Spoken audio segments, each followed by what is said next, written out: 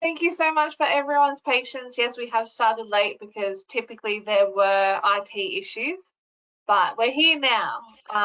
Thank you for joining us for the New England Dementia Forum 2023. My name is Phoebe James, and I am a Professional Development Officer with the Hunter New England Central Coast PHN. I am happy to hand off my facilitator role today to Caitlin Furlong, who is a seasoned journalist and currently holds the position of editor at ABC New England Northwest. Caitlin, over to you. Thanks, Phoebe, and welcome everyone. It's fantastic to be here today.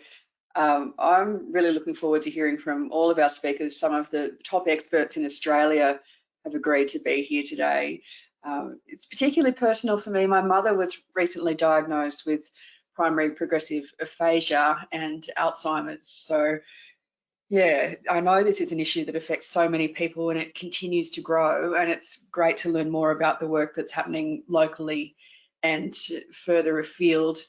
Of course, I would like to acknowledge that today I am on Gamilaroi country. I'm broadcasting from my lounge room in Tamworth, and I'd like to introduce now Len Waters. He's a Gamilaroi elder. He also lives in Tamworth, and he's a respected member of the Aboriginal community and the non-Aboriginal community, and he'll do a welcome to country now. Thanks, Len. Good morning, everybody. Well, my name's Len Waters. I'm a Gamilaroi man, and I come from Toomelah Mission Station. And it's important to do a welcome to country for two purposes. One is to acknowledge the land in which we gather upon today. In our case, it's the Gamilaroi Nation, and also we'd like to pay our respects to elders past and present. And before I start my little welcome, I'd just like to share a little pertinent story with you that would go with today's session. And this is quite an old one. It's quite ancient, and but I think it's worthwhile just sharing this story because it's all about humanity in a way. But it's the story of Gidjigamba and Gedjigamba, which is our two pointers that point to the Southern Cross. And in this time of year, we can sort of see the Southern Cross and the two pointers quite clearly in our skies. But it's on the way down at the moment. It's just going to dip down towards the horizon. But in the beginning of time, the Creator walked among our old people, and he brought with him the sacred fires. And he put the sacred fires high with our old people, and told them that they held great power. And so the old people looked after the fires, and they couldn't just be viewed by any particular person, but because they were special. But when we sort of look at the purpose of the fires, they always burnt brightly without any fuel, and that these fires would sort of always keep people safe and keep them comforted in that. But the neighbouring tribe got very jealous, and in the middle of the night, they come with their coolamans and they picked up the fires and took off with them, only to be caught by the Creator.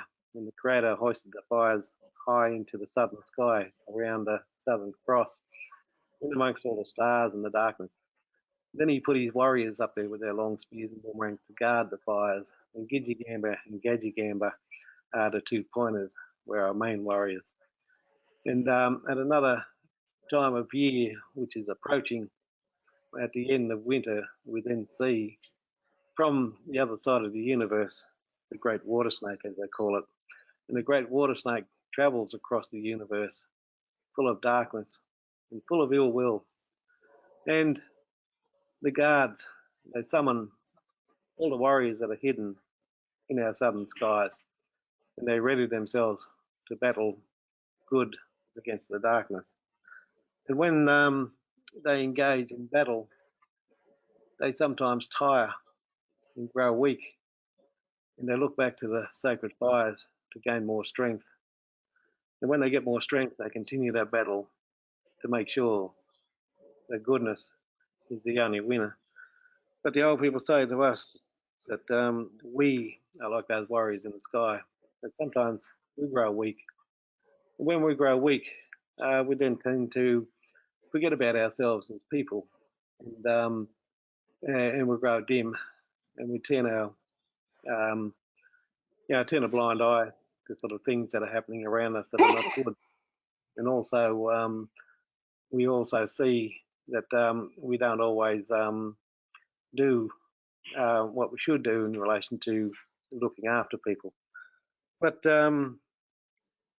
sometimes, if we are like the warriors in the sky, and we also,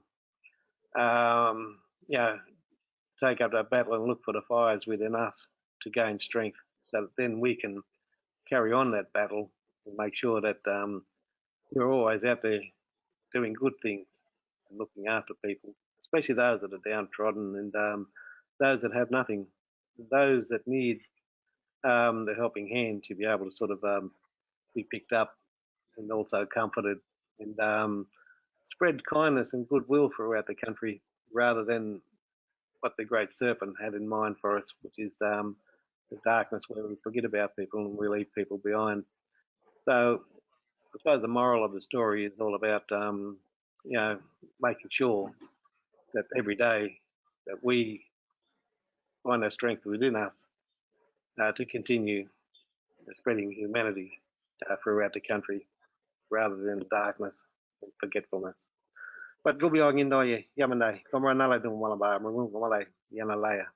That just means welcome everybody to the strong lands of the Kamilaroi. Go well and be safe here. Yanaya Bami Barai. Go with God.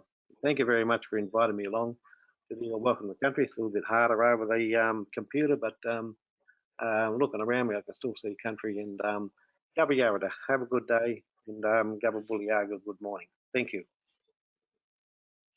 Thank you, Len. That was lovely and a really great message, I think, to get us started on what we're talking about today. Some quick housekeeping. There will be a lunch break at 12 o'clock, and in that time, you may see some videos played on the screen. So if you'd like to stay and watch them while we have the break, you're more than welcome to. And we'll be kicking off now with our first speaker. She's a specialist geriatrician who works in Sydney and on the South Coast. Her research and practice interests centre on dementia, frailty, elder abuse, successful ageing and intergenerational programs. I'm also pleased to say that in January this year, she was appointed as an Officer of the Order of Australia for Distinguished Service to Medicine as a geriatrician and to research into dementia and cognitive function. Please make welcome Professor Sue Curl.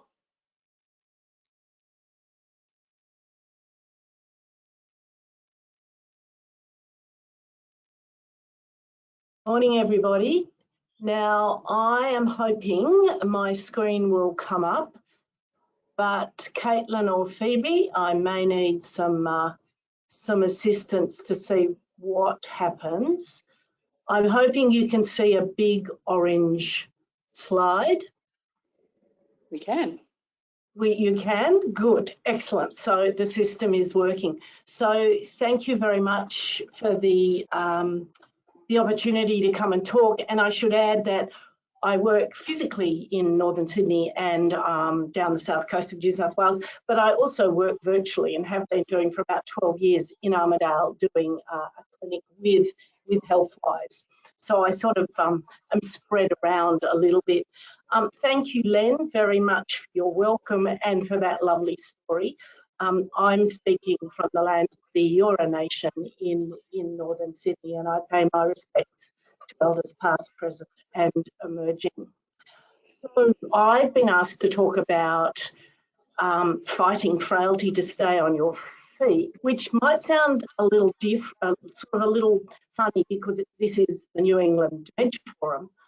But what I want to do is show you how frailty and dementia and falls are intimately linked and what we can be doing about them. So I'll talk about frailty, but also, as I said, frailty and falls, frailty, dementia, and I will finish with a dementia update because I was recently at a large international conference, and it's just interesting some of the stuff that's coming out about dementia prevention, and I'll talk to you about that towards the end.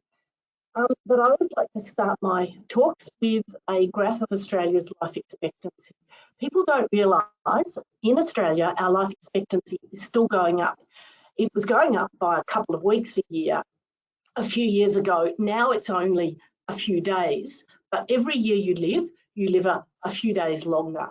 And why I say that is because the number of people living into old age is going to increase. And the number of conditions, obviously, that occur more often in older age, and I'm particularly thinking about dementia and frailty, we are going to see more of it. So we have to work very hard on reducing those numbers, preventing it, but also managing it well when people have it. So I'm going to start by talking about frailty and asking the question, what is frailty? We use the word often, but until really the last probably 15 years, we haven't had a definition. Now, it's a very dry definition that frailty is age-associated decline in functioning, and it occurs across multiple physiological systems, so your nervous system, your cardiovascular system, your joints, your muscles. That decline results in an increased vulnerability to stressors, so we don't do so well as we get older. And there's a greatly increased chance of poor health outcomes. So that's the really dry, I guess, definition of what it is. But what actually is it? So look at this lady. Is she frail? She's old, she's grey, she's stooped, she's hanging onto her kitchen bench. She's obviously got some physical problems. And actually, she is frail by any definition. And I will talk about definitions in a minute. What about this man? He's old, he's frail, he's stooped. Is he frail? And you would say, well, yes, he probably is, until you see this photo. And this is Ed finishing a marathon in a world record time. And if you can do a marathon in 3 hours and 56 minutes when you're over 85, you're doing very well. So I guess what I'm saying is appearances can be deceptive. He looked frail, but wasn't. What about this man? Is he frail? And the answer is yes, he is frail under that fat. We call this sarcopenic obesity, sarcopenia being muscle loss that occurs with aging, and obviously you can see where the obesity comes. So he is frail. What about this lady, the lady sitting down? Is she frail? She's old, she's grey, she's probably quite skinny. And you'd say, well, maybe she is frail until you see this picture. And this is Ruth Frith, the Australian. She died recently. Well, she died a few years ago at 104, but she still holds the world 100-year-old record for javelin, shot put, hammer throw, and discus. She's one lady you would not argue with. So again, appearances can be deceptive. So how do we recognise frailty?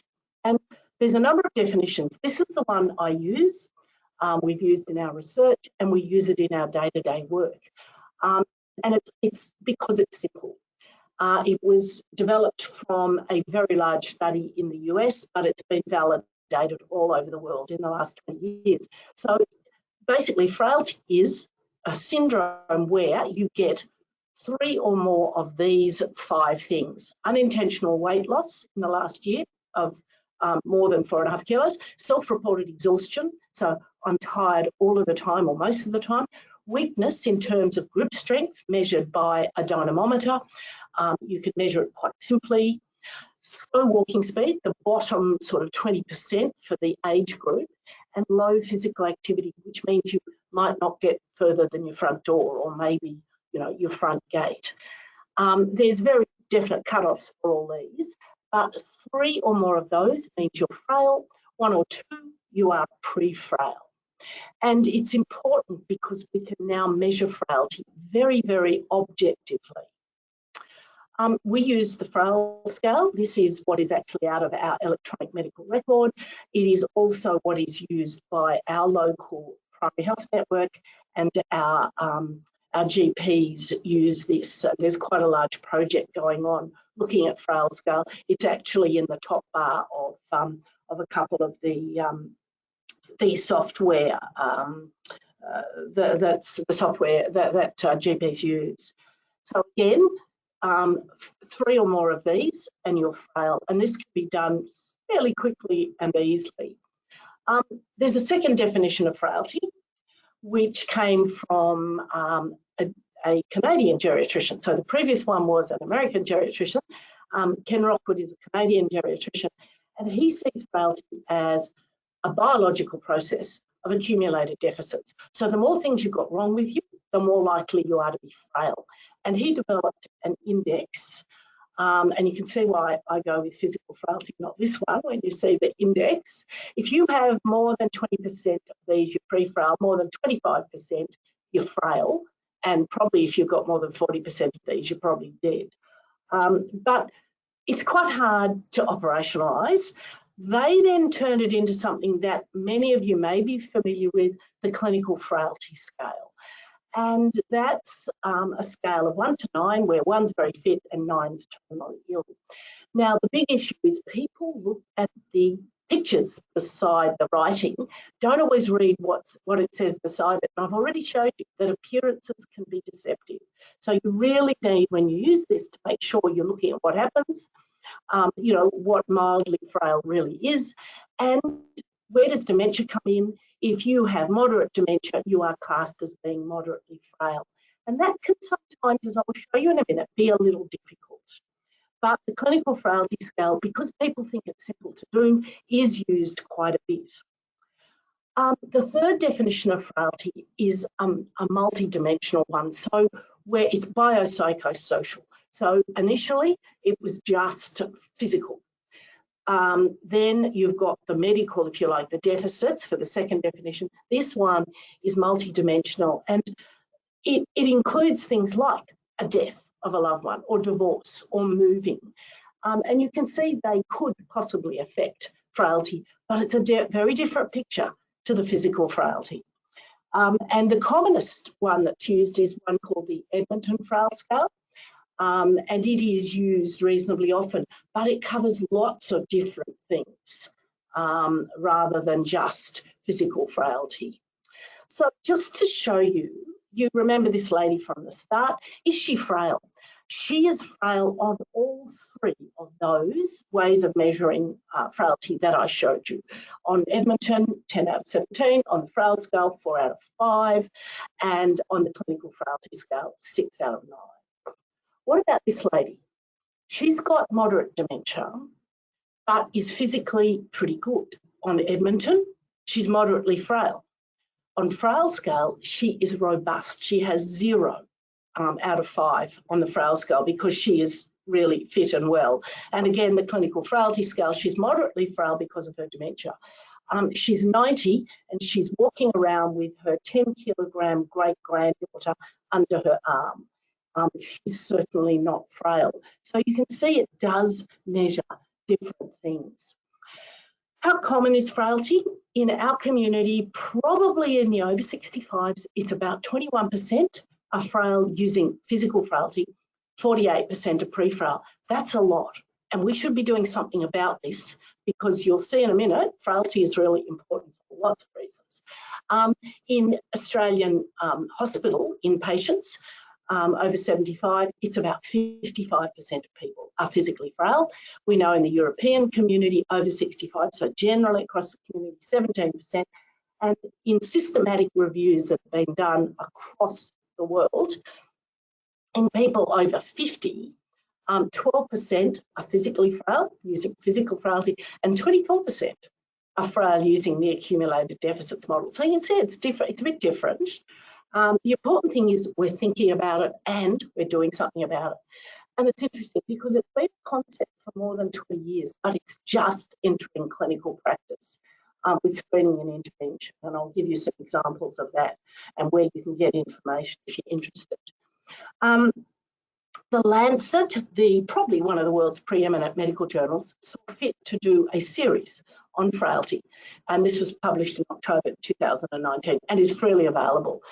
If you want something to put you to sleep at night, these are very good, but they really are a very, very good summary of where we're at in 2019. And to be honest, we're not a lot further on from then. Why am I rabbiting on about frailty? Because it is associated with so many bad things. If there's one message you take away today, frailty is bad. If you're frail, you're more likely to end up in hospital, to stay longer, to have post-operative complications. You're more likely to get bladder infections, pneumonia, DVT. You're more likely to end up in residential care or with the undertaker, because increased chance of death. What is important and why I'm mentioning it today, there's an increased risk of falls and fractures if you're frail. And frailty probably underpins most falls that aren't explained by, say, a seizure or a stroke or a cardiovascular issue, and they are very rare. And there is an increased likelihood of developing dementia. It is very interesting. If you're frail, you are 2 to 3 times more likely to develop dementia. And if you address that frailty, that is also helping prevent dementia. And that's one thing I really want to emphasise today, and I'll show you again how it fits. And if you've got 5 out of 5 of those frailty criteria, you're more likely to die. Why is it all important in the health side of things? Frailty is a more accurate predictor of poor outcomes after surgery, trauma, cancer, hip fracture than age. We should be looking at a person's frailty, not their chronological age. Very important. So what can we do about frailty? I'm just going to quickly describe the results of a frailty intervention trial, which we did here in Sydney a bit over 10 years ago, where we looked at frail older people, physically frail, as the first definition I gave you. They were living in the community. They hadn't just come out of hospital. They were living at home. So they weren't just recovering. These were people who had been like this for months.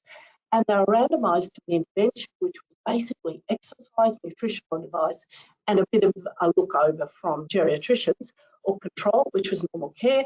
And we followed them up at 3 and 12 months. This is one of the ladies involved in the study. This gives you an idea of the exercises. They were done at home, and we gave them small amounts of equipment like the wedge you can see on the left, or they used what was available at home, like the step on the right. What did we show? And this is the one graph I'll show you, using the short physical performance battery, SPPB, which measures walking speed, chair stands, and tandem stance. We showed about a 1.2 point improvement over 12 months in that group. That's about a 10% improvement because its score is out of 12. And higher is better. So you can see the red line is the important one.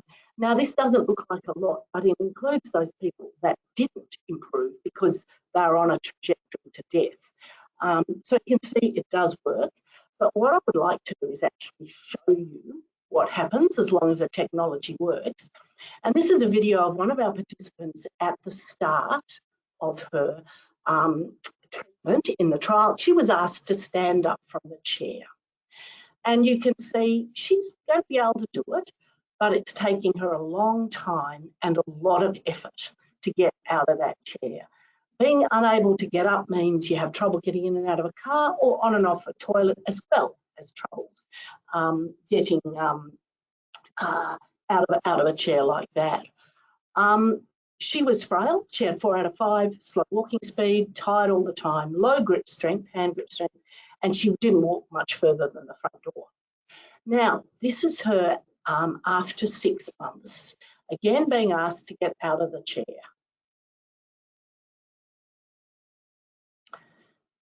And you can see a very, very different way of getting out of the chair. She really improved. Now, it wasn't only that she could get out of a chair, she was able to go back to book club and to mass because she could get out the door and upstairs, and in fact even used the train on a number of occasions. So while we obviously improved her frailty, we also improved her participation and her involvement in other things, and that's really important. Since we did that study, the clinical practice guidelines for frailty have been released. They're called the Asia Pacific. They're not just for the Asia Pacific. They're called that because they were designed and developed in Singapore with authors from all around the world. And there's 6 recommendations. The 3 strong ones, so there's really good evidence. Use a validated measurement tool to identify frailty. Well, you know, that's pretty obvious. You've got to identify it before you do anything. Prescribe physical activity with a resistance training component. So you've got to have some weights in there. You've got to be working the muscles quite hard and address polypharmacy. So all those medications people are on, like statins and antihypertensives that maybe are making them worse, can we get them off some of those? And then the conditional recommendations, which means there wasn't quite as much evidence, but still good evidence, was screen for and address fatigue. Why is the person tired all of the time? You know, are they hypotensive? Are they anemic? Are they depressed? Do something about that. Address the weight loss, and this is really important, with protein calorie supplementation. Older people need twice as much protein per kilogram of body weight per day as younger people do. Young people need about 0.8 of a gram of protein per kilogram of their body weight a day. Older people need 1.5 grams of protein. Yet it's the older people that don't eat the protein. So I prescribe 2 eggs a day for all my patients, along with sit to stand and maybe going for a brisk walk. But it's really important they get their protein, and eggs are a wonderful way of doing that. And the 6th of the recommendations is prescribe vitamin D if they're vitamin D deficient, because vitamin D is not only important for bones, it's also really important for muscle strength and very easy to do. So this is not rocket science. This is simple to do. We are currently implementing these guidelines in hospital. We've done it in the community, we showed that, and we're looking at identifying people in hospital who are frail, looking at how we can improve that, and then getting them home to their GPs with an implementation in place, which meant that we had to do a lot of training for GPs, which we did, fortunately, just prior to COVID. And we've finished the study, we're now in follow-up period. Does addressing frailty stop people coming back into hospital? Does it make them less frail? And does it help their quality of life? We don't know yet, we're measuring it. This time next year, we should know. This is the website that our Primary Health Network uses, and it's terrific. If you're interested, go to it. It's freely available, and it's got all the information on how you measure frailty and what you do, obviously particularly for GPs, but also for patients, because we need everybody to be involved in terms of getting the message out there. I do want to talk about the increased risk of falls with frailty, not just to say, yes, there is an increased risk. There is evidence. I've given you 3 lots of studies here, but there are a lot of them that show that if you are physically frail, you are much more likely to fall. And that's separate from if you have dementia, you are much more likely to fall. You have 2 to 3 times the risk of falling at any age if you have dementia. So you can see these are quite large studies, where if you are physically frail, you're about 1.5 times more likely to fall. Another study of the over 60s using the short physical performance metric, which we used in our study, and a score of less than 8 for men means you're probably frail, physically frail, and less than 7 for women. Increased risk of falls, 2 to 3 times the increased risk of falls. Because why do you fall? You fall because you can't stand up any longer. You can't hold a standing stance. And if you are weak from the point of view of muscles, you will fall over. So you can see why it's very logical. And as I said, there are some rarer causes of falls, like cardiovascular issues or a seizure, but the major cause of falls is muscle weakness. And then this particular study of 367 community living older people looked that if you were physically frail, you had markedly increased risk of falling when you measure using the fall screen, which looks at quad strength, so your thigh muscles, your proprioception. So where do you know where you are in space? When you bend your knee, does it feel bent? Do you know you've done that? Body sway, we all sway more as we get older. Reaction time, how quickly can you react? And then visual contrast sensitivity, can you see the edge of the step? That's the fall screen.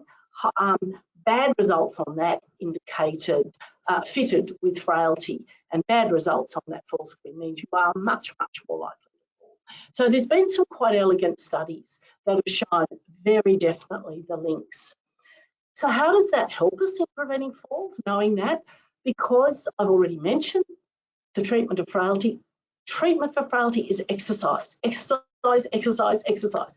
It should be resistance training, so heavy weights, not just 1 kilogram weights. You've got to be pushing a bit.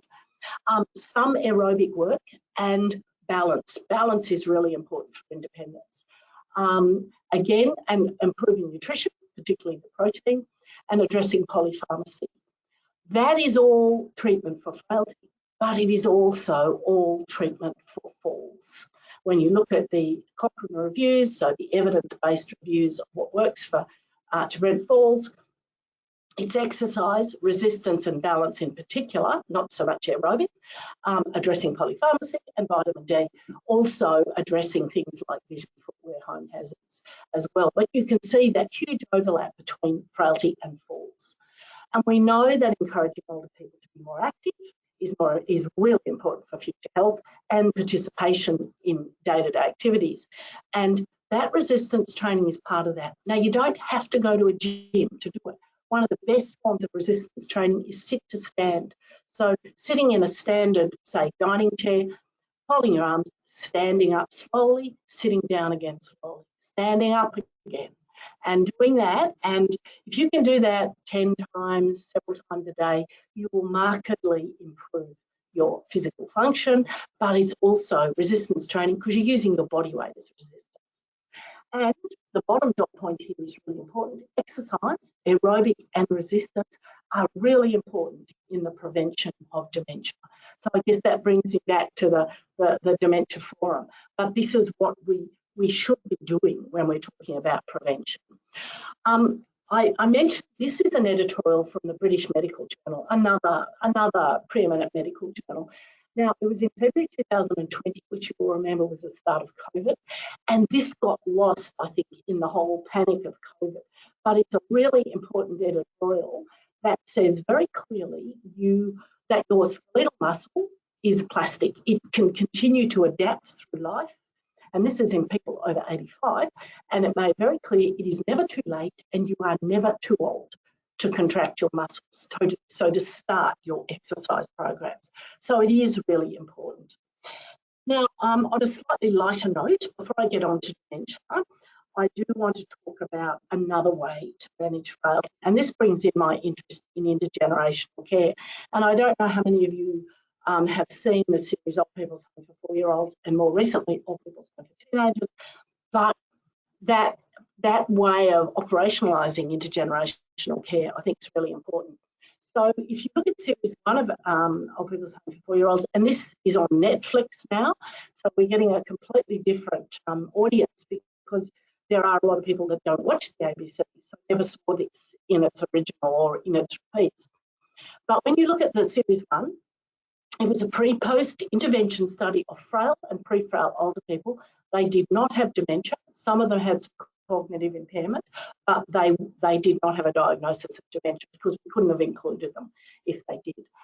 So pre-post study of people living in a retirement village, either in independent living units, but more of them were in supported accommodation, so the old hostel type accommodation. The intervention over 7 weeks was interaction with 10 4-year-olds. There were 11 older people. Their mean age was 87, 78 to 95. And the 95-year-old is now 99. Ben, he's still going. And we looked at, amongst other things, but from the scientific point of view, we looked at walking speed at the beginning and end, hand grip strength, so you're hearing some of the stuff that comes out of frailty, tandem stance, which is the ability to stand with one foot in front of the other. Because it's a very good measure of balance. And we also looked at depression using the geriatric depression scale. And what did we show over 7 weeks? That there were clinically and statistically significant improvements in all the primary outcome measures, with all the participants improving in at least 3 of the 4 areas. Look, if you saw the series, you would see it. You could eyeball the improvement. What's interesting is the effect was sustained over 12 months. So the fact that we got them up and moving, they kept up and moving. The interactions between children and old people have continued. And this was filmed at the end of 2018. And they are still, with those that are still alive, there is still interaction. Those 4-year-olds are now 8, but they are still, a number of them are still visiting RSL Life Care in Narrabeen, which is where it was filmed. So it's lovely that once you start this, it can keep going. And what was particularly, I think, lovely was that we won an International Emmy in 2020 for this, for the best non-scripted entertainment. And for something that has no sex, no violence, no bad language, I think that's really lovely that it appealed to a very large audience. But it showed that intergenerational programs can work. So we took it to the next step. We had looked at people in retirement villages, but most older people live at home, and most older people who are living at many of them live alone. You know, it's 1.8 million older Australians live alone. So we thought, okay, let's look at them this time. So what we did, again, pre-post intervention study of frail, pre-frail older people who lived alone in the community, and this was filmed in late 2020 between COVID outbreaks. We were so fortunate. We had very strict COVID protocols. This is about the only photo where nobody's got a mask on, but we had to have negative PCR tests before we went on set, which was a bit of a nuisance. But it worked, and we stopped filming the day before the Northern Beaches outbreak of COVID. So the timing ended up being perfect. Again, 11 older people, very similar to the previous study. The intervention the same, only over 6 weeks rather than 7, interaction with the 4-year-olds. We looked at the components of frailty a little more closely, but again, walking speed, hand grip strength, etc. We also looked not only at depression, but at quality of life. And this is a group in Costa's community garden. We actually got everybody together for a photo. What did we show? If you saw the series 2, you would know the answers. Again, overall improvement in all primary outcome measures. 6 people improved from frail to pre-frail or robust, so they improved by 2 or more of those 5 factors. But the quality of life was really, really important. We had people at the start who were saying their quality of life was 1 or 2 out of 10. But they all went up to 7 or higher after that involvement. The effect was sustained 6 months later, and that bottom left-hand corner, that picture, that's Werner, the older German man. He has become part of Joseph's family, and is still part of Joseph's family 3 years down the track. And it's lovely that involvement has continued.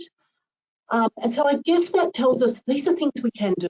Big problem is that 4-year-olds aren't vaccinated, so they can't go to aged care, but they can be involved in a community setting.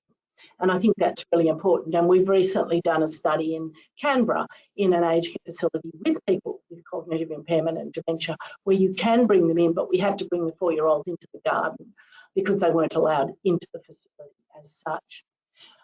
And finally, I want to talk, because this is a dementia forum, talk a little bit about dementia prevention, give you a quick update on research from the conference I was at 3 weeks ago, and then mention dementia drugs, because they're just starting to get a bit of press. So the big message is 40% of dementia is preventable. And when you think how much older people fear dementia, and you can see it is just so important that we be doing something about prevention, and we can be doing it from quite an early age. The Lancet actually did their frailty series, but they also did a wonderful commission on dementia, which was published first in 2017, then in 2020. It's freely available, just Google Lancet Commission on Dementia. And you can download it. This is the diagram. To me, it looks a bit like a dragon, but it's the diagram of where those risk factors are and where you can address them. And you can see that education is important, but that's something we kind of have to do more of in early life. A lot of things in midlife and then in later life. Now, it's a bit of a busy slide, but it tells us that 40% of things, of risk factors, are modifiable. And there's about 60% of dementia, the risk is unknown. There's genetic risks, perhaps environmental, some other areas. But this is the slide I really like, and I'm very happy to make it available. This was done by Alzheimer's Disease International, by ADI, and it's taking that dragon diagram you saw and putting it into pictograms and looking at how you can reduce the risk factors. And you can see up top I've circled number 1, physical inactivity. So you can see the message is out there. You want to reduce frailty, you want to reduce dementia, you want to reduce falls, you have to exercise. And too many of us are sedentary. We know the figures for overweight and obesity because we're not doing enough exercise. And I think that's a really important message. You can see the other risk factors that you can modify, like smoking, excess alcohol. Air pollution is interesting. That was added after the 2017 review. They then added that. Head injury. We're hearing a lot. I think Wally Lewis has just been diagnosed with dementia with chronic traumatic encephalopathy. Too many knocks to the head. So again, an area we can do something about. Look at number 6, infrequent social contact. Loneliness is really important. Loneliness is as much of a risk factor for heart disease, say, or stroke or dementia as smoking. We're very focused on stopping people smoking. Loneliness has the same level of effect. So it's really important we're addressing loneliness. And I can tell you, by getting people to exercise, getting them into an exercise class or a walking group, that helps reduce that loneliness. Less education, we really have to start early, but keep learning all the way through life. That's important. Obesity, hypertension, so they're the obvious ones: obesity, hypertension, diabetes. Depression, untreated depression is very important as a risk factor. And the last one is hearing impairment. And this was quite an eye-opener for a lot of us who've worked in this area for many, many years. But we know hearing impairment in midlife, if not addressed, makes a difference. And there was research presented recently at this big, the Alzheimer's Association International Conference, which is the big dementia conference, which on this occasion was in Amsterdam. There was research presented showing you can see changes in the brain in people who are deaf in the memory and thinking areas. So there really is starting to be a biological link, not just very clearly an epidemiological link. So those risk factors, incredibly important, and this is what we should be doing something about. What is interesting, and people say, oh yeah, but what if you've already got dementia? Well, addressing these risk factors can certainly slow progress, particularly physical activity. Physical activity is actually more beneficial than most of the drugs that we use now, and I'll talk about those in a minute. But if you get out and do that physical activity, you can slow the progress significantly of the dementia, as well as feeling better. And then obviously smoking. Although I have one lady who said she's smoked for 80 years, she really doesn't want to stop now at age 92, but she has 2 cigarettes a day. She's a bit like Ginny Calment, the French lady who lived to 122, but she smoked, but only a few. Excess alcohol, certainly. If you can stop pickling your brain with alcohol, and I'm not saying stop it completely, but if you reduce your alcohol, again, even with dementia, that can certainly help. And obviously, more social contact helps because that slows progress. So there's lots of stuff we can do, as well as addressing the medical things like hypertension, diabetes, depression.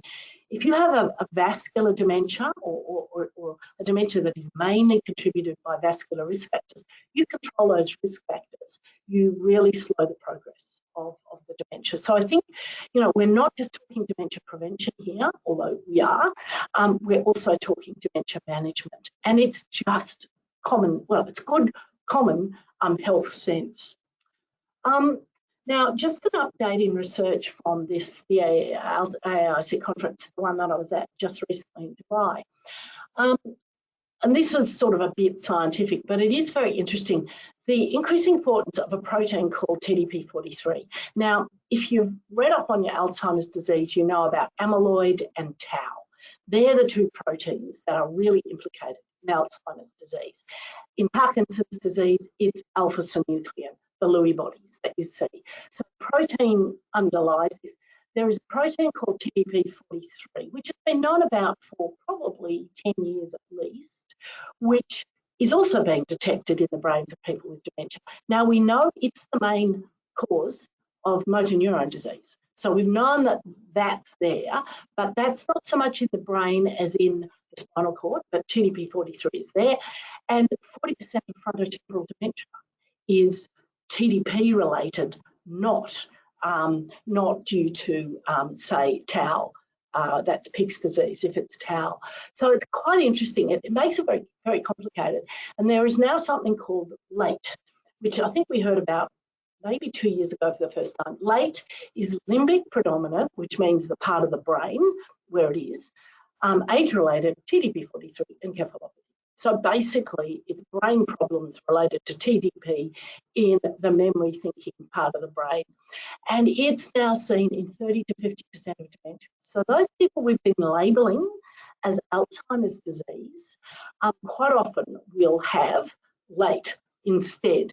Look, it doesn't matter much. The drug treatments, the symptomatic treatments seem to work just the same because it is a cholinergic deficit. You lose the neurons, the nerve cells that use acetylcholine.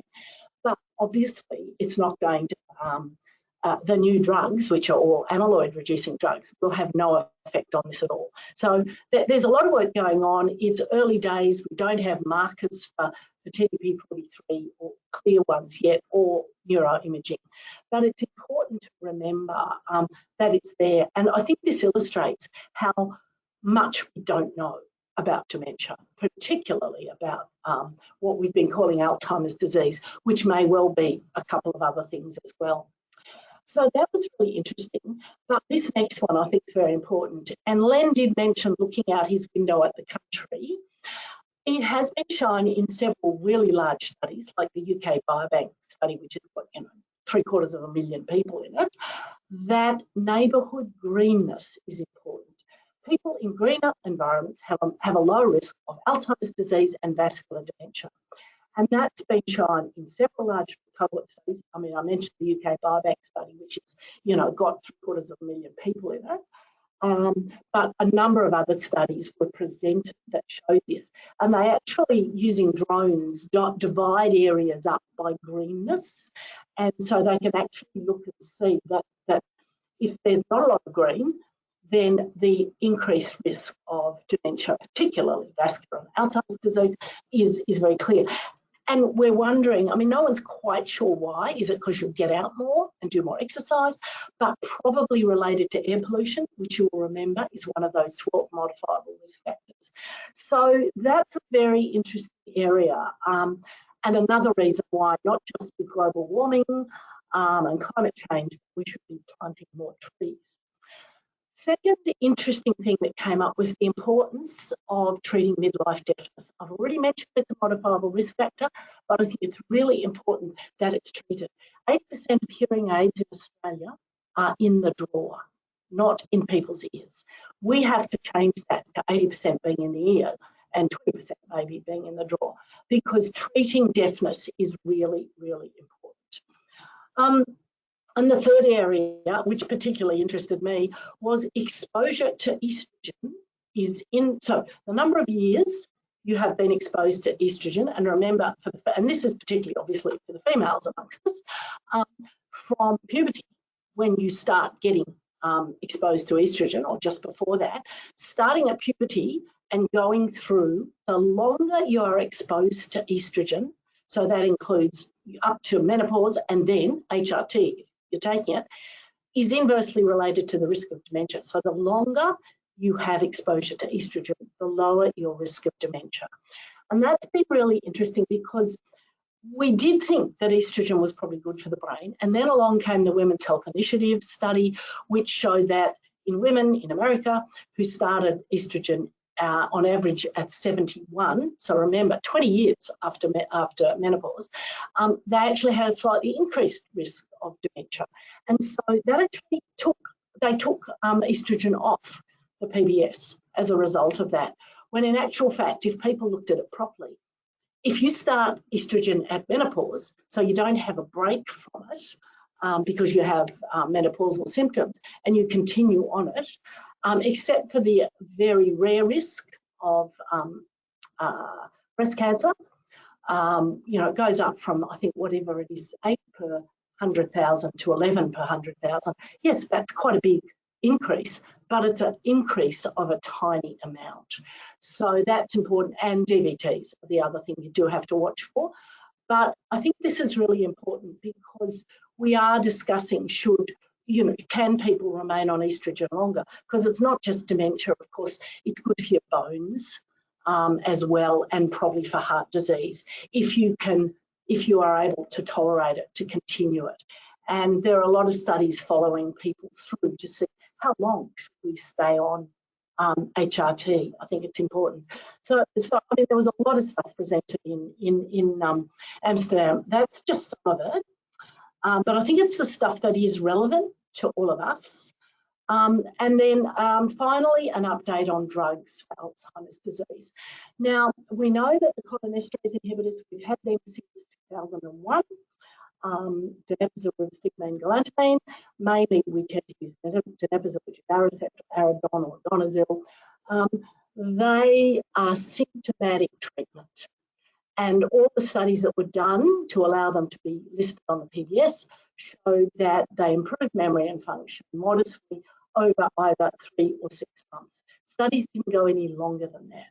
What we know now, and there was a very good systematic review published late last year in Neurology, so high impact journal, that showed that cholinesterase inhibitors, use of cholinesterase inhibitors, appear to slow progression of the disease, so of the dementia, and reduce all-cause mortality. So in other words, you live longer if you've been on them. Now you sort of think, well, maybe the people that couldn't tolerate them were going to live a shorter life anyway, but they did look at a whole stack of confounding factors, took them out, and still saw that people who are on the cholinesterase inhibitors do live longer. And look, I've noticed that in practice. We actually did the studies in the late 90s. Here, we have a clinical trials unit here at Hornsby where I work. We did do all 3 actually of their various studies. And so I've been using the drugs for a long time. And I would have to say I have noticed that when you have people who stay on them, they do seem to live longer. It is interesting, but we now have actually quite good proof. And, the evidence is there. That's the Truong study published very late last year. And the second area I want to talk about, so cholinesterase inhibitors, we've had those for years, is the issue of monoclonal antibodies targeting amyloid in the brain. There was a lot of publicity 2 years ago with a drug called aducanumab that it actually was a failed study, and then they decided to relook at the data, and post-hoc analysis is always very sus. And they said, actually, we did see an improvement in a small group of people on a few of the tests. So maybe we should look at using, and we know, importantly, that it does take amyloid out of the brain. It reduces amyloid in the brain. No question about that. So the FDA in America, against all advice, approved it. And there was such an outcry as a result, because none of the experts said they should have approved it, but it was done because there was nothing else. Anyway, since then, it's actually it's still available, but you can only use it very, very rarely. And it's interesting because we've done a number of monoclonal antibody studies here at Hornsby. All of them remove amyloid from the brain because we scan the brain, but none of them that we've done improve the patient at all. They might have lost the amyloid from their brain, but it didn't make them any better. They continued to deteriorate. So it is interesting. So they're the number of failed studies, but then I've mentioned aducanumab, lecanemab and donanemab. They're the 2 that have just, there's been quite a lot of publicity, and of course Pfizer are behind one of them, and Lilly, I think, is behind the other. They're both very large multinational drug companies with lots of funds to I guess, do advertising or advertorial, whatever you want to call it. With lecanemab, again, monoclonal antibody targeting Alzheimer's disease, amyloid in the brain, 18-month study. So 18 months you have to take this drug. Definitely cleared amyloid from the brain. And they had a number of outcome measures. Now, the one that I mentioned here, CDR-SB, the Clinical Dementia Rating Scale, sum of boxes.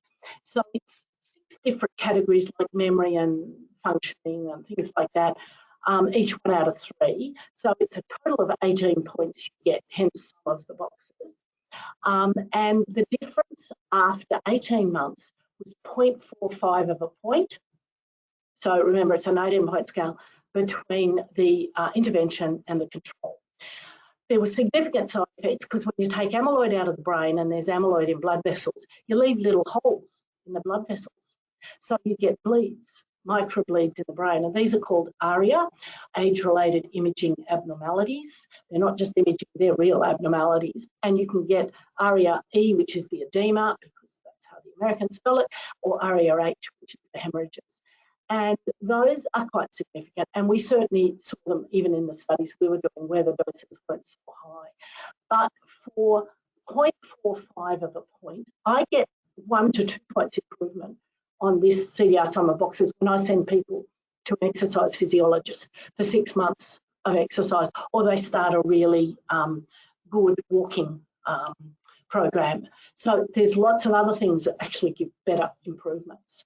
And if you're happy to have 2 weekly infusions and MRIs every 3 months to check for ARIA, the side effects, okay, there it is. And you've got to spare $50,000 or so per year, because that's probably what it's going to cost. Donanemab, which is the other one that was presented, 18-month study again, IV, definitely cleared amyloid from the brain, very effective. In this one, the difference in CDR sum of boxes was 0.6 of a point, again, out of 18 points. Tiny improvement. And if you had a lot of tau in your brain, remembering amyloid and tau, the 2 areas you get it, are 2 particular areas for Alzheimer's disease. If you had high tau, there was no effect. That is one line at the very end of the article reporting this. It's very naughty. So clearly you've got to get people early on in the disease, because we think the way it works is you probably get amyloid in your brain from 20, 30 years before you get the change, before you get cognitive problems. That makes the tau in your brain become phosphorylated, become abnormal, and you get the tangles. So you get amyloid, then you get tau, then a few years later you actually get the cognitive changes. So clearly if we're going to do something, we've actually got to go way back down, upstream, to get them early on. And if we're just targeting amyloid, that's great, we get rid of the amyloid. But if they've got the tau, which probably does cause most of the damage, unless we're clearing that as well, we're not doing a lot. And that's basically what these results show. If you've already got high tau, there is no effect. Now, if you want to have monthly IV infusions, so it's a little better than lecanemab. It's every 4 weeks instead of every 2. And again, 3 monthly MRIs for a gain of between 3 and 7 months of time. We get more than that with donepezil. We'll often get 6, 12 months people improve for. So I think it's really important we measure these things. And again, the cost is huge. So, and the other thing we have to do is you have to show people have amyloid and tau in their brain, so they've got to have PET scanning, which is not available everywhere because the material they use has to be generated in a cyclotron, and it doesn't last very long. So you've got to be close to, Melbourne particularly, that they generate a lot of it there.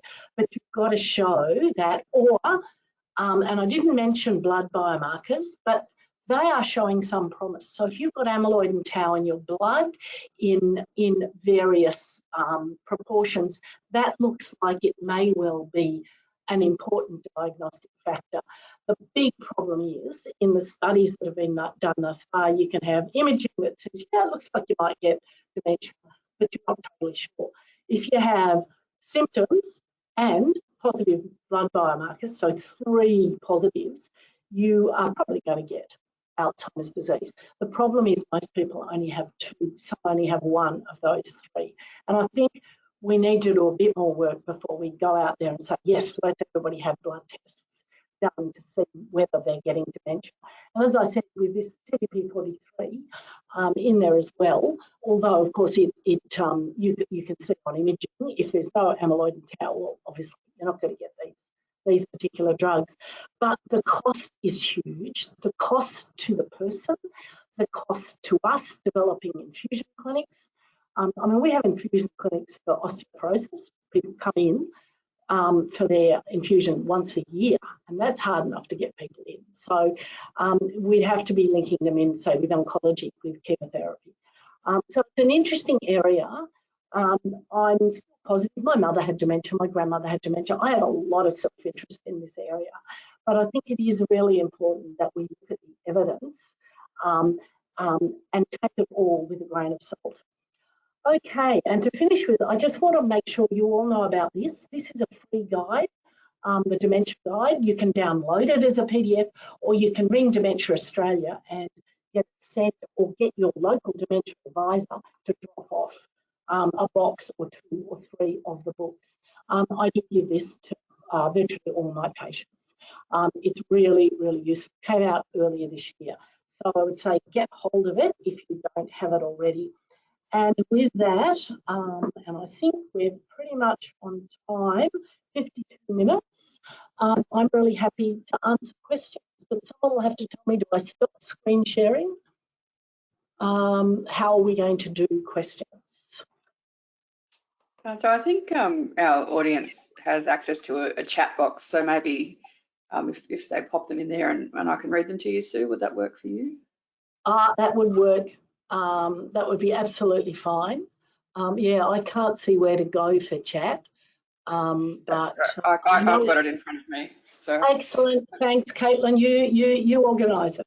You tell if there are questions. And look, the other thing to say is that this presentation is available, I guess through Healthwise. We'll PDF it, so if people want it, get on to Healthwise. I'm very happy to share.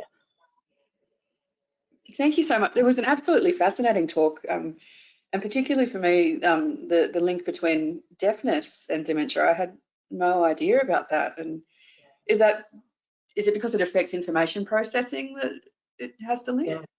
There's probably several reasons, but certainly, look, it was a surprise for us too, Caitlin. When the Lancet, the 2017 commission came out, we were all, what? You know, wow. But you can understand why. Partly it's because people become a bit socially isolated. So they lose that inclusion. But it is particularly, I think, yeah, information processing.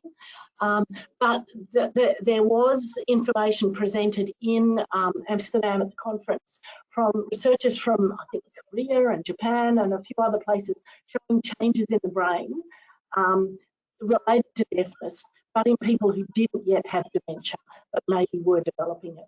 So, yeah, very interesting. And obviously,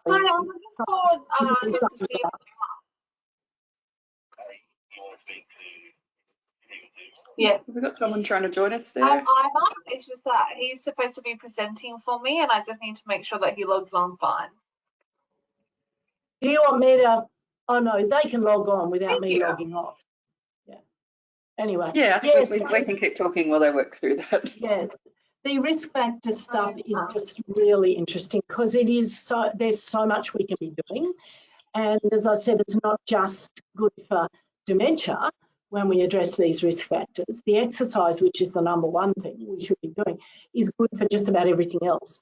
And, you know, frailty is the reason a lot of people have falls, end up in hospital, fracture something, and then end up in residential care because they can't be rehabilitated easily. So, you know, we've got a bit of work to do to get out there, and it's not just older people who need to exercise, it's all of us. But none of us do nearly enough. And, or I mean, some people do. You've got your gym junkies and your others, but, you know, I'll put on a load of washing rather than go for a walk. Having a dog helps. But it is interesting, you know, we're sedentary when you look at what our mothers and grandmothers were like. You know, I talk about just the effort involved in doing a load of washing in the old days when you had to have it in a tub and get it out and put it through a wringer and then put it back in the tub and rinse it and do it through the wringer and then hang it all out. You know, it was a gym workout every time you did a load of washing. And walking to the grocer's, not, you know, you don't get your food home delivered.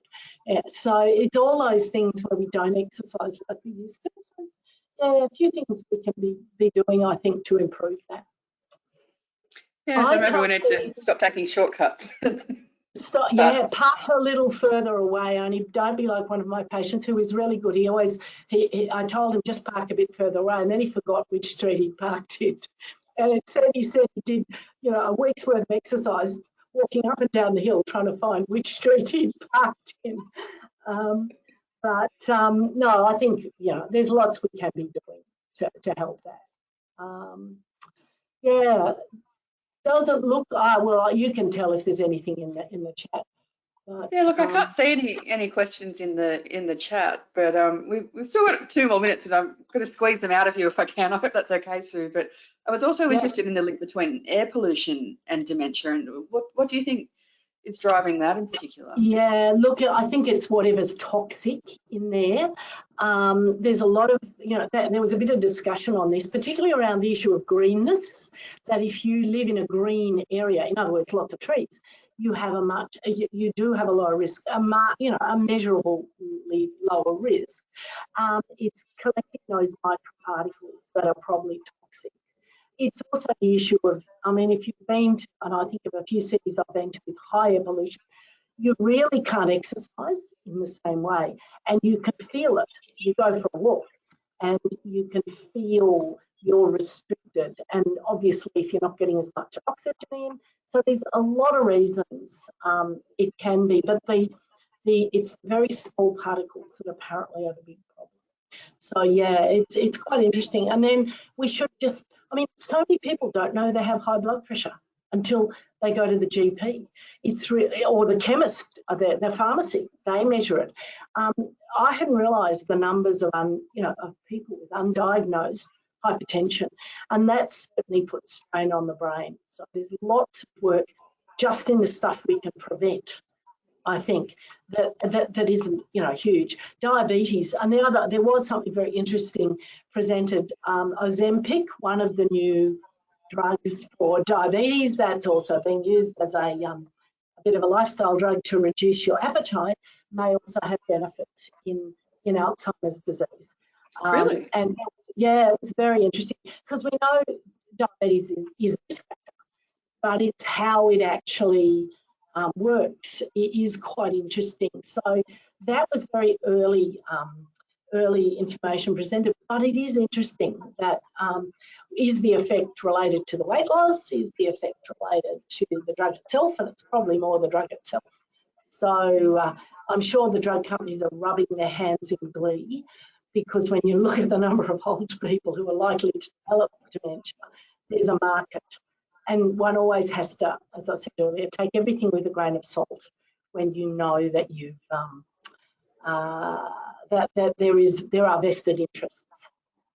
But exercise is pretty free. No one's making a huge amount of money out of exercise.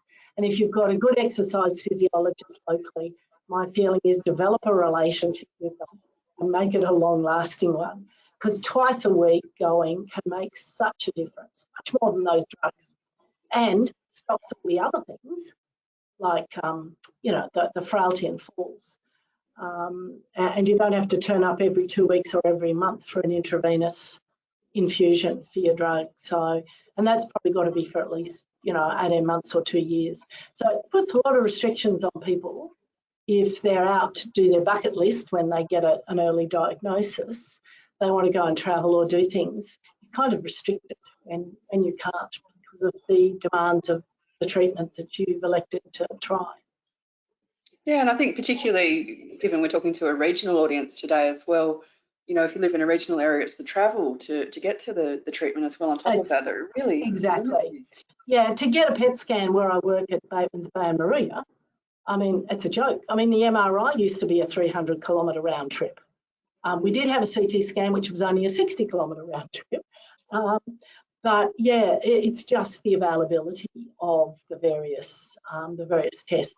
You're right. You have to come to, you've got to go to Sydney, to possibly Newcastle or Melbourne and Brisbane. So yeah, it's very restricting. I know the biggest population areas are in urban areas, but as you say, for people in regional New South Wales, most of this is a bit pie in the sky. And when I'm asked it in the work I do down the coast, certainly that's what I say. Look, at the moment, someone said to me, would you take it with your family history? And you're going to be in the same situation because your mum has it, the same as me. You have to think, well, would I? And I, quite honestly, would not take either lecanemab or donanemab, with the current minimal improvement and major chance of a stroke or bleed brain. So, you know, it's looking at the hype and balancing everything that I think is really important. When going for a brisk walk 5 times a week is going to be more effective. And you can do that anywhere if you're on your trip around Australia or whatever. You don't have to keep rushing back to have a drug infusion. So, you know, I'm certainly, you can see, I'm not a fan yet, and I've been doing these drug trials since 1998. So we've had, what, 25 years now of doing drug trials, and I keep hoping. But you know, you've got to balance the burden of doing them and the cost versus get out and enjoy your life, because that'll probably extend your life more than all the drugs. Yeah. And I think, you know, we hear a lot, not so much in the dementia space, but, you know, generally for people with health and encouraging exercise, it's about trying to find a way to make it fun, doing something you enjoy. And I think, you know, that's certainly something I need to focus on a bit more as well, not making it about results or scaring yourself, but doing it for the pure joy of movement. And I spent 2 hours on a teleconference last night with a man who's developing something called R2M, ready to move, because he said there's a lot of people, and he's looking middle age, 40 to 60, a lot of people who perhaps were active as kids and early adults, but haven't done it since and aren't ready to rush to the gym. And he's looking at sort of an introduction, 4-week introduction to activity. And I think it's a really good idea. Doing exercise, that's good. And then looking at various activities that they might want to do. And exactly what you just said, how do you make it fun? How do you motivate them? You know, between, what do they say? It's the intention and the intention behaviour gap. So you intend to do it, but you don't actually do it. How do we get over that gap between knowing we should be doing it, which I know, and then actually getting out and doing it on a regular basis? You've got to make it fun. You look at Park Run. Park Run has taken off. It's simple. It's so, you know, we were saying on this teleconference last night, okay, what are the principles of Park Run? How can we do that for all ages? And it's Park Walk as much as Park Run, but at least it gets people out and it gives them the social interaction. And then they might go to another exercise class during the week with the people they've met on Park Run. So it kind of snowballs a bit. So we've got a lot of work to do in that sort of behavioural area. The problem is who pays for it. Health promotion will do some of it, and certainly in Northern Sydney we've got fabulous health promotion, but you still got to pay some. And sometimes older people and younger people are reluctant to pay. I would have to say, remember, walking's pretty free. Park Run, all those sorts of things you can get out and do. You sit to stand exercises, you know, in the privacy of your own home. You can do, and there is more online stuff since COVID. So, but it's finding it and finding something you enjoy. But then you're still doing it on your own. And the fun, I know the exercise physiologists that I use down the South Coast in Batemans Bay have groups, and they'll start with individual, getting people just back to doing exercise. So when they go into a group, they don't fail, you know, dismally because they haven't done any exercise for a long time. They pull a muscle or something. That, I think, is really important. And it'd be lovely to get more of that. You can get it funded through a home care package if you're eligible for a home care package, but it's the people in the middle between, you know, younger adulthood and older age that I think we really have to target. We're the ones that have to get out and do that exercise. Yeah, that's certainly the message I've taken home today, and I think your tip about the exercise physiologist is a great one as well, because I've had rheumatoid arthritis in recent years, and I've completely stopped exercising because I could barely walk. And you know, it is getting back, it's setting those small goals to start with. And I think that's good advice for anyone really, if they've been out of exercise for a while, is start small. It might just be a 15-minute walk around the oval on the flat surface. And then, you know, you can work your way up and, you know, do some strengthening exercises as well. And, you know, you can't, I think that's the important message you had as well. You know, things can get better. Even if you are frail, you can improve. Like you can improve. And this is a message. Yeah, a lot of people think when you're frail, you're on your way out. We showed with the frailty intervention trial, which was actually the first trial internationally to show you could reverse frailty and has been repeated around the world since, you can actually change. And that editorial from the British Medical Journal, you know, for exercise in the over 85s, you're never too old and it's never too late. And I think that's probably, you know, really important. It's hard if you've got rheumatoid arthritis, you know, those sorts of things. But the exercise physiologists can develop, and I'm sure they've done that, exercise programs to fit around that so that you're not stressing really painful joints. And you just gradually build up because we know it is really important. Yeah, and I think, yeah, as I said, it's just that, you know, not like once upon a time I would be the kind of person who, you know, wanted to, you know, get out there and, you know, be the fastest runner on the track or, you know, meet great challenges. And, you know, it's learning to accept who you are and what you can do, and don't let, you know, good be the enemy of perfect, or perfect be the enemy of good. Maybe confusing that. Yeah. But, you know, it's important just to do it, I guess, is the message. Yeah, and, you know, starting small. Is absolutely fine, because that, you mentioned the 15-minute walk around the oval can really get things started, and that will be beneficial. We say 30 minutes 5 times a week of brisk exercise, but you start at 5 minutes and work your way up. And, you know, you can do steps or stairs. We've got a lot of flights of stairs here in the hospital. I just try and make sure I do you know, a couple of those. I'm certainly puffed by the time I get up 4 or 5 flights. So I know it's doing good. And it's those sorts of things. Incidental exercise is probably a really good way to do it. Yeah, and I think I imagine a lot of people watching today are very busy, you know, your health professionals who probably cram a lot into your lives. So yeah, that incidental exercise is probably on many days the only option you get. I imagine you don't have an hour or two to set aside to hit the gym when you've got so much on your plate. Well, we know that exercise snacking is very effective. So this is a concept that I didn't mention in my talk, but there is quite good evidence. A lot of work's come out of from colleagues in Victoria and in New South Wales that you do 5 minutes and it works really well. So those sorts of, that concept of exercise snacking, where you do 5 minutes of sit to stands and a bit of maybe a lunge or two, do that 4 times a day. You've got your workout. It is really interesting. So, and it's much easier to think I'll do this for 5 minutes than, as you say, go to the gym for an hour. Absolutely. Yeah, because we can often carve out that 5 minutes, or, you know, while you're on the phone, do some lunges or something like that. You know, get it done. You know, yeah. I guess multitasking is something we all have to do. Yeah, no, that's right. It is really important, I think, to try and make the most of that time. And I don't think we should ever think we're too busy to maintain our health, because, you know, you're a long time dead, or you're a long time in that degree of disability late in life. And if we can reduce that period of disability, you know, towards the end of life, so you literally drop dead walking around the oval one day, then that's really good. Now, have we got our next speaker on yet?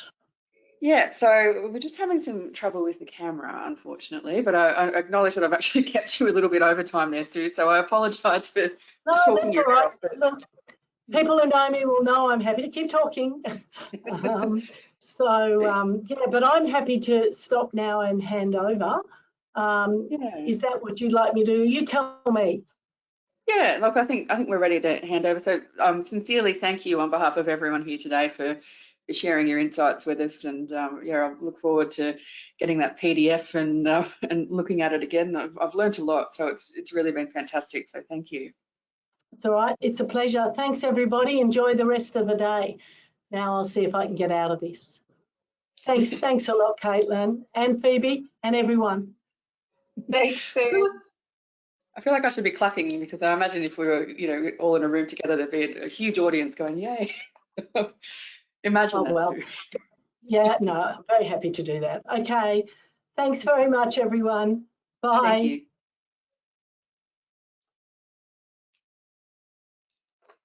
Well, that was Professor Sue Curl, and that was a wonderful talk. Look, we'll move along now to our next talk, which is looking at cognitive impairment and Parkinsonism.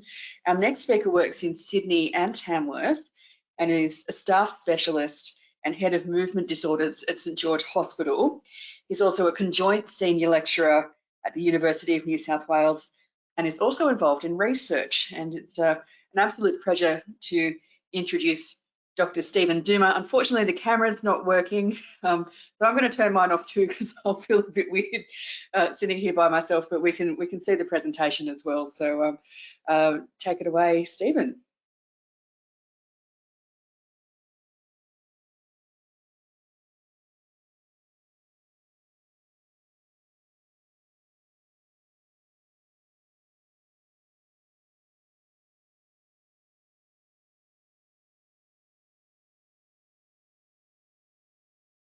Are you there, Stephen? I can't hear you.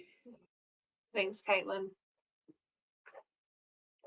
So, Stephen, we can now see your Gmail. Before we could see the presentation, so we can now see the presentation just in PowerPoint mode, not in presentation mode. We are unable to hear you though. Perfect. So we do have the presentation. We are unable to hear you though.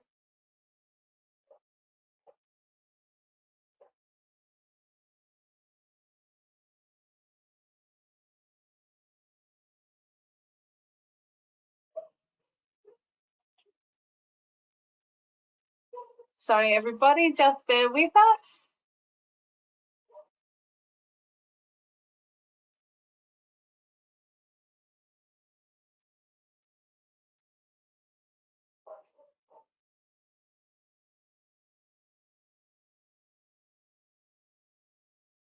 I love technology. It makes life so much easier and so much harder at the same time.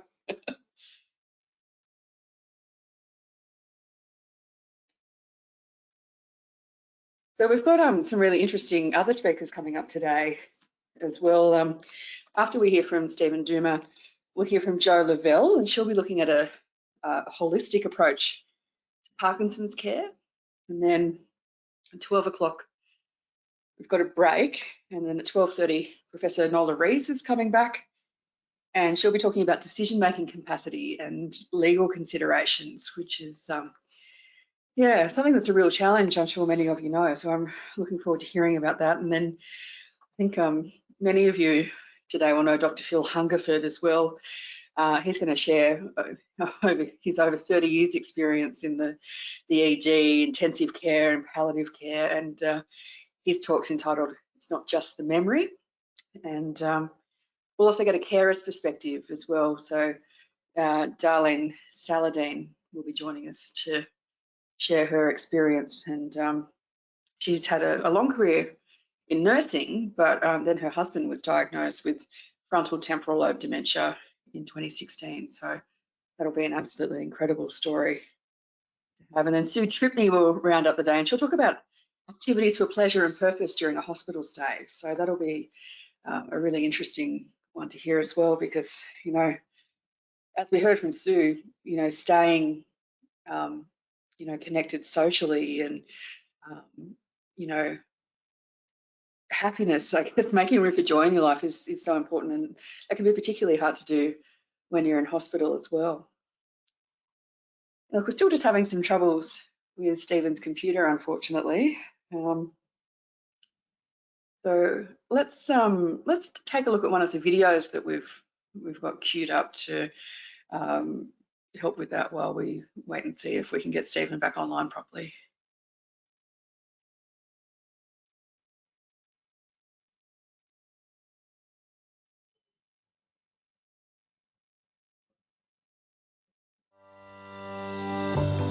The person living with dementia may not remember the day, but they can enjoy the moment.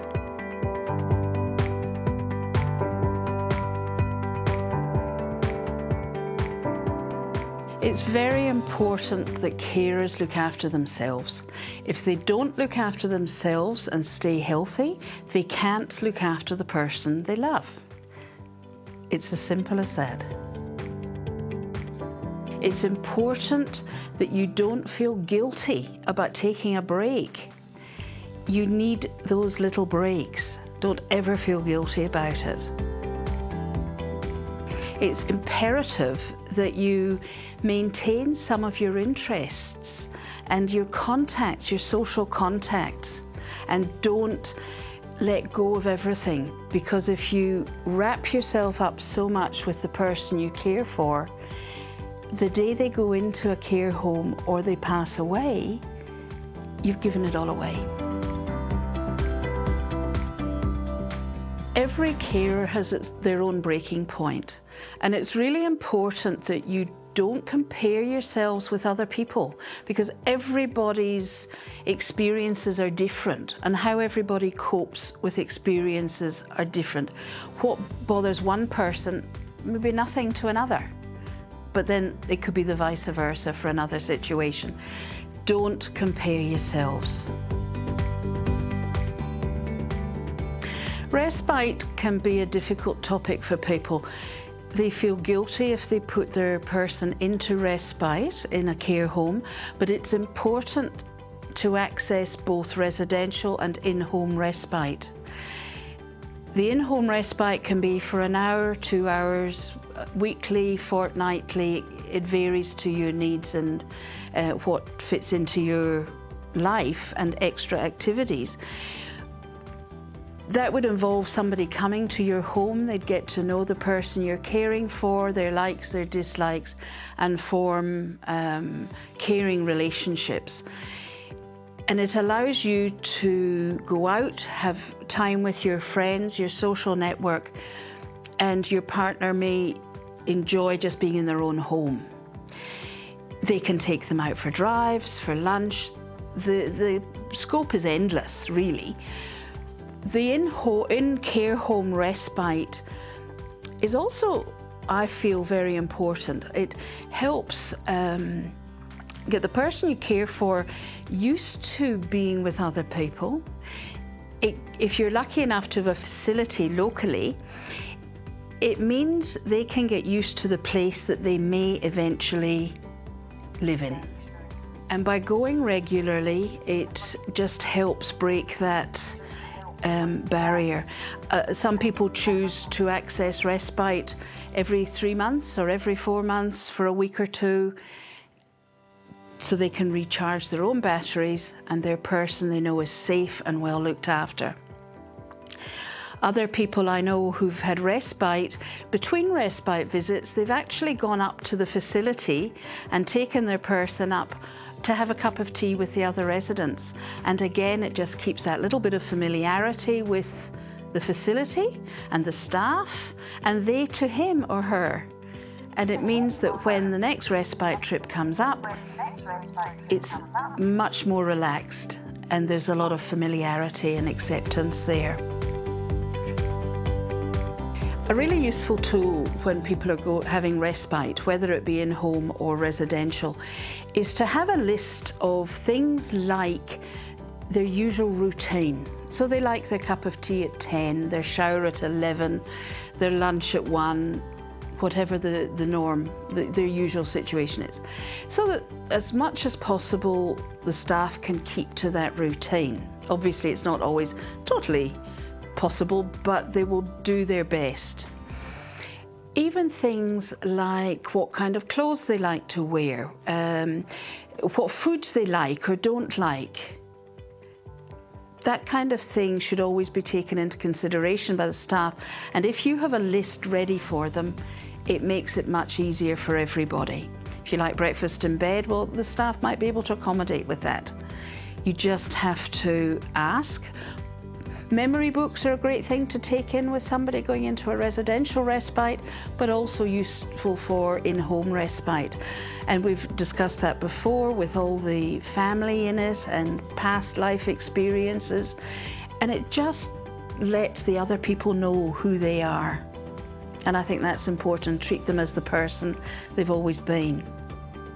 Visitors' books can be handy, so that if, especially in residential respite, people pop in to visit, there's a little note of it. And you can then either ask them how they found your person, or for a topic of conversation with your person. Oh, I see Mabel visited. it's nice for both the carer and the person in respite. It's very important to listen to what your family and your professionals are saying to you about yourself and the person you're caring for. It could be you're not actually seeing how much they've deteriorated in some aspects, or you might not be realising how stressed, depressed, anxious you might be. And it is really important that you listen to your family. Really important. There's an awful lot of trial and error in everyday everything when you're trying to find the best outcomes for the person you're caring for. It's a case of just try and try again, a bit of lateral thinking, try and think outside the square as to what solution might work for you too. Don't get discouraged if things don't work. They might work for a little while and then things change. There's always a solution, we just have to find it. Remember, what works one day might not work the next day, but there will still be a solution.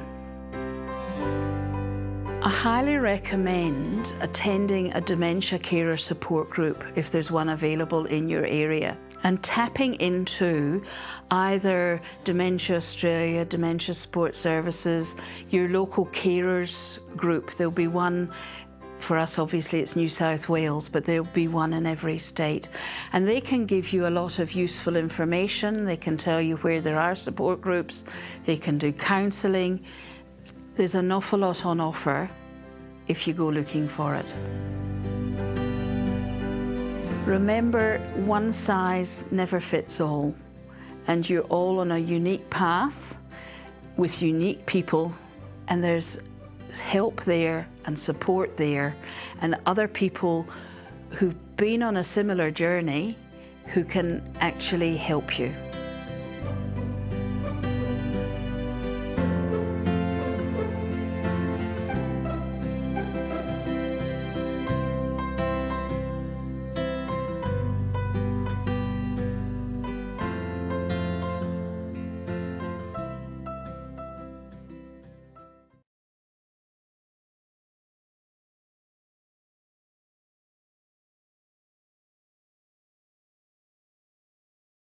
Well, that was a great video, very informative. Now, I think I'm back online, Stephen. Can you hear and see me okay?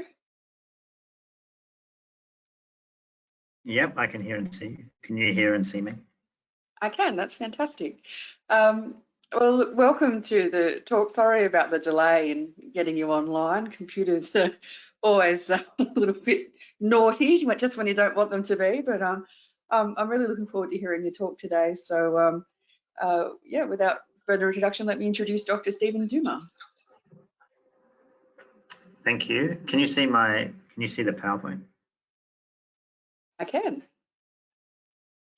Okay, great. Thanks. Thanks for the invitation to the organisers, and thanks everyone for joining. Sorry about the technical issues. Obviously, firewall issues at the hospital on that currently. But today I'll be talking about cognitive impairment and Parkinsonism, not just in Parkinson's disease, but just in Parkinsonism in general. So before we go into the cognitive impairment aspect, we need to understand a little bit about what Parkinson's disease is. And Parkinson's disease is the second commonest neurodegenerative disorder in the world. It affects more than 1% of people over the age of 60 to 65 years, and it remains a clinical diagnosis. So it's based on the diagnosis and the presence on examination, on clinical examination, of three cardinal features.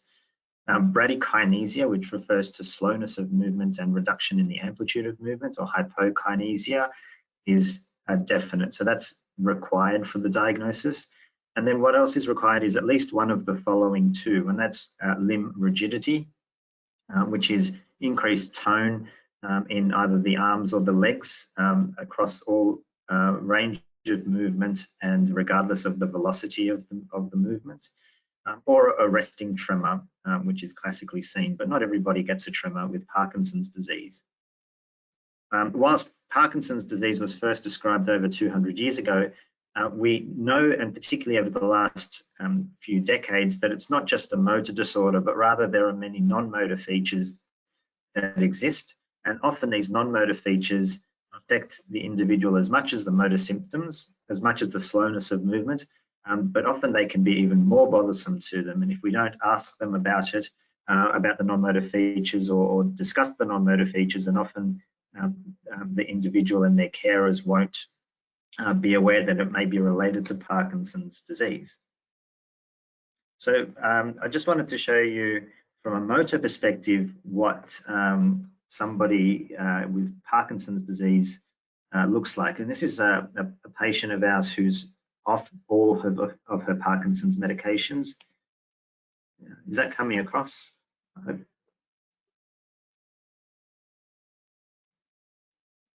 that video coming across?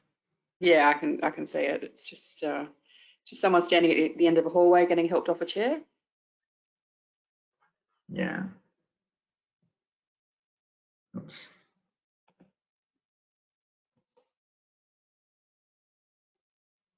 So in a minute, we'll see her trying to get up. That's her husband.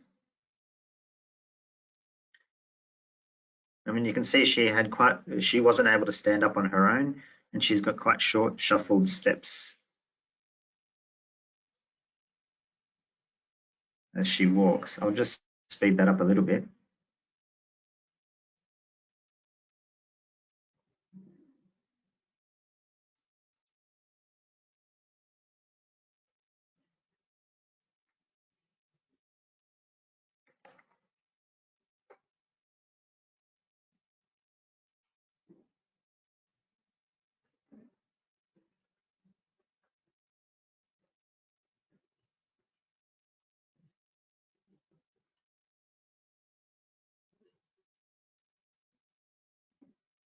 You can see quite a lot of increased steps when she turns as well.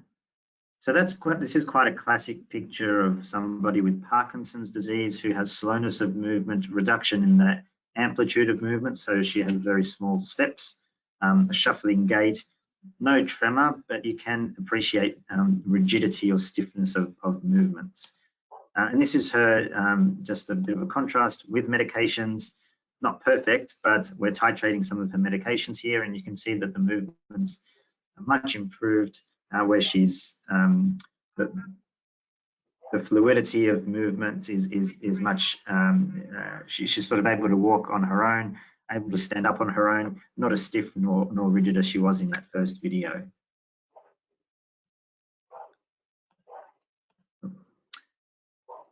So where cognition comes into it is that there have been several longitudinal studies that have shown that with the natural history of Parkinson's disease, complications do arise later on in the disease course.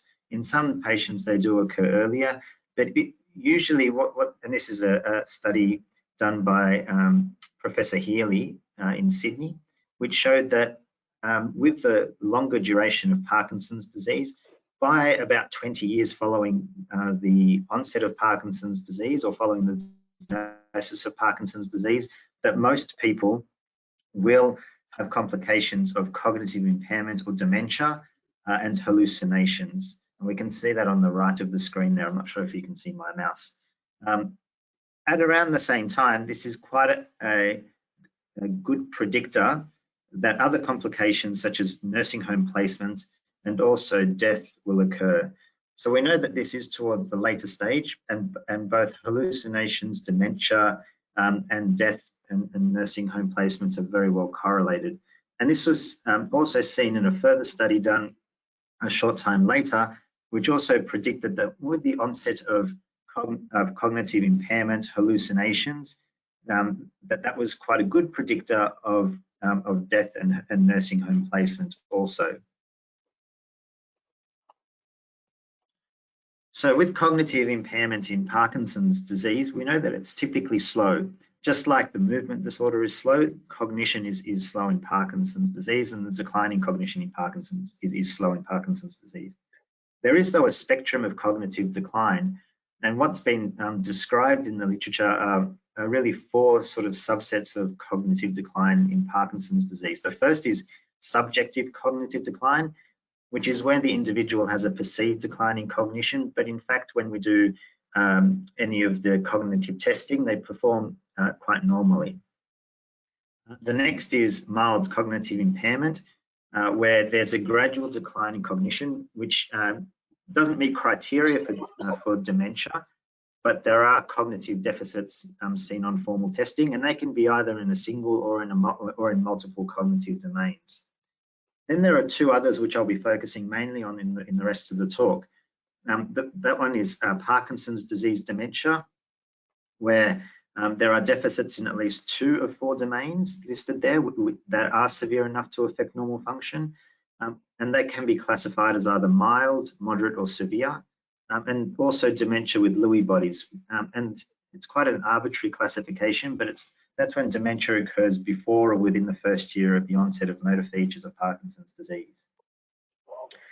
When we look at cognitive domains that are typically affected in Parkinsonism, executive function is one of the main ones that are affected early, but we also see that attention is also very much affected and can often fluctuate. Memory can be affected, and also visual spatial abilities can be affected also. So a little bit about the Lewy body dementias. What are Lewy bodies? So Lewy bodies were first described over 100 years ago now by Frederick Lewy, and they're inclusion bodies that are present in the substantia nigra in Parkinson's disease. Oops.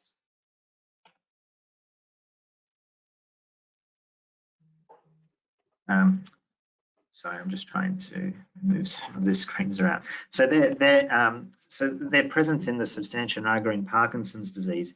Sometime later, though, it was found that these same Lewy bodies were identified in the cortex, and they were found to be associated with not just the motor features of Parkinson's disease, but also with cognitive decline and dementia. And they're not only seen in Parkinson's disease, they're also seen in Parkinson's disease dementia, dementia with Lewy bodies, but also atypical Parkinsonian disorders, and specifically multiple system atrophy. And that they encompass what we would categorize as alpha-synucleinopathies. In terms of PDD and DLB, these are remarkably similar from a pathological perspective, but they do have that differing temporal onset of cognitive impairment. And in fact, at autopsy, they're very similar, where they both show widespread limbic and cortical Lewy bodies. They also show Lewy neurites in the brainstem, the cortex, and in the limbic cortices, and also the loss of dopamine cells in the midbrain, which is the main pathological feature in Parkinson's disease. In addition, though, there is a loss of cholinergic neurons in the brain, and that's where a lot of the research and management for dementia comes into play from an acetylcholinesterase inhibitor perspective, which targets which targets cholinergic neurons in the brain. And you may be familiar with the treatments such as Exelon or rivastigmine and other acetylcholinesterase inhibitors. It's important to note, though, that in the majority of people with Parkinson's disease, with dementia and dementia with Lewy bodies, that there is Alzheimer's disease pathology found in the majority of cases. And this is only identified at autopsy. So there's no way of differentiating this whilst somebody is still alive.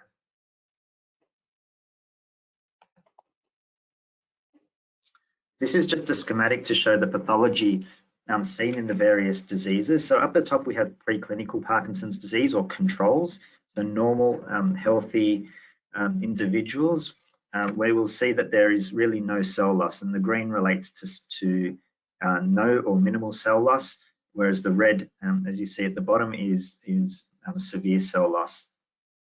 On the left, we have dopamine cell loss. In the middle, we have noradrenergic cell loss, and at the end, we have cholinergic cell loss.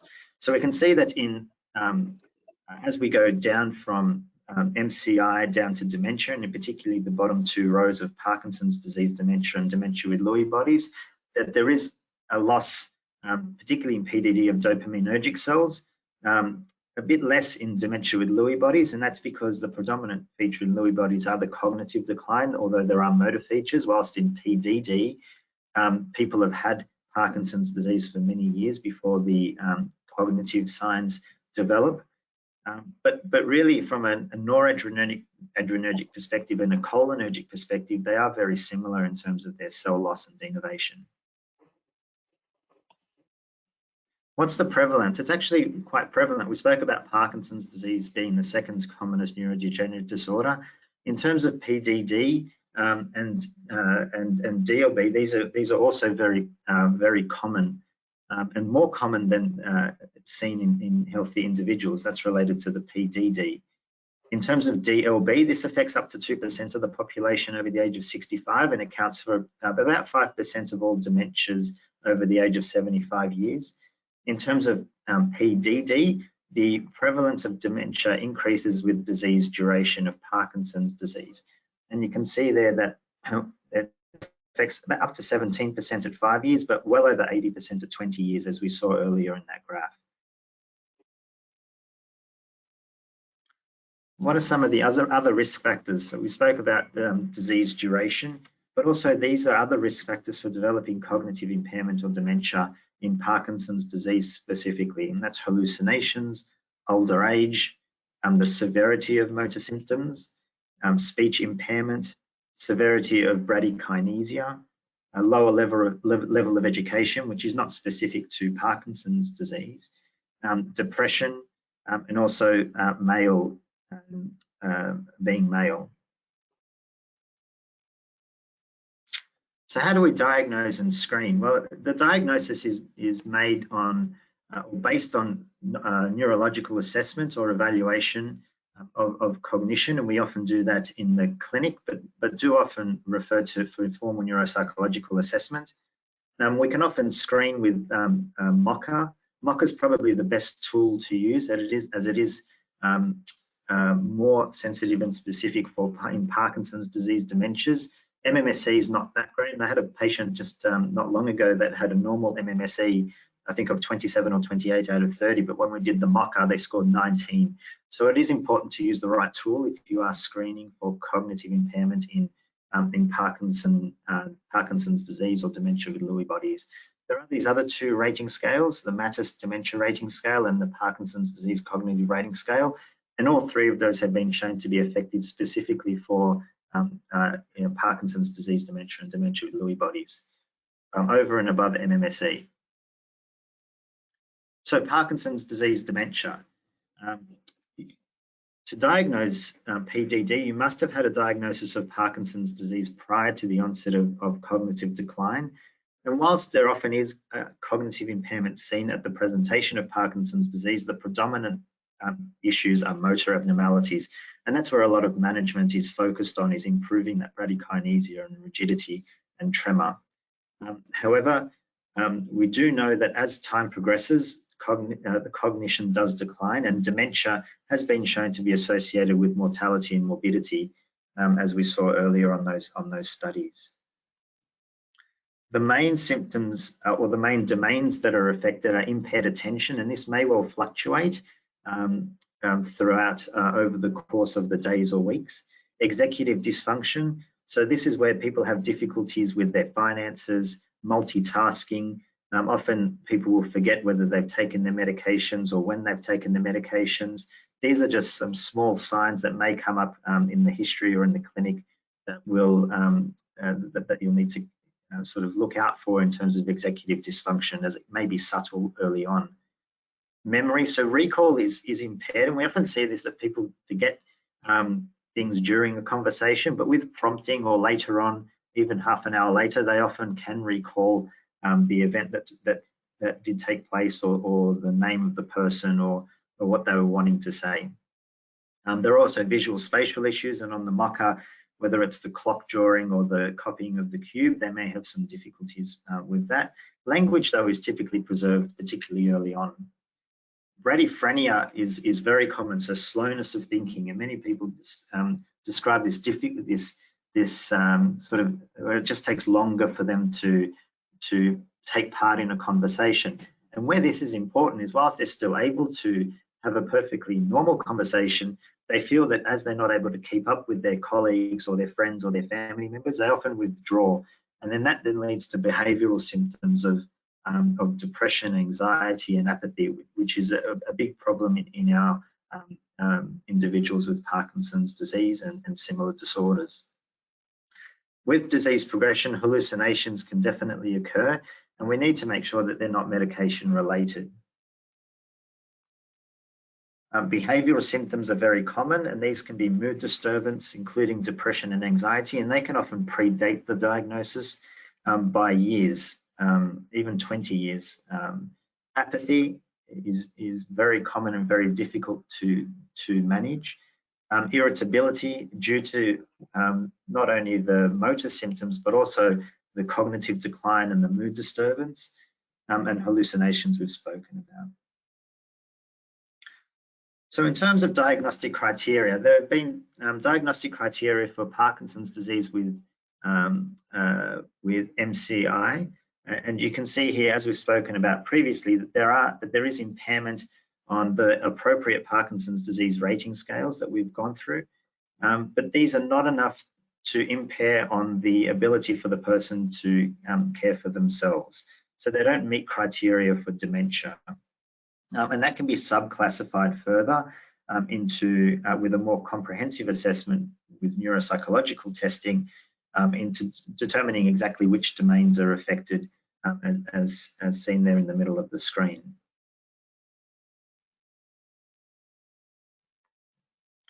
PDD though, so Parkinson's disease dementia, to have a diagnosis of Parkinson's disease dementia, one must have a diagnosis of Parkinson's disease, and that's according to either the movement disorders. This hasn't been updated for quite some time, these criteria, so they're still basing them on the Queen Square Brain Bank criteria. But these days we would use the Movement Disorder Society Parkinson's disease criteria, which are similar. And then also obviously have a dementia syndrome, which is of insidious onset and slow progression, and impairing typically more than one cognitive domain and a decline from their pre-morbid level. In terms of the associated clinical features, attention is very commonly impaired. Executive dysfunction is one of the main domains that is affected in Parkinson's disease dementia. And as we previously mentioned, the difficulty with the visuospatial function and also memory. And behavioural features are very commonly seen there.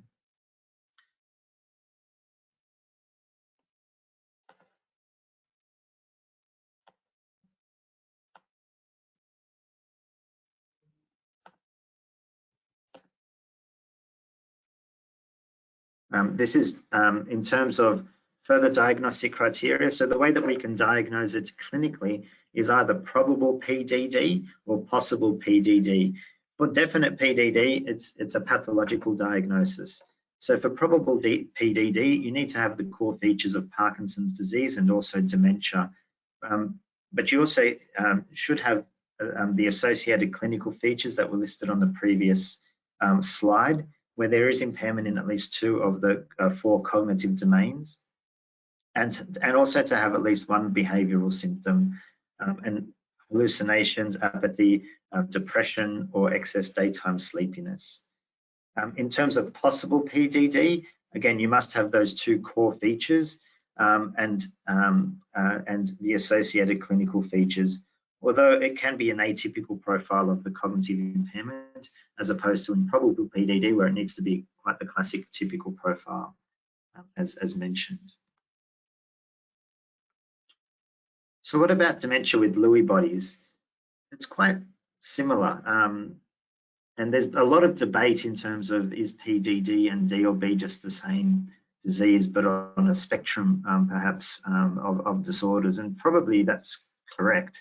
Indeed, from a pathological perspective, we can see that that the underlying pathology is extremely similar in both disorders, although they're still currently rated as 2 separate disorders from a clinical diagnostic perspective.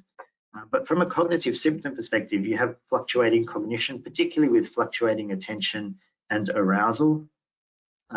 There is increased daytime drowsiness. People can often stare blankly, but then come back to and be able to, or seemingly have a conversation with you. And this fluctuates throughout the day, but also on a day-to-day basis. Early dementia, though, is the key factor here, which is not seen with Parkinson's disease dementia. So you must have cognitive decline and dementia within the first year of developing Parkinsonism. So that's the motor signs of bradykinesia and rigidity. Early hallucinations are typically common in DLB, whereas in PDD, they're seen much later in the disease course. And as with PDD, though, multiple domains can be affected. Neuropsychiatric symptoms, again, are similar to those seen in PDD. You can get complex visual hallucinations, and people often describe seeing people sitting in their lounge room. Often they're not intrusive. They can just be sitting there having a conversation amongst themselves, or reading the paper, or just minding their own business. Sometimes the people will describe seeing animals such as cats or dogs running around, but again, not bothersome to them at all. Visual illusions can often also be seen in both PDD and DLB, and this is typically in dimly lit areas where they'll describe either seeing insects on a wall or on the floor, but when they look again, they're not there. Or if they see an object in the distance, which may be a light, they think that it's a person initially, but when they have a closer look, it's actually just a lamp. And they can understand that these are illusions as opposed to hallucinations. Later, as the disease progresses, delusions can also occur, and these can be quite intrusive and quite have quite a big impact on relationships because they can be paranoid delusions. So, for example, quite often we see people who think that their partner's having an affair, or that their neighbor may be stealing, coming over the fence and stealing from them and breaking and entering into the house. And these can very much impact on a person's day-to-day life. There is a syndrome called Capgras syndrome, which is where they believe the caregiver is replaced by an imposter. And even if the caregiver has been with them for many, many years, they still believe that that person is an imposter. So what are the signs? So what other features of dementia with Lewy bodies? Parkinsonism needs to be present, and this can be variable. It can be either as seen in idiopathic Parkinson's disease, although you can also get more symmetrical Parkinsonism. And by Parkinsonism, I mean the bradykinesia and rigidity. It may not respond to the traditional dopaminergic medications that we would use in Parkinson's disease, although we would still trial these, as most people do still get some improvement in their motor signs. All of the studies, and whilst this is not readily available in Australia, the studies have shown that there is a reduction in dopaminergic activity seen on specific dopamine transporter scans, and that's on SPECT scan and also PET scan. Also in dementia with Lewy bodies, there is an increased sensitivity to neuroleptic medications, and these definitely must be avoided, not just in dementia with Lewy bodies, but in any Parkinson's disease and Parkinsonian disorders. So medications such as haloperidol, which have dopamine blocking agents, cannot be given to individuals with these disorders. REM sleep behavior disorder is very common and can even predate the onset of other features by many years. And I'll show you the criteria for dementia with Lewy bodies shortly, where RBD may be one of the only features that's required for a diagnosis. Autonomic impairment can also occur, including constipation, orthostatic hypotension, and also urinary difficulties. So these are the latest diagnostic criteria from 2017. That was the fourth consensus report.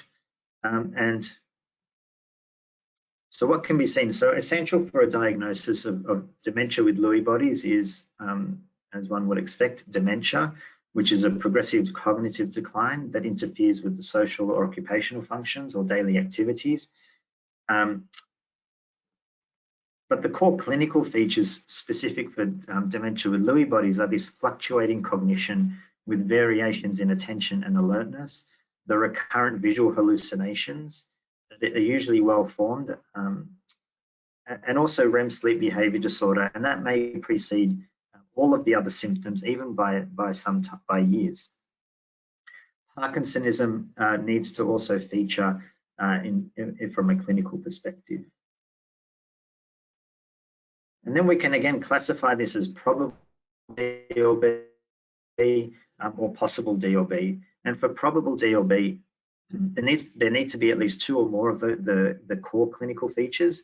So that's the fluctuating cognition, hallucinations, sleep disorder, or Parkinsonism.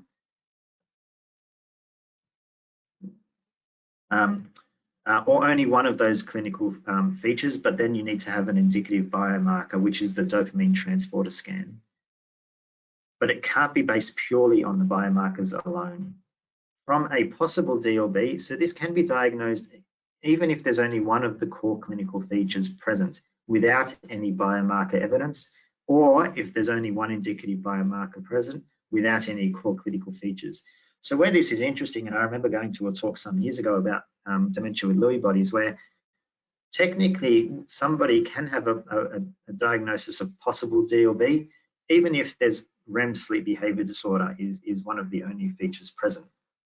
I mean, of course, they have to have dementia and progressive cognitive decline. But if there isn't Parkinsonism present or the visual hallucinations, then this should still be on the radar for a differential diagnosis of dementia with Lewy bodies if there is dementia with REM sleep behavior disorder. I'll move on now to investigations and also management. In terms of investigation, we need to exclude secondary causes of cognitive decline, and they can be ensuring that there isn't a concomitant infection.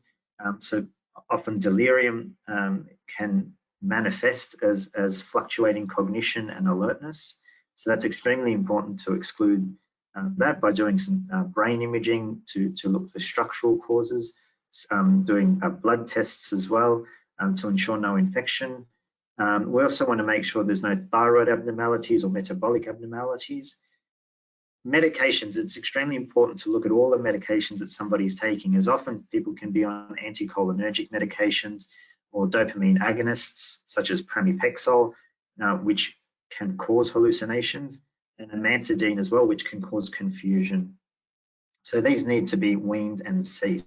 They can't be stopped suddenly. They need to be gradually weaned over time. And EEG as well, because we need to ensure that there is no underlying seizure activity. I've just listed there some of the biomarkers from an imaging perspective. These are not specific for PDD or DLB, but they can sometimes be seen with these pathologies of specific atrophy seen in both DLB and PDD, but also seen in Alzheimer's disease.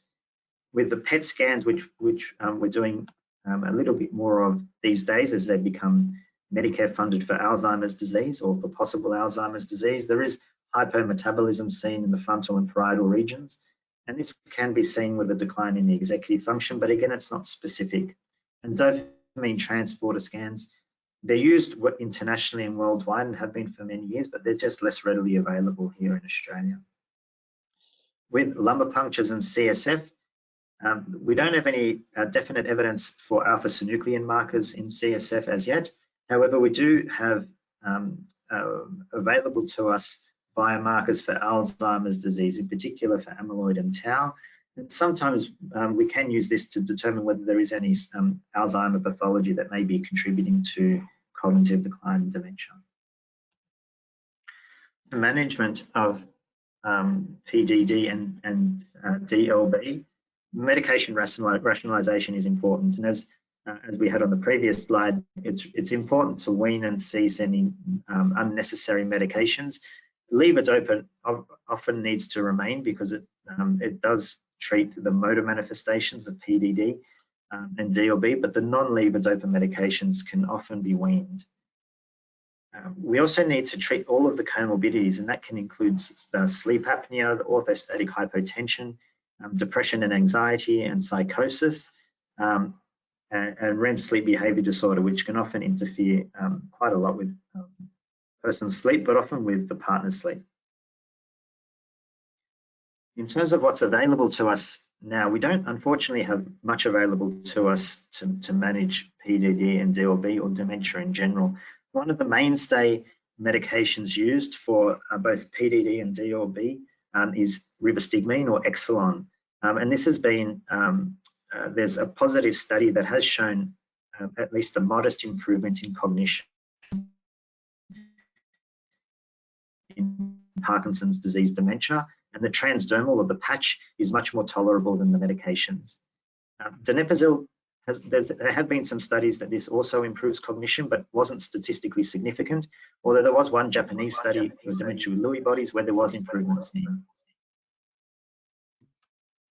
There are others that I've listed there which are possibly useful, but we really do require more evidence for those medications and treatment strategies. For mild cognitive impairment, there are no treatments that exist or that we have any evidence for.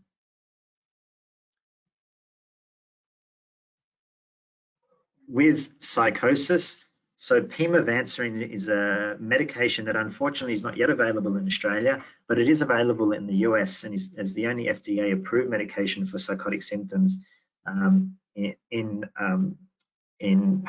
dementia with Parkinson's disease and DLB. And there's evidence that shows that it does reduce psychotic symptoms in these disorders, but that can take some time to take effect. And it doesn't have the dopamine blocking properties that many of the other antipsychotics have. So hopefully it will be available in Australia shortly, but it's not yet available here. So what is typically used is quetiapine as a first line as an antipsychotic medication. And whilst this is used internationally and as a first line medication, there haven't been really many randomized trials that have supported the widespread use. There have been maybe one trial that showed that there was benefit, but many of the others haven't shown any significant benefit with quetiapine. Despite that, though, at least anecdotally, many patients do find benefit in their hallucinations with quetiapine. Clozapine has definitely shown to be effective in reducing psychotic symptoms when compared with placebo. And also there are very minimal extrapyramidal side effects.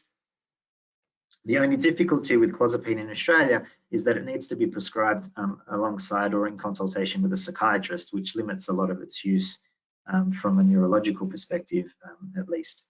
And acetylcholinesterase inhibitors such as rivastigmine or Exelon, again, we use that and it can reduce psychotic symptoms in individuals with dementia. I'll just list here some of the other medications that are used and that you may come across.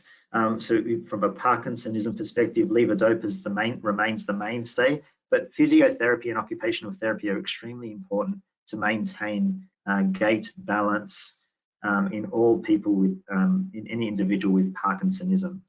And the more that they do and the earlier that they start with exercise, physiotherapy and occupational therapy, the better the outcome for them.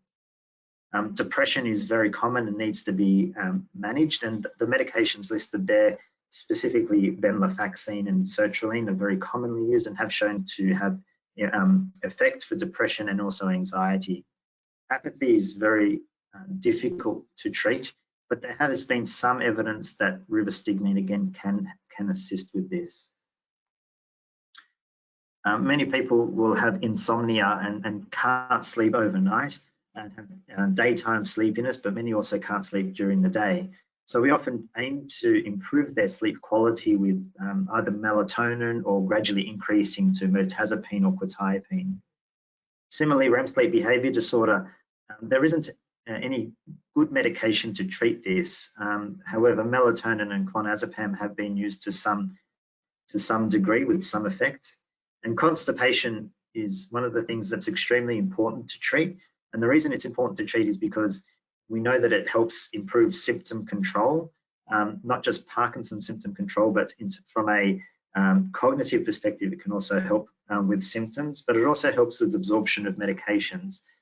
And there have been more and more studies that have shown this, and it's important to be aggressive with the treatment of constipation early on. There are also non-pharmacological measures. Although they have limited evidence, there is more evidence that's coming out in the literature, and that is with cognitive interventions and physical exercise. And there's yet insufficient evidence for both non-invasive brain stimulation and deep brain stimulation. Though they have been around for many years, but they're currently more so used for motor symptoms and are contraindicated in individuals with any cognitive impairment. It's also important to plan for the future, particularly not just with DLB and PDD, but any neurodegenerative condition. It's important to be open and honest with the patient and their family and their carers about the diagnosis, about the possible prognosis and trajectory, and with that to discuss future planning, and that will be finalising the will, advanced care directives, guardianship, and also NDIS or ACAT, because many people may not be aware of these or may not have thought about them, and so it's important to include the allied health team, nursing teams, everybody in that discussion. And in later stages also, we may need to consider the involvement of the palliative care team. So just to summarize, Lewy body disease encompasses multiple entities, and that includes Parkinson's disease, dementia, and dementia with Lewy bodies. And PDD and DLB definitely have similar clinical and pathological features. And currently there is this arbitrarily defined time of onset of dementia and Parkinsonism of 1 year, where with DLB, cognitive impairment comes on within the first year of onset of Parkinsonism, whereas with PDD, they need to have an established diagnosis of Parkinson's disease for years, and then the cognitive impairment develops. But they are very much likely to be on a spectrum of the same disease entity. And with management, we aim at treating the underlying symptoms or managing the underlying symptoms, as unfortunately we don't have a disease-modifying medication and we don't have a cure for any of these conditions. But we individualize the management depending on what the main symptoms and concerns are for the individual that we're managing, whether that's psychosis or cognitive impairment or sleep disturbance, or all of the above. Thank you. Thanks so much, Stephen. That was a fascinating talk, and clearly such a complex area that you're dealing with. So thank you for taking the time out to share that with us today. It's yeah, I guess it's a fascinating area to work in. It is fascinating. There's so much that we don't know yet, though, and unfortunately, as you can see, the management is quite limited. So it's really about having that open discussion and helping out from a symptom management perspective, but also involving many team members to help care for the individual. That's really what's most important. Yeah, well, I mean, hopefully days like today help with that, whereas, many people from different backgrounds as possible can get the most up-to-date information. So thank you very much for joining us. No worries, thank you. That's Dr. Stephen Duma. We'll move right along now. Our next speaker will be Jo Lavelle. Now, Jo is the movement disorder nurse at Rural Fit in Tamworth, and she's managing a pilot program that has proven successful in delivering support and assistance to those affected by Parkinson's disease in the New England and Northwest. And I can see her presentations up on the screen. Are you there, Jo? I am. Can you hear me? I can hear you. Welcome. Thanks so much for joining us today. No problems. No problems. I'm just trying to get my screen. Can you see me? I can't see you. I can see your presentation. Right. Okay. Well, then that's the most important thing, isn't it? Yes. And your voice is beautiful. Oh, that's very nice. Thank you. Okay. You're right for me to start? Yeah, let's get going. Okay. So good morning, everybody. My name is Jo Lavelle. I'm the movement disorder nurse for the New England Northwest. I have been asked just to chat with you today about the pilot program that we are running up here. That's been going for the last couple of years. So just to begin, the pilot program is a primary health network funded program that the idea setting out was to deliver some individualised care for Parkinson's, people living with Parkinson's in the New England Northwest. So Rural Fit is my employer. They're exercise physiologists, and they were the successful tenders in the pilot program. So there wasn't a nurse coverage up around the New England Northwest prior to this program, so it's proved quite vital, very important. So it set out to individualise support and care for not only people living with Parkinson's, but their families and carers. The pilot program, as I said, concentrates on those living in the New England Northwest, and the initial period was to end at the end of June this year, but due to the success of the program and also the need for this type of nursing care in the area, it's been extended until June next year. So hopefully from June next year, it will continue on. It might look a little different, but hopefully it will continue on from there. So as I mentioned, Rural Fit are exercise physiologists. They have been working with people living with Parkinson's for many years. They've got quite a few clinics here in the New England, Tamworth, Armidale, Gunnedah, Narrabri and Glen Innes. And they also do home visits and some clinics everywhere in between. They've got a clinic down in Albury now as well.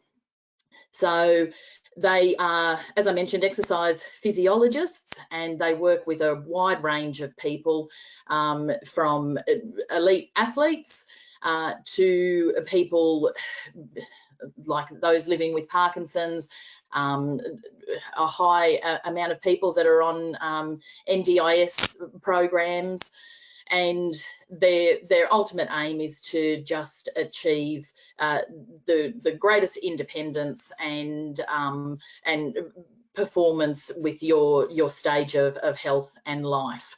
And as I mentioned, they've worked with people living with Parkinson's for many years and run Parkinson's specific exercise programs in a lot of the clinics around. So this is the area that I cover. The New England Northwest covers approximately 98,000 square kilometres, so it's a very large area, but certainly one that is in need of nursing coverage. These statistics were from the before the pilot program commenced, just to get some data. So with Parkinson's being the fastest growing neurological condition, these numbers would obviously be higher than what they were in 2018, but it gives you a bit of an idea of the numbers in the area. So what has my role become over the last few years? It's varied. I do a lot of assessments, nurse-led clinics, initial assessments and follow-ups if need be, offering of 12-month reviews if the individual would like. Education and information, that takes a whole, that's a very wide gamut of education and information. It can be disease specific or even things like upcoming events and information that people mightn't otherwise have access to. Carer support has varied from a phone call, a chat, a cup of coffee at the local cafe, through to referring to Carers Gateway and informing of local support groups and things like that. Communication with the GPs and the specialists. After I do an assessment, I send some written information and both clinical and other to the GPs, and the neurologist and to the person themselves. I will also attend appointments with the GPs and the neurologists if the patient so wishes. My aged care, as I'm sure everybody's well aware, my aged care is can at times be very difficult to navigate through. So just some basic information and who to call and where to go has been very helpful for people, and some assistance with registration if they don't have family to help them with that. I'm in regular contact with our local hospitals. For example, the discharge planners, early on I put together a little pamphlet just with some basic information on Parkinson's that the discharge planners were to give to people living with Parkinson's on discharge. And that was in an attempt to hopefully assist with any kind of readmission and things just to look for. So obviously I'm a member of the multidisciplinary team, and I heard Dr. Dumar mention earlier how important the multidisciplinary team is for somebody living with Parkinson's. My program and my position is quite unique because I work out of a purely allied health facility, but I find that the coordination and the referrals within that multidisciplinary team is probably where I have the most work to do for people. Facilitating and assisting with telehealth consultations. So that can be physically helping people, following them around, checking their gait with the laptop, moving their arms and reporting back to the neurologist on the other end in regards to rigidity and physical aspects like that. And it also is a technical aspect, because there's some people that don't have internet, don't have laptops, and are not confident with doing that. So I'm able to help them with that. Device-assisted therapies. So at the moment, that looks, I assist people with their apomorphine infusions or injections, and regularly download the deep brain stimulation devices that people in the area have in situ. And as I mentioned previously, there's such an array of symptomology for people living with Parkinson's. So the coordination of that care is really important. And I find that there's a lot of moving parts. So I just like to make sure that I can do what needs to be done for the person involved. And referrals are very important too. So with the initial assessment and any follow-up assessments, I will do motor and non-motor symptoms, and then from that, if they require anything further, like a MOCA or a geriatric depression or anything like that, then I will complete those at the time. General obs. Obviously, the postural hypertension can be a problem with Parkinson's, so sitting and standing blood pressures and just general observations. The introduction, some people are aware, but it's been quite surprising to me the amount of people that aren't aware of advanced care planning and any sort of future planning like that. So I've found that part of my role is being able to at least introduce and educate somewhat about advanced care plans and future planning. As I mentioned previously, digital literacy can be an issue in some of the more rural areas that I cover. Internet coverage is scattered at best, and I get the response a lot of the time, even if we did have internet, I wouldn't know how to use it. So it's good to ascertain the level of technology that we're able to use with that specific person. The need for social prescribing. So this has become quite important post-COVID. I always ask somebody what they like to do. Are you a member of any group? And from that, I can identify any barriers that is stopping those people from being able to pursue things that they enjoy, whether it be transport to a group since they've had their license taken away, or we had a lady that enjoyed reading, but she had macular degeneration, so we got Vision Australia involved, and they were able to help her with certain devices. So it's just a matter of finding what's important to them, and whether they're able to pursue that or not, and if not, why not, and what can we do about it. And that sort of dovetails into the goal setting as well. While that can be it's predominantly physical. People, you know, I would like to walk better, I'd like to move better, I, you know, would like to be able to peg the washing on the line. It can also be, I would like to get back to the regular Lions Club meetings or anything like that. And then again, referrals from that. So the referrals are varied. Obviously, allied health is incredibly important. I find that speech pathology, people living with Parkinson's and their carers are sometimes not aware of the importance of the input of speech pathology. Obviously, things like occupational therapy and continence services also play a massive part. All allied health with people living with Parkinson's is important. And then support networks around, like Dementia Support Australia, My Aged Care. We've got an aged care specialist officer in the Tamworth office here, which is wonderful because they know a lot more about My Aged Care than what I do, so I'm able to refer to them if things become confusing. The Carers Gateway is a vital organisation, and one that I encourage all our carers to register with. Varied support groups around. Obviously, there's Parkinson's support groups.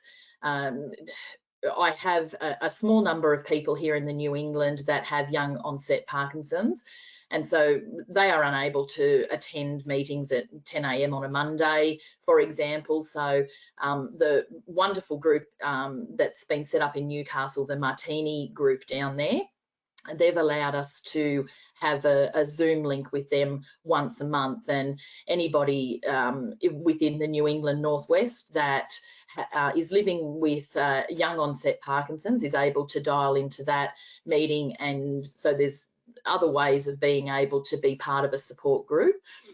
And community organisations, obviously, men's shed, craft groups, all of those are very important, and sometimes if there's someone that is quite socially isolated, they're of vital importance. And then obviously the LHD services, the cognition and memory, and the supportive care team is concentrating on people living with Parkinson's at the moment, and I've been able to refer some patients through to them.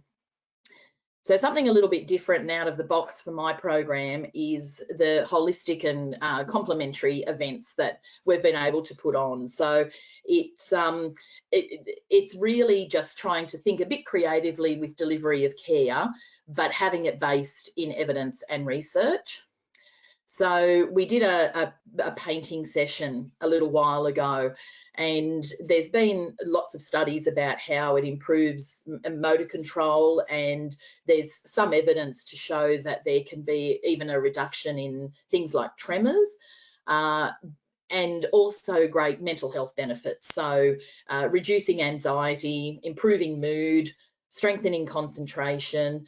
There's been some reports in regards to improved cognition scores for people who paint regularly. We had a cellist there at the time too, playing some music, because obviously music is incredibly therapeutic as well, and it was just enjoyable. It was just an enjoyable time. So dancing, obviously, the benefits of exercise and Parkinson's is well known. So dancing as a form of exercise it brings a lot of benefits. But it also, the music helps facilitate movement. Dance therapy has been shown to help with improving balance and enhancing strength and flexibility. Some studies have shown people who dance regularly have had improvements in their timed up and go tests.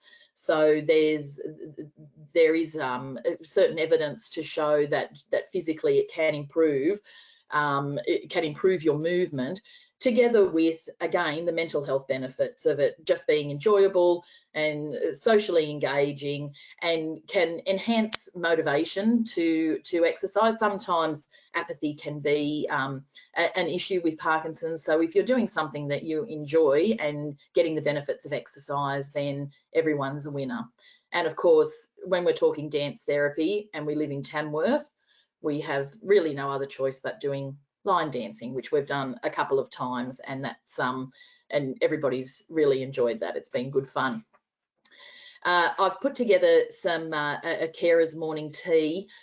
We found that one of the greatest barriers for the carers getting together and having a catch up, just a chat, was the fact that they do not like to leave the person they care for at home. So some of them would forego carer support due to the fact that they didn't have anybody to stay with the person they care for. So how we do our carers morning tea, we split into two groups, and we have our carers have a cup of coffee and a chat. Sometimes we have someone come to speak to them, like a representative of Carers Gateway. And the other group, I go with the other group, and we have an activity hour, and we work on our cognition. So we can play cards, Yahtzee, Scrabble, bananagrams. We're planning a morning tea coming up with a lady that's a friend of one of our participants that speaks Spanish. So we're going to have a morning of Spanish hoy, so we can all learn some new words and learn a new language to try and get our brains moving a little better, all of us. So some other things that we've done just quickly. World Parkinson's Day this year, I got people to bring me in some baby photos, and we had a baby guessing competition. That was just a bit of fun, more so than anything else. The Gunnedah and Narrabri group, so the smaller outlying areas, we organised a get-together, a Christmas in July get-together. So that's good, because the smaller groups sometimes aren't able to have well-attended events. Coordinating two of them together is sometimes beneficial. We did pickleball. I'm not sure if people are familiar with pickleball, but it's rapidly increasing in popularity.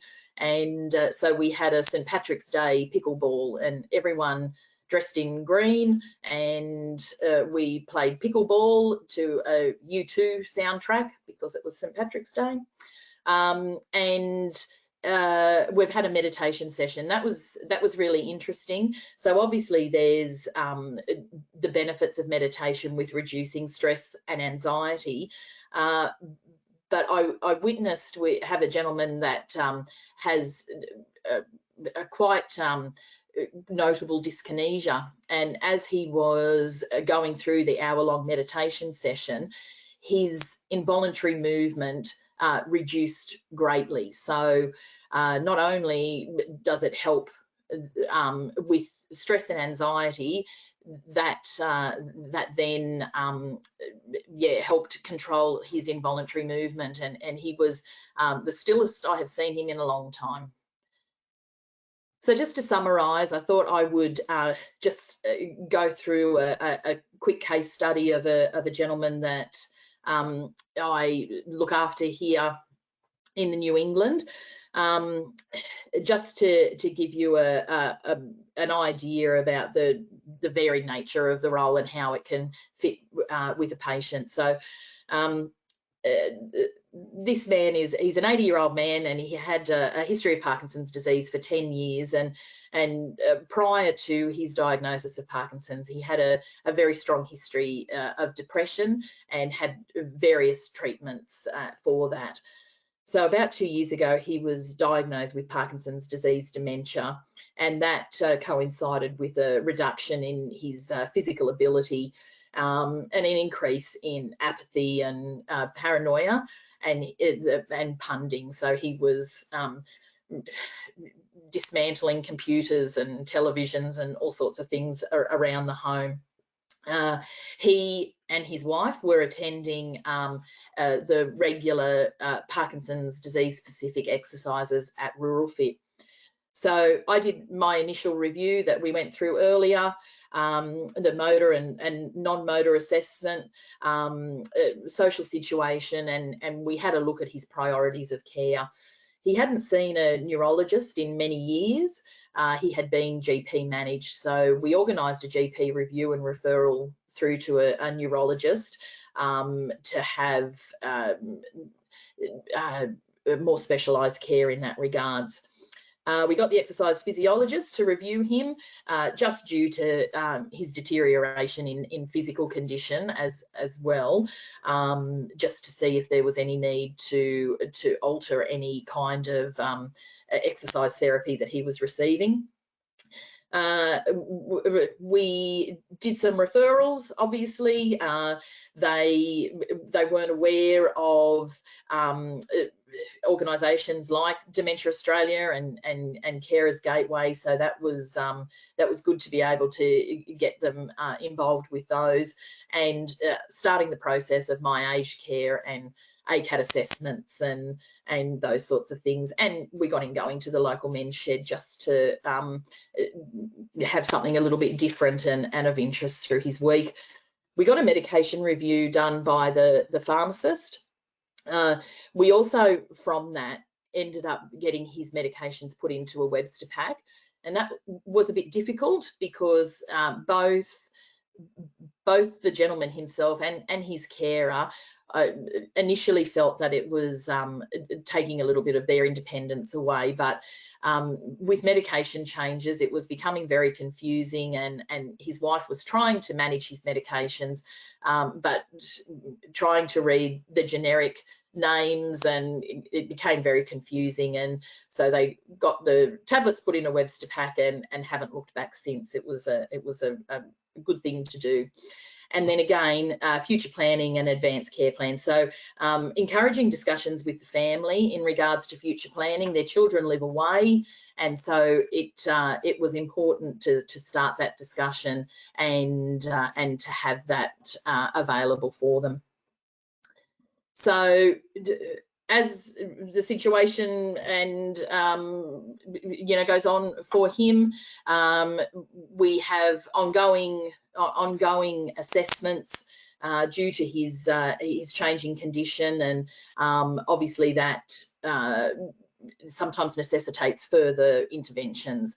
So it's important to keep in front of any changes and being able to refer when necessary. I've attended the GP and the neurology appointments with the patient, which has been really good. There was a time there that particularly the medication regime from the neurologist was being altered by the general practitioner, which was causing a lot of confusion for not only the patient but for his carer. and then on return to the specialist appointment, more confusion again because we weren't sure what was working and what wasn't. So it was good to be able to have a bit of a neutral party able to facilitate those appointments a bit better. Ongoing education, again, because of changing condition and circumstances, that's really important for the patient, family, and everybody around him. Got the ACAT assessment done, were given a level 3 home care package, and then the struggle of trying to find a provider and wading your way through that was difficult for his carer, so we were able to help her through that. They live a little way out of town, so it was important to see whether providers charged for travel, whether they had a registered nurse employed, and so just being able to help her through picking a provider that the patient and the carer were happy with. They've attended our morning teas and our cognitive sessions, and they've been able to partake in our holistic events. So they've line danced with the rest of us. So just quickly in regards to referrals, some of you might be familiar with Health Pathways.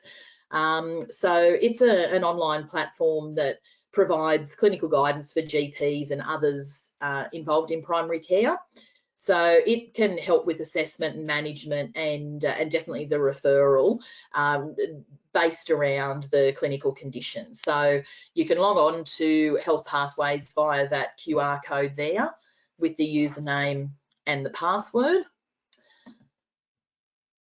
So this is what an example of one of the clinical pathways looks like. This is obviously for Parkinson's, and it was written in collaboration with Dr. Elizabeth Pepper down at the John Hunter, which I'm sure a lot of you are familiar with, and her team down there, the remarkable Evelyn Collins and her team down at the John Hunter. So that's just an idea of what the clinical pathway looks like. This is a referral page. So this is my referral page, obviously for Armidale, Tamworth, New England, Northwest. So that there are some of my details there, and the sent referral if you wish. But there are just my basic details if anybody wanted to get into contact with me, or if you know anybody that would like to possibly have an assessment, or any health professionals up here that aren't aware that I'm here, that I might be able to help with anybody, that please feel free to contact me whenever.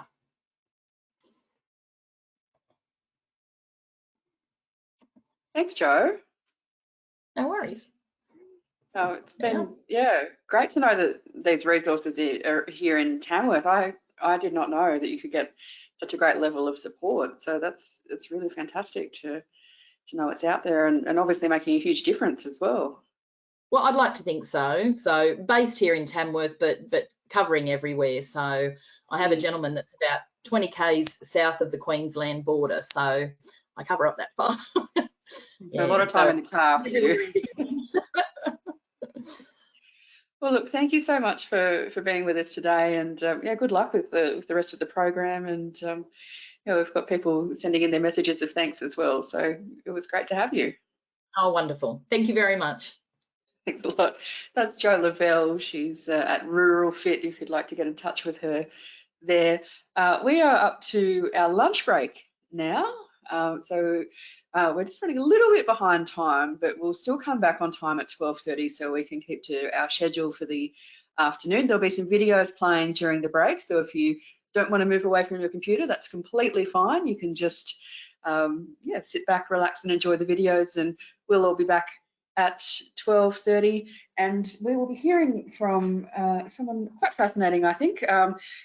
Professor Nola Rees, who's talking about decision-making capacity and legal considerations. So I hope you can join us for that then. Have a great lunch.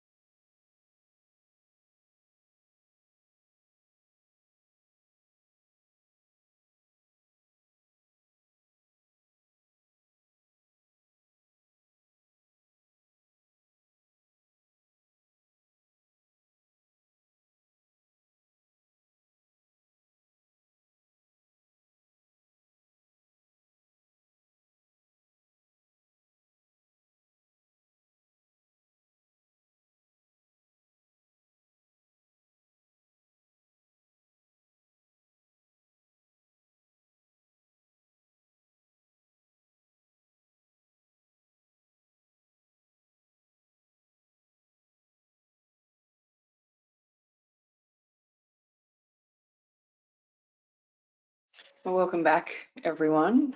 Yeah, I guess that's a really appropriate video for what we're about to talk about now. Our next speaker specialises in decision-making capacity and legal considerations. I know it's an incredibly tough thing for people to talk about. We're going to hear from someone who has frontline experience in this as a social science researcher and with expertise in law, health and ageing. As a professor with the Faculty of Law at UTS, our next speaker is interested in legal aspects of dementia, advanced care planning, elder abuse prevention, and response and inclusion of older people with cognitive impairment in research. Please welcome Professor Nola Rees. Thank you, and I'm just going to share my screen now.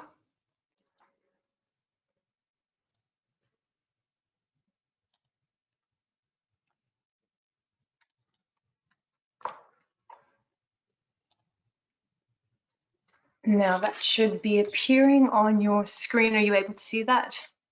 I can see it. Excellent. All right, and I will make sure I can also see the chat. So I'm just navigating a couple of windows here. We did a test yesterday, and I described it as being like air traffic control here with all the different screens. No, sorry. This is Phoebe. Thank you for doing the test with Emily yesterday. The facilitation of the questions will be handled by Caitlin, so don't stress about having to see them, okay? Okay, excellent. So I will hide the chat bar then, or move it out of the way so I don't have to have a look at that. Excellent. Sorry, just taking care of that. And then I am going to get the screen or the slides back up from the beginning. All right. Excellent. So yes, thank you very much for the introduction, and I will be speaking on this topic of decision-making capacity and legal considerations. So being a legal researcher and somebody who practiced law in the past, but I have a focus on legal issues related to healthcare, the delivery of healthcare, particularly in the context of an aging population. And I have a special interest in dementia. So I appreciate the opportunity and the invitation to be here today. And in focusing on legal considerations, I'll bring in legal aspects in several ways. So I will discuss some of the legal principles relevant to decision-making capacity. I will also discuss decisions that relate to health matters, as well as more legally focused matters, like how people might make legal documents to appoint an enduring power of attorney who manages money and finances if they're not able to do so. I will talk about advanced planning in the event of a loss of decision-making ability, and engaging in advanced planning typically involves making legal documents. So I will bring in legal considerations in that way. And I'm also interested in how legal professionals and healthcare professionals work together, or sometimes don't work together that effectively, but the way that they can work together to improve activities like assessing a person's decision-making capacity and having more coordinated responses to how somebody might be supported to do advanced care planning, for example, that might involve making a legal document to appoint an enduring guardian, as well as work with an appropriate healthcare professional to make an advanced care plan. So those are a few ways in which the law and legal considerations will feature in my comments. And I do welcome questions or comments in the chat. And I might just put some questions to the audience as we go along, just to hear from you. So it's not just me talking, especially if you've just had lunch. It's good to stay engaged. So in summary, the topics I will cover: key principles around capacity, how to support capacity, I'm interested in your experiences of supporting decision-making capacity for someone that you may care for, a patient, or other people you've supported. And we'll talk about some principles of capacity assessment. As I mentioned, we'll talk about the legal right to plan ahead for the possibility of future loss of capacity. And then at the end, we'll discuss decision making and who becomes a decision maker when a person can't make their own decision. So capacity and its legal significance. So capacity, as a basic definition, refers to the ability to make a decision for oneself. And being able to make our own decisions is legally important because that's how we exercise our autonomy and our self-determination. And capacity, being able to make our own decisions, is also important in the healthcare context in particular, because having capacity is necessary to be able to give legally valid consent to care. Capacity is also important if a person wants to get assistance from a legal practitioner to make legal documents. The solicitor needs to satisfy themselves that the client before them has the capacity to make the legal document they say they would like to make. That could be an enduring power of attorney or a will, for example. And as I mentioned, we all have, as adults, legal rights to plan in advance for future situations where we may have a loss of capacity. So starting with a key legal principle, the law in Australia and other Commonwealth countries like Canada, which is where I am originally from, the law assumes adults are able to make their own decisions.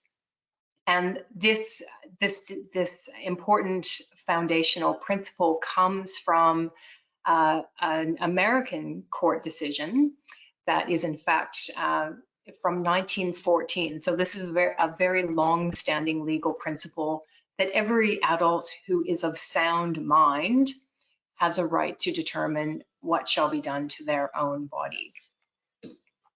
So this statement from this American court has been cited in court decisions in Australia and in other countries.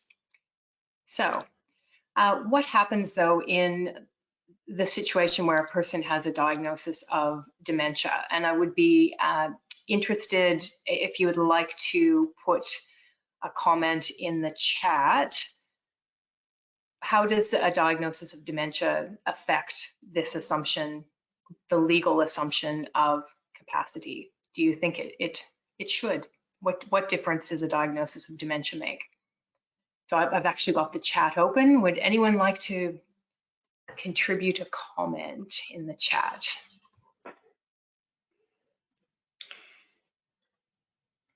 Just keeping an eye on things as well. Indeed. Yeah.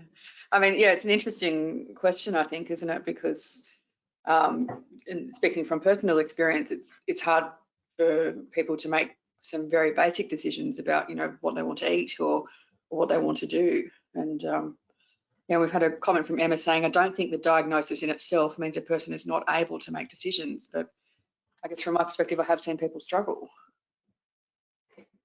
Yeah, and that the comment that you read, that encapsulates the legal position perfectly. So simply because a person has a diagnosis of dementia does not mean that we reverse that assumption and we assume incapacity. We still start from a position of assuming a person has some ability to make their own decision. And so a key point is that a diagnosis alone, whether that's dementia or other kinds of diagnosis, that fact alone does not reverse or change this legal presumption of capacity, but it is an important piece of information that we want to take into account when we consider whether the person might need some assistance with making decisions, so some support to make decisions. So thank you for that. I mean, in summarising a few of the questions I'm seeing coming through now, can it depend on the stage of dementia as well? And, you know, you have good days and bad days, so how a person's feeling in the moment would count as well, I imagine. Yes. Yeah, definitely. And that's a really great point as well. So thanks for sharing that comment, that capacity can certainly fluctuate. So there might be times during the day when a person is at their best, and a carer or a health professional who knows them well might understand that and understand that's the best time for decisions to be discussed and made, and then recognizing that there may be other times that aren't as ideal for making decisions. Great, thank you for that. So I will go on to the next slide. Oops. I'll have to do it that way. There we go. So I wanted to draw everyone's attention to what are described as the national decision-making principles. So it's almost 10 years ago now, the Australian Law Reform Commission undertook a major inquiry into the issue of capacity and disability. And the Australian Law Reform Commission is a national body, so it was looking at laws, particularly at the Commonwealth level, things like the Aged Care Act and other Commonwealth legislation, to examine how those laws dealt with issues of capacity for people with disability, which could include a broad range of conditions that affect decision-making capacity. So out of this big report that was produced in 2014, the Law Reform Commission identified these 4 decision-making principles that are informed by international law at the level of the United Nations Convention on the Rights of People with Disabilities and international human rights principles. And the Commission said these are national principles that laws across Australia at the Commonwealth and state and territorial level should try to enact within legislation. So first, everyone has an equal right to make decisions and to have those decisions respected. That people who need support should be given access to the support they need in decision making. And a person's will and preferences should direct decisions that affect their lives. And in conversation, I increasingly hear that language of will and preferences, and that might be something that you've heard as well, or that you've adopted that language as well in how you speak about decisions and respecting decision making. The 4th decision-making principle is important. It says that where people require decision-making support, so there is some need to try to support their capacity, then there does need to be attention to appropriate safeguards for people. So a person who is not just able to independently go about their day and their life and make their own decisions, once they start to need support, then there is a concern that there may be vulnerability to exploitation or coercion, undue influence. So it is important for legal frameworks and our practices to be mindful of that risk and provide appropriate safeguards. So there is that difficult balance sometimes, and I'm interested in your experiences again. How do you balance trying to achieve the first 3 principles with that concern that we do need to be mindful of risks to people who maybe don't have that full decision-making capacity? So we can come back to that, but if you have comments that you'd like to start to consider and post, that would be great. Yeah, and there's an interesting question there from Sandy saying, what if a person living with dementia refuses care even though it may be in their best interest? So they refuse care even though it may be in their best interest. So Well, that is actually a perfect question to consider these elements of capacity. So on that question, we've got a person, we know they have a diagnosis of dementia. They are making a decision to refuse care that other members of a care team, family members might think the person needs this. So do we respect that person's decision? How do we decide if they have the capacity to make that choice that we think will carry some risk for them? It could have some serious consequences for their health. So we need to ask these questions. So a person has capacity, the ability to make their own decisions, if they are able to understand the facts or the information about that decision, if they can understand the choices available, and they can understand the consequences of the choice. So what will or could happen from making a decision. And the decision could be, as asked in the question, it could be a decision to refuse care. Then is the person able to use some kind of evaluative judgment to weigh up the risks and benefits of a decision? And then are they able to communicate their decision? And I've said here, communicating consistent decisions. So we are able to change our mind. If we have capacity, we can change our mind. We might receive some new information or reflect a bit further and say, no, I think I've actually changed my mind. So that's fine. So that last point does not mean a person cannot change their mind. It simply means that where a person seems to be unable to maintain a consistent decision in a short period of time, they're saying very different things, then that would be an indication of inability to make a decision on that particular point.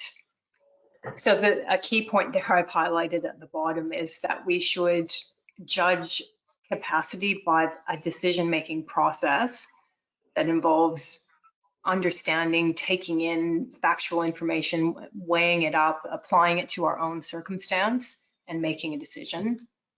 So we don't assess capacity, or we should not, based on whether we agree or disagree with the decision. So if we go back to that question, we've got a person with a diagnosis of dementia who's refusing care that presumably has been recommended. Some people think the person needs it.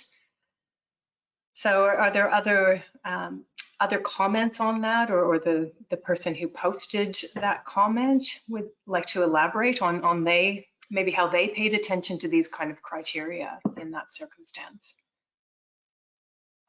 Yeah, Sandy, or if anyone wants to jump in, just pop it in the chat and we'll read it out for you so we can find out. But yeah, it's a really tough situation people can find themselves in. I think what you're saying there, particularly about what you might not agree with, doesn't necessarily mean the decision is wrong.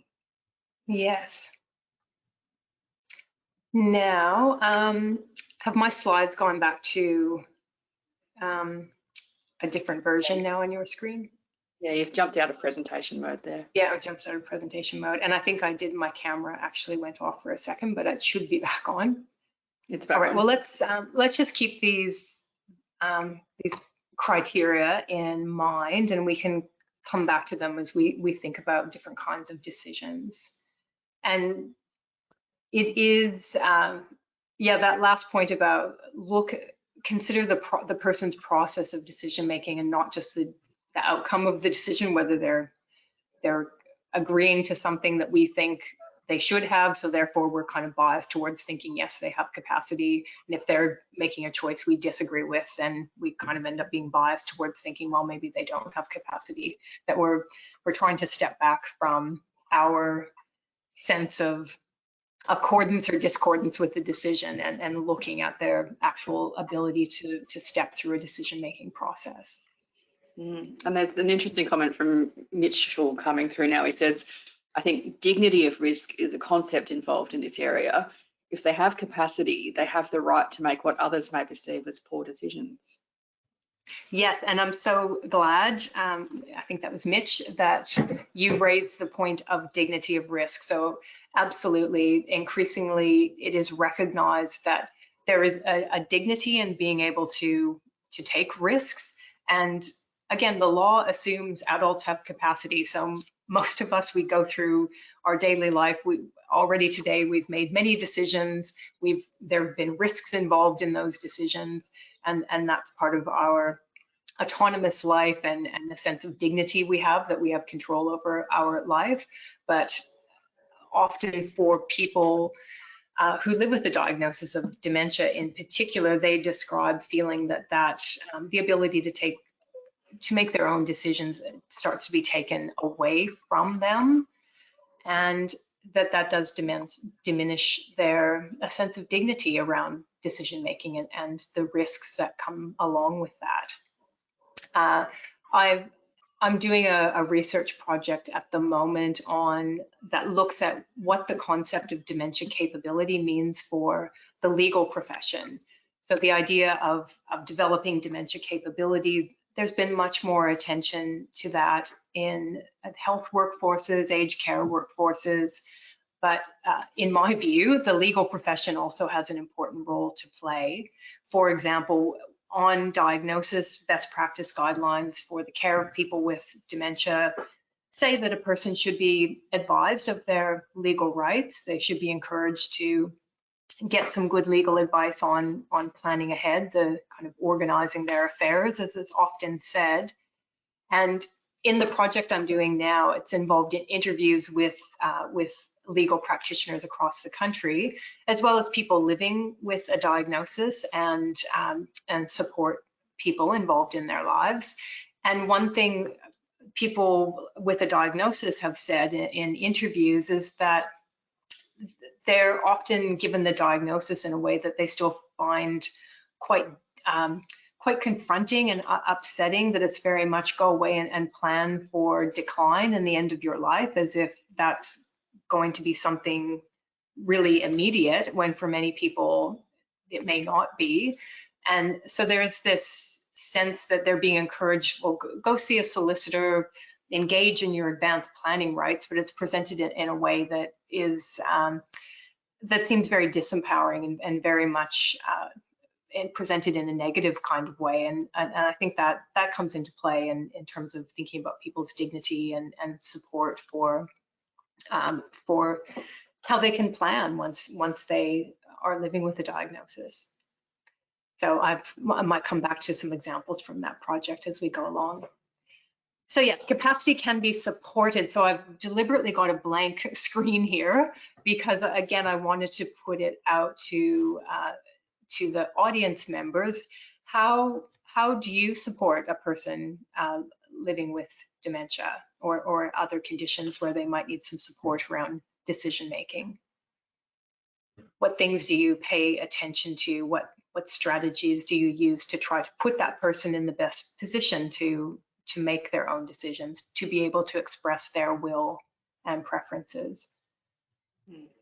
Well, while we wait for those answers to come in, I'll just speak from my personal experience. I think it's giving extra time and maybe explaining things more simply and being willing to explain it in several different ways. And Emma's chimed in and said, develop a relationship and report as well.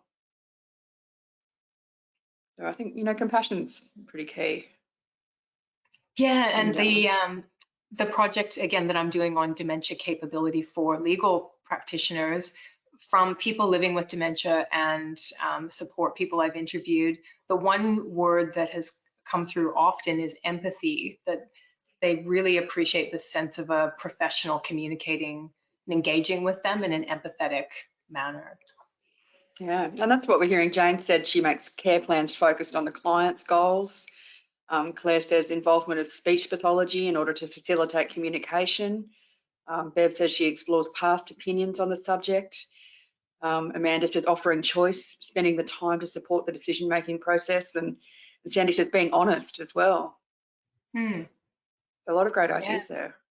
Yeah, absolutely, great ideas. And I need to add to the list that I put on here. So yeah, information, like you already said at the outset, presenting information in a way that's easy to understand, so that helps all of us. Like how many people, when you think about any kind of contract or other legal document you've made, if you've made your own enduring power of attorney, for example, your own will, is it in language that you can really understand? So that's a big problem for the legal profession, getting away from legalese and actually providing information, drafting documents in ways that are easier for everybody to understand. Giving a person time to digest information and think about what they want to do.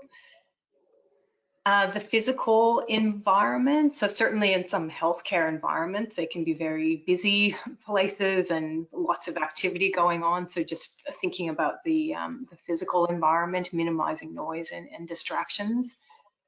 And again, these are things that help everybody make better decisions. Thinking about particular stressors that could be affecting the person. Is it they worried about something going on with their family or something else going on in their life? Thinking about physical health. So is the person acutely unwell, some kind of infection? Have they had recent change in medication or starting new medication that might be affecting how they're feeling, and that could affect their capacity at that time? Involving a trusted support person and as well. And so I had in mind more a trusted family member, a friend, someone who knows them and can help the person think through and make choices, express choices. But also coming back to the point about involving other appropriate professionals like a speech pathologist who could help with communication strategies. So that's a great list. So being a support person, I did just want to comment briefly on that, the role of being a support person.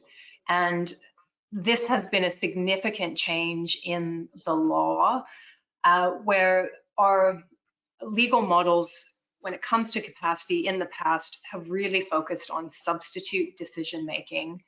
And over the past 10 years, especially since that Law Reform Commission report on capacity and disability, has really emphasized that capacity is something that can be supported.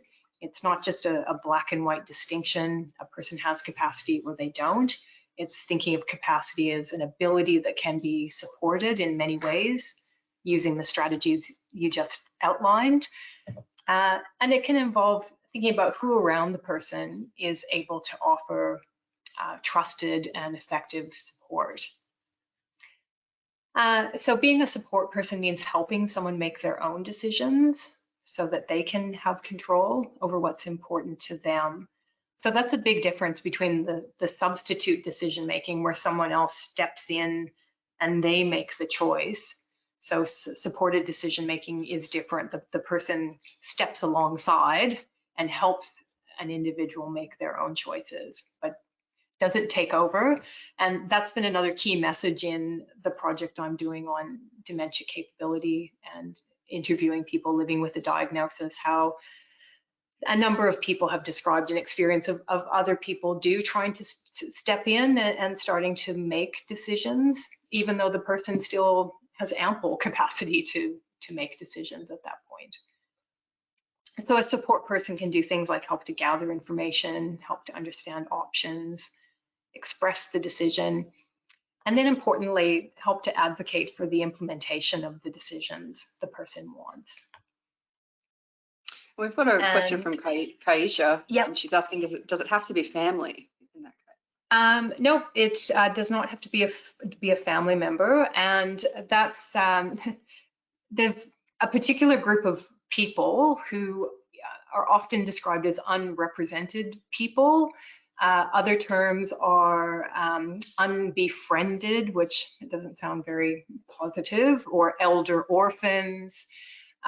Also doesn't sound very positive to call someone an orphan or unbefriended. Also called solo agers, maybe a bit more positive, but there are some people who just for various reasons do not have family members, or they don't have people who they trust or have maintained a relationship with family members. So it can certainly be people who are friends or part of the chosen family for the individual. So again, that's a point I come back to later. Legally, in the past, there's been this attention to the idea of next of kin. So thinking about family members being a substitute decision maker or a support person, but we know more people are living longer, and they're living on their own. There's more later life divorce or marriage breakdown, family members moving far away. So there are a growing number of people who fit into legally what we might call unrepresented, in the sense that they don't have ready access to a family member in particular who's able to become that support person. So it's really for the individual to indicate who is the person they trust to support them. We will talk a bit later about legal arrangements around support people, and of course there is always a concern, or there can be a concern around whether that person who shows up as a support person potentially has ulterior motives, and there may be other concerns that or red flags where we become concerned about undue influence. So we could discuss that a little bit more.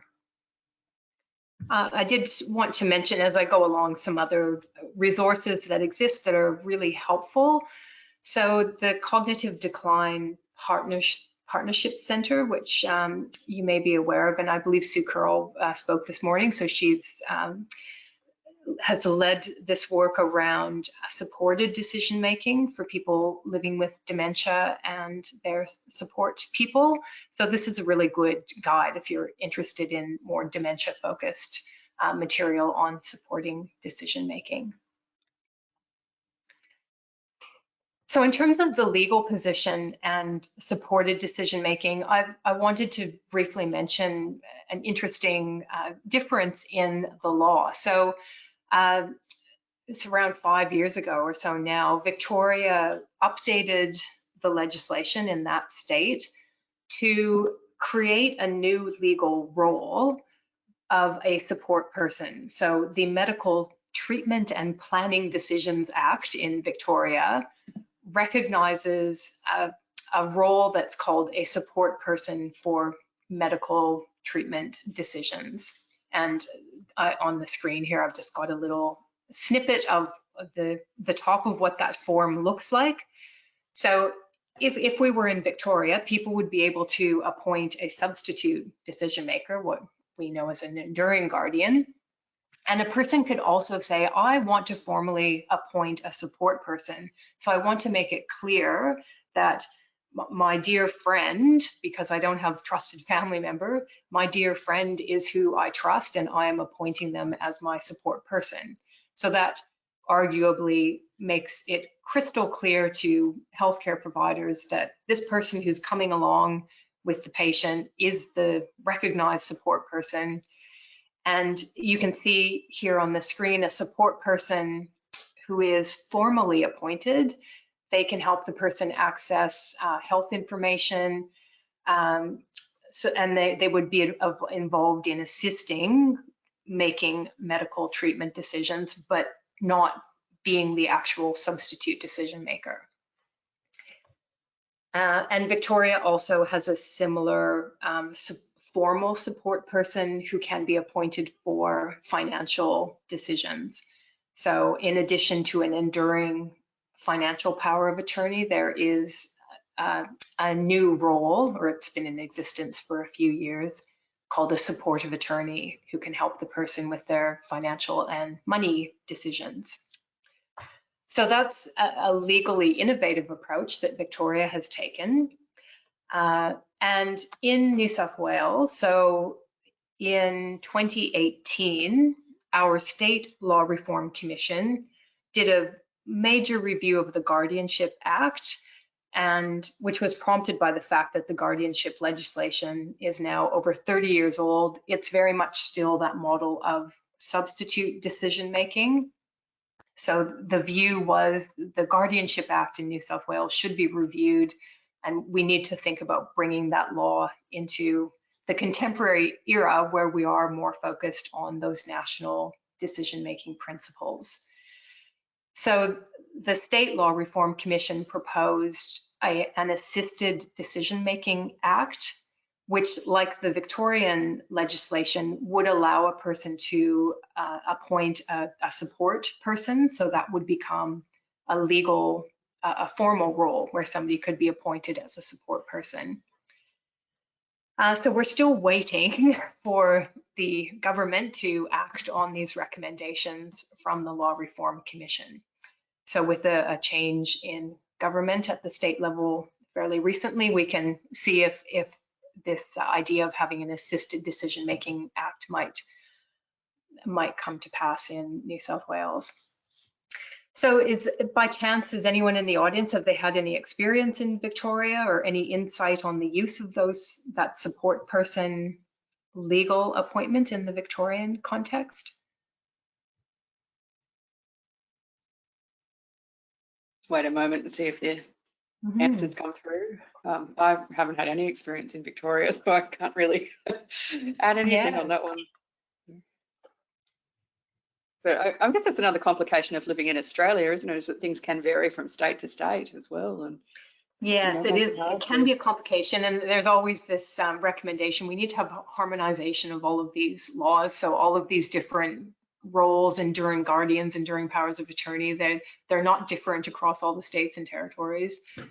That's quite an ambitious law reform proposal. I think there's lots we can do at more of a practical level to improve how those kinds of documents are made and enacted that can certainly improve how they work while we possibly wait quite a long time for national harmonization to occur. One benefit, though, of having the different laws across the country is that we can see examples like Victoria where they've gone ahead and said, let's legally recognize this support person role. And then the rest of us in other states can sit back and say, oh, how's that working? Similar to voluntary assisted dying, we've seen an incremental approach, and it gives those of us in states that have where that process has taken longer, at least we've had the benefit of seeing how things are going in other jurisdictions. All right, so we can come back to that if anyone has insights on formal supported decision making. So another key point, there are different kinds of decisions. So here we are on the 9th of August.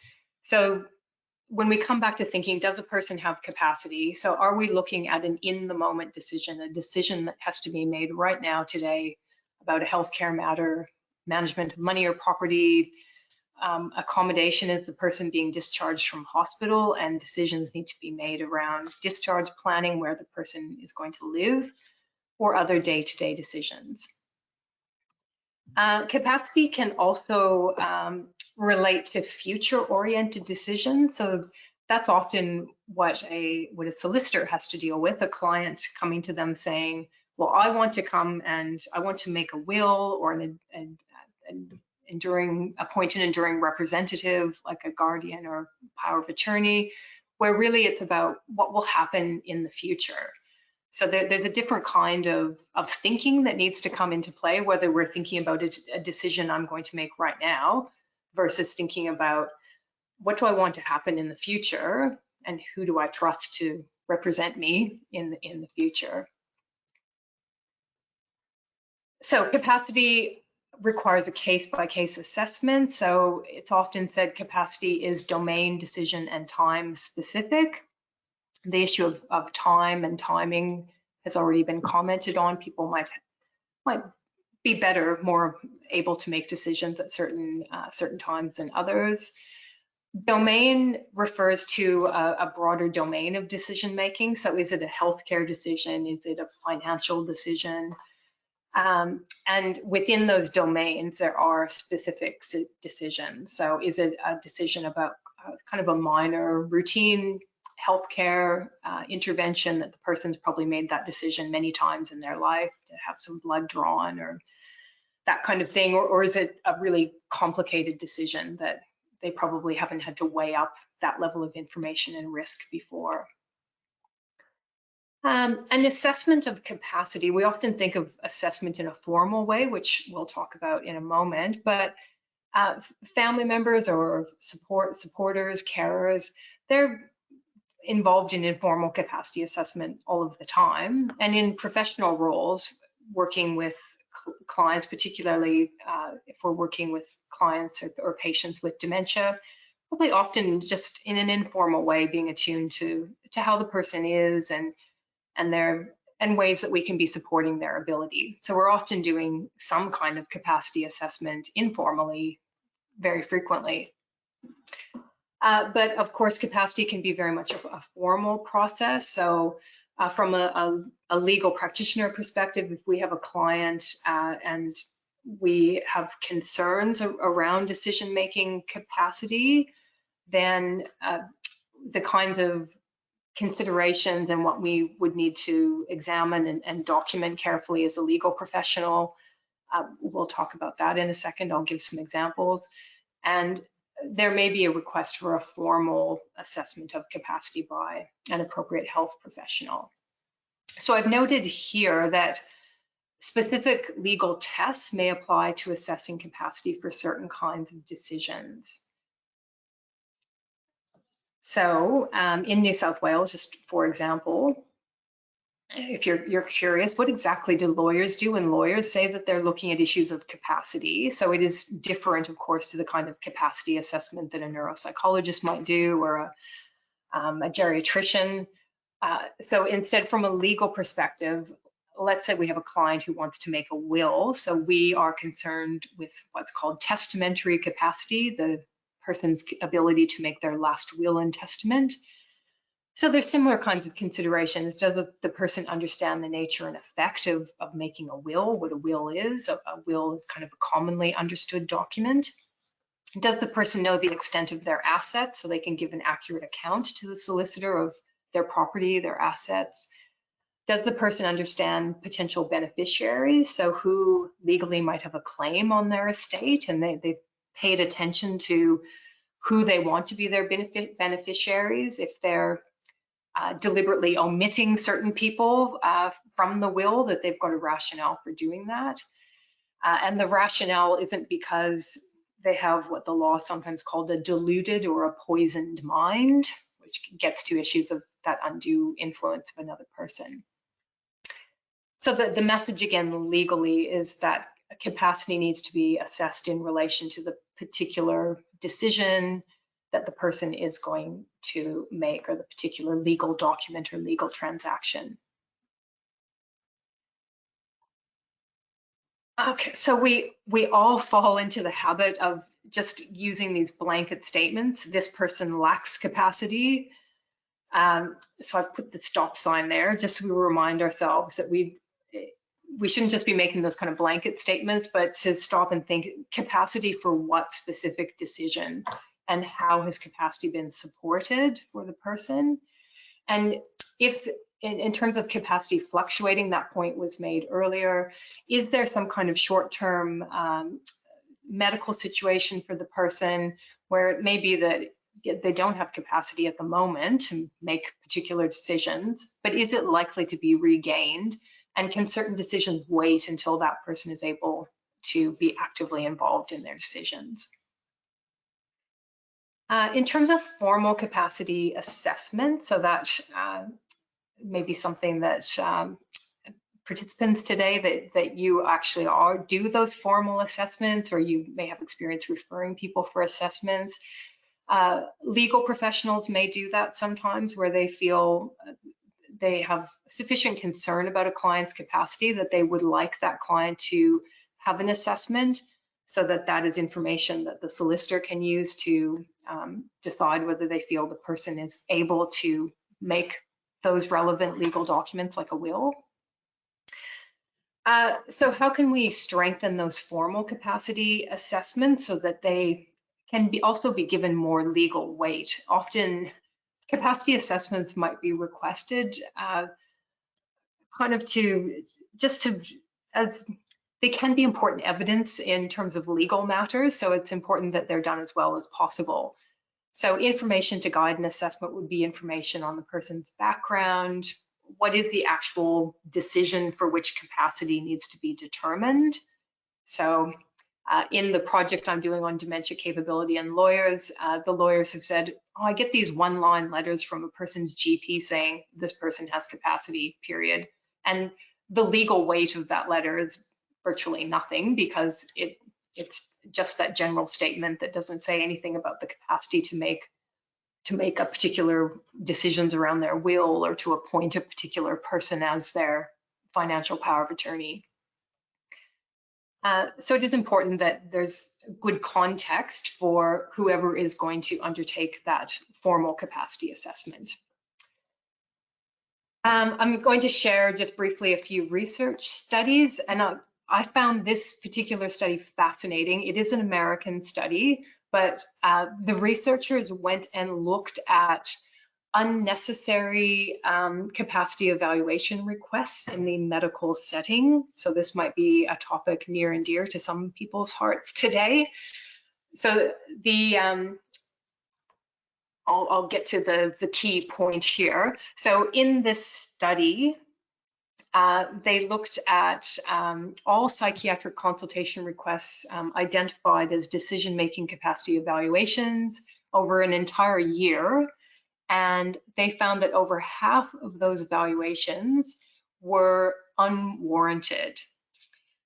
So does that surprise anyone? Does it surprise you that if you looked at all of the formal requests for decision-making capacity assessment in a year, that over half of them would be unwarranted? So if you have any comments on that, feel free to put them in the chat. But reasons why those capacity evaluation requests were considered unwarranted were, there were situations where the person, according to reviewing the file notes or the patient file notes, that it was clear the person had capacity and the referral was only for kind of a legal backside covering purpose or to shift. There maybe was some family conflict, so it was a way of offloading conflict by saying, well, we'll get a psychiatric evaluation for this one. And then in other cases, it was clear the person would not have capacity for that particular decision. So again, the referral was viewed as unwarranted.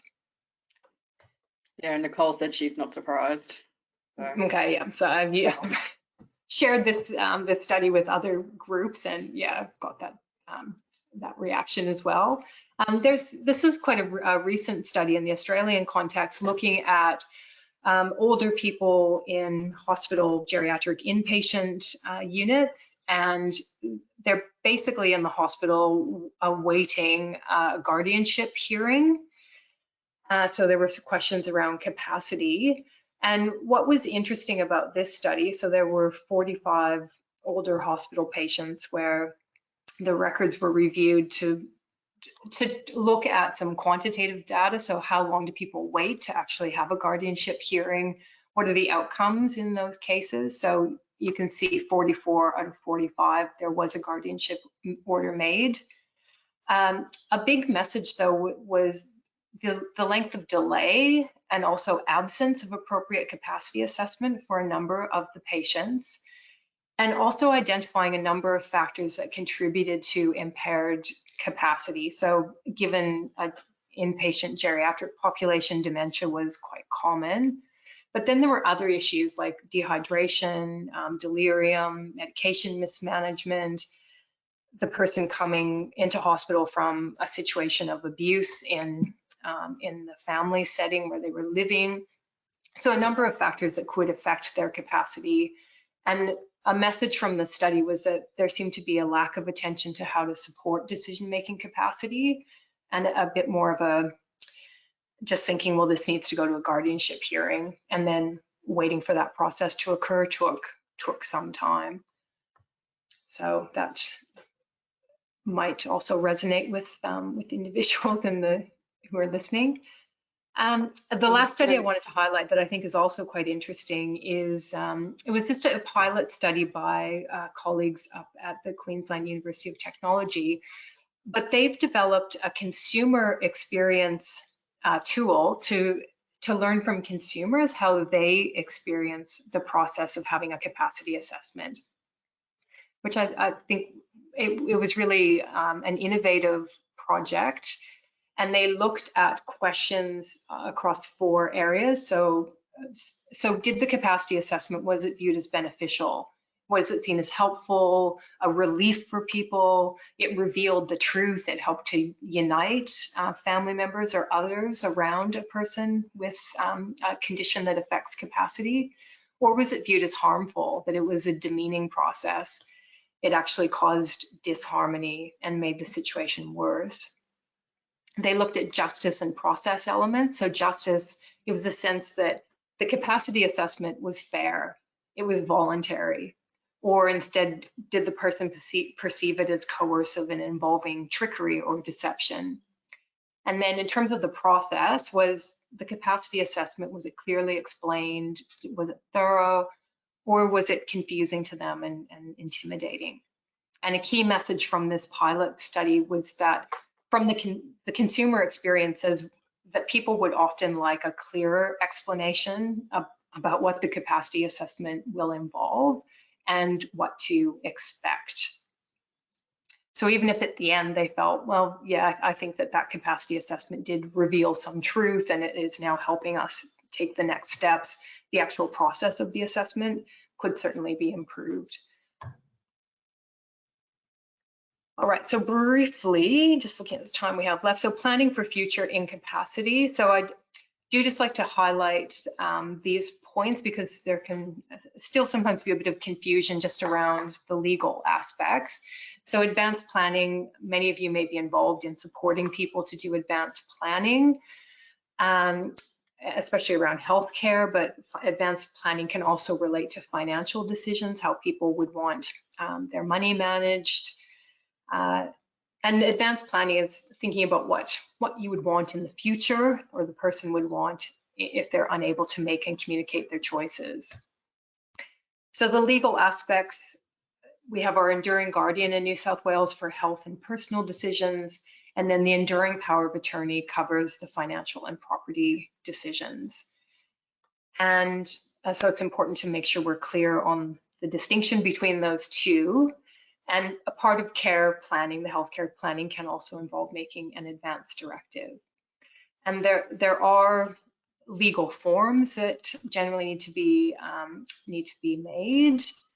I have included a link here to the New South Wales government planning page, which I think is unfortunately named as the end of life planner, because from a legal perspective, we often say it's better for people to do this kind of planning earlier in life, and it's not about the end of life. It's about, there could be all sorts of circumstances through life where people might have a period where they're not able to make decisions, and if they have these documents in place, it could make things easier. So if I were naming this, it wouldn't be end of life planner, but that's how they're naming it. But it is a helpful site, despite the name, where you can get links to all of the current New South Wales documents and some good plain language guidance for the different planning ahead tools. And so this is probably information that you're familiar with in terms of the enduring guardian and completion of the form. The advanced care directive instructions can also show up in the enduring guardian form. So that's in another study I've done, talking to lawyers about how they work with clients to make these kinds of advanced planning documents. Many lawyers will say they don't go near advanced care directives. They might tell a client they can make them, but they say go talk to your doctor or other health professional about that, which makes sense. But sometimes within the appointment of an enduring guardian form, a person might express some wishes there around how they would want the enduring guardian to make decisions. So it can be important to actually look at that enduring guardian form as well and make sure the guardian, the appointed person, knows what's there. And of course, we have had some work to develop an advanced care directive so there can be a more consistently used directive. And I have a brief case scenario here, and I'll provide the slides. One of the slides, basically I've included it to summarize what the law says about when an advanced care directive is valid. So this was a case where a person they completed a worksheet, so it wasn't a nice New South Wales Health Advanced Care Directive form, and it had been provided by his Jehovah's Witness congregation that refused, so he indicated he would refuse blood transfusion and dialysis, and then he ended up in hospital on kidney dialysis, and then the clinicians became aware of this document, and the question was, well, is this actually a legally binding advance directive? So this is the legal position in New South Wales, saying that if this written document, whether it's in the nice New South Wales Health format or some other kind of document, if it's clear and unambiguous and it applies to the situation at hand, like it did in that case, the guy said, I would not want a blood transfusion or kidney dialysis, and then he's on dialysis, so everything all matched up. So the court said, yes, this is a directive that should be respected. And there was a distinction there that the court was really wanting to separate the idea of some kind of right to die. So this all predated voluntary assisted dying discussion, but the right of a capable adult to refuse medical treatment. And I will basically leave this for you to read when you get the slides if you're interested, but this was the language in the court decision around the importance the law places on respecting a competent person's right to self-determination. So they said, even though the state, there's kind of a broader public interest in trying to preserve life, but we must give priority to an individual's right to make their own choices about what happens to their body and their care if they're making those choices when they have the capacity to do so. But yes, so yes, I might just wrap up in a second, but in terms of a reality check around advanced care planning and advanced care directives, there's still a relatively low uptake of advanced care directives. There's also audit studies, particularly of people in residential aged care facilities, have shown that so-called directives can often be made by other people on behalf of an older person or a resident in a facility. So that's actually what a directive is meant to be made by the person themselves. Other people could be involved in making sort of broader planning discussions, but the directive should be made by the person themselves when they have the capacity to do so. So it is legally problematic if other people are basically filling in the directive form instead of the person themselves.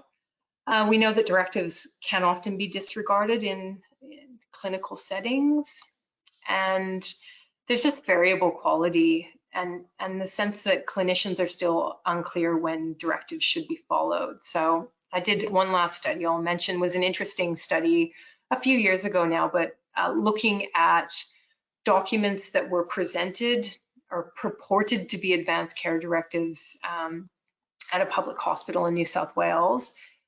And again, this might not surprise you either, that of 100 purported advanced care directives, only 50, so just half, were considered to be valid in the sense they were clear, they had some unambiguous instructions that a clinician could actually follow and would apply to the patient. So other directives were just really vague and not particularly helpful. And then lastly, I've just summarized, again, the enduring power of attorney relating to the financial matters. So the important message there, if somebody comes along and they say, oh, I've done my healthcare planning, but what they've done is an enduring power of attorney, that only covers their money and finances. And then very last thing, I just did want to highlight, in New South Wales, we talk about the person responsible. And again, I increasingly hear that language rather than next of kin. But as you likely know, within the Guardianship Act, we have the hierarchy of decision makers that we would go to in that order if the person is unable to make their own decisions. And then lastly, becoming a substitute decision maker if the person does not have capacity for particular decisions. It can be a very difficult role. There's interesting research showing that when we have to make decisions for others, we often become more risk averse. So we start to kind of deny dignity of risk as well when we become a substitute decision maker. So even though we think if the person were able to make their decisions, I think they would do X, we become more risk averse and we say, even knowing that, I'm still going to take the more risk averse and I'm going to decide Y, even though they would do X. So I think we need to do a lot more to support people who become substitute decision makers. So think about how we can better support them.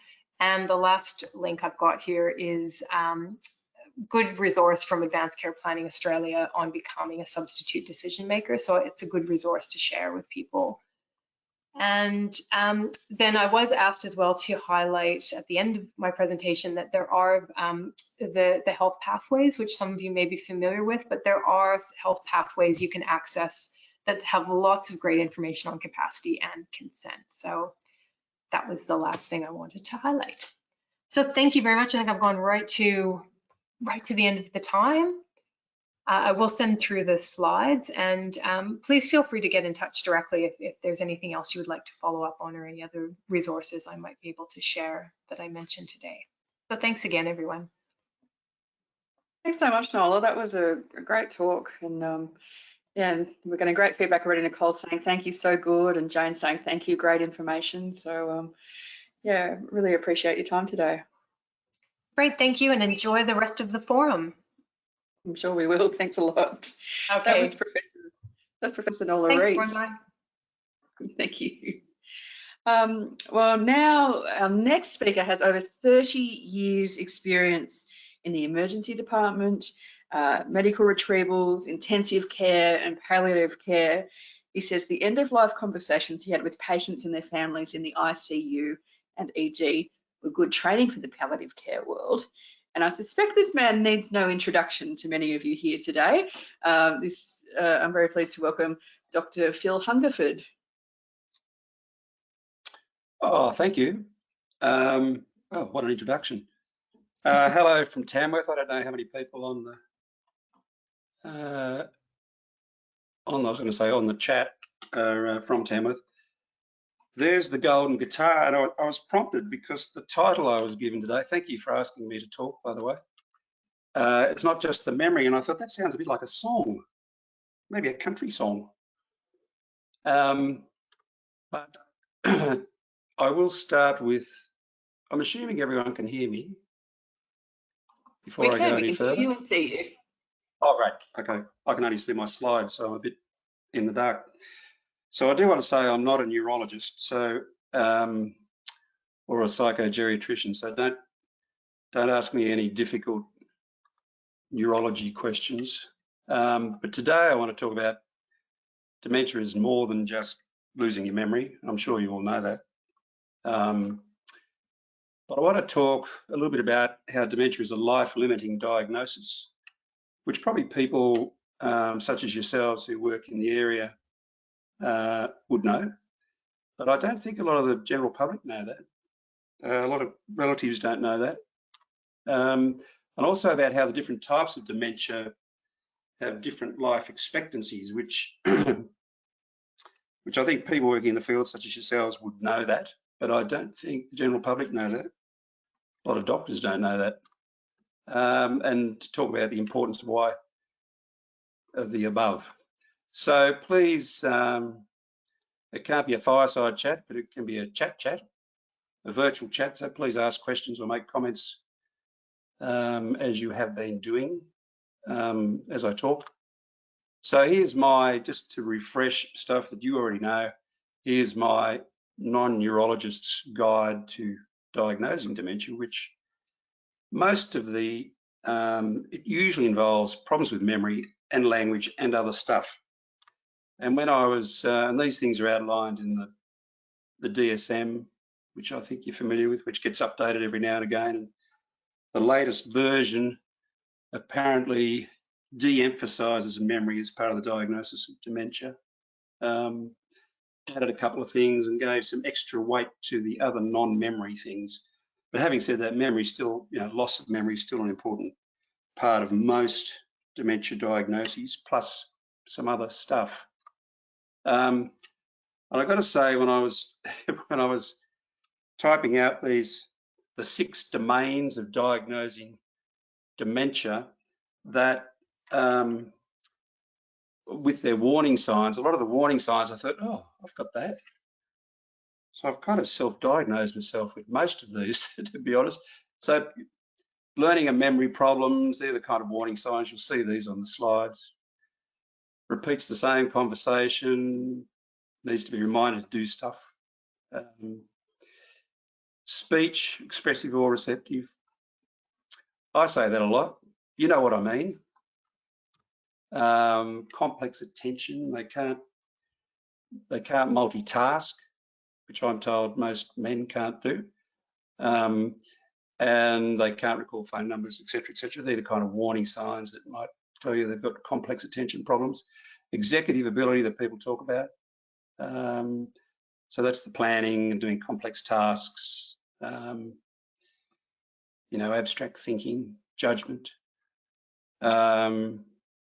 perceptual, motor or visual perception praxis.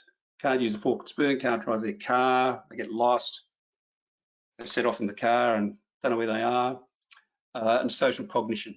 So they're the kind of inappropriate social stuff. No insight into the fact that they've got social inappropriateness. So they're the 6 domains people talk about. And usually to diagnose dementia, it's more than just the memory. That's the first thing. The diagnosis is more than memory. You need memory plus at least one or more of these other domains to be a problem. Often the patient doesn't know it's a problem, and you're relying on the family or the carers. But this is the bit that saved me from diagnosing myself as having dementia. It's got to represent a significant recent decline in the level of function, and it must be interfering with your daily activities. And you've got to make sure it's not something else going on, a delirium or some medical condition. They haven't got a chronic subdural hematoma or something like that. So but I really want to talk about this aspect of when you get the dementia diagnosis, which is, when it comes your time to die, and you'll be going there or there, depending on what sort of life you've had, or if you're not a Christian, you'll be going there or there. And just going back to what do people actually die from overall in Australia? And when I looked up the stats, I always thought dementia was number 2, but for women, it's number 1, which surprised me. This is 2021 figures.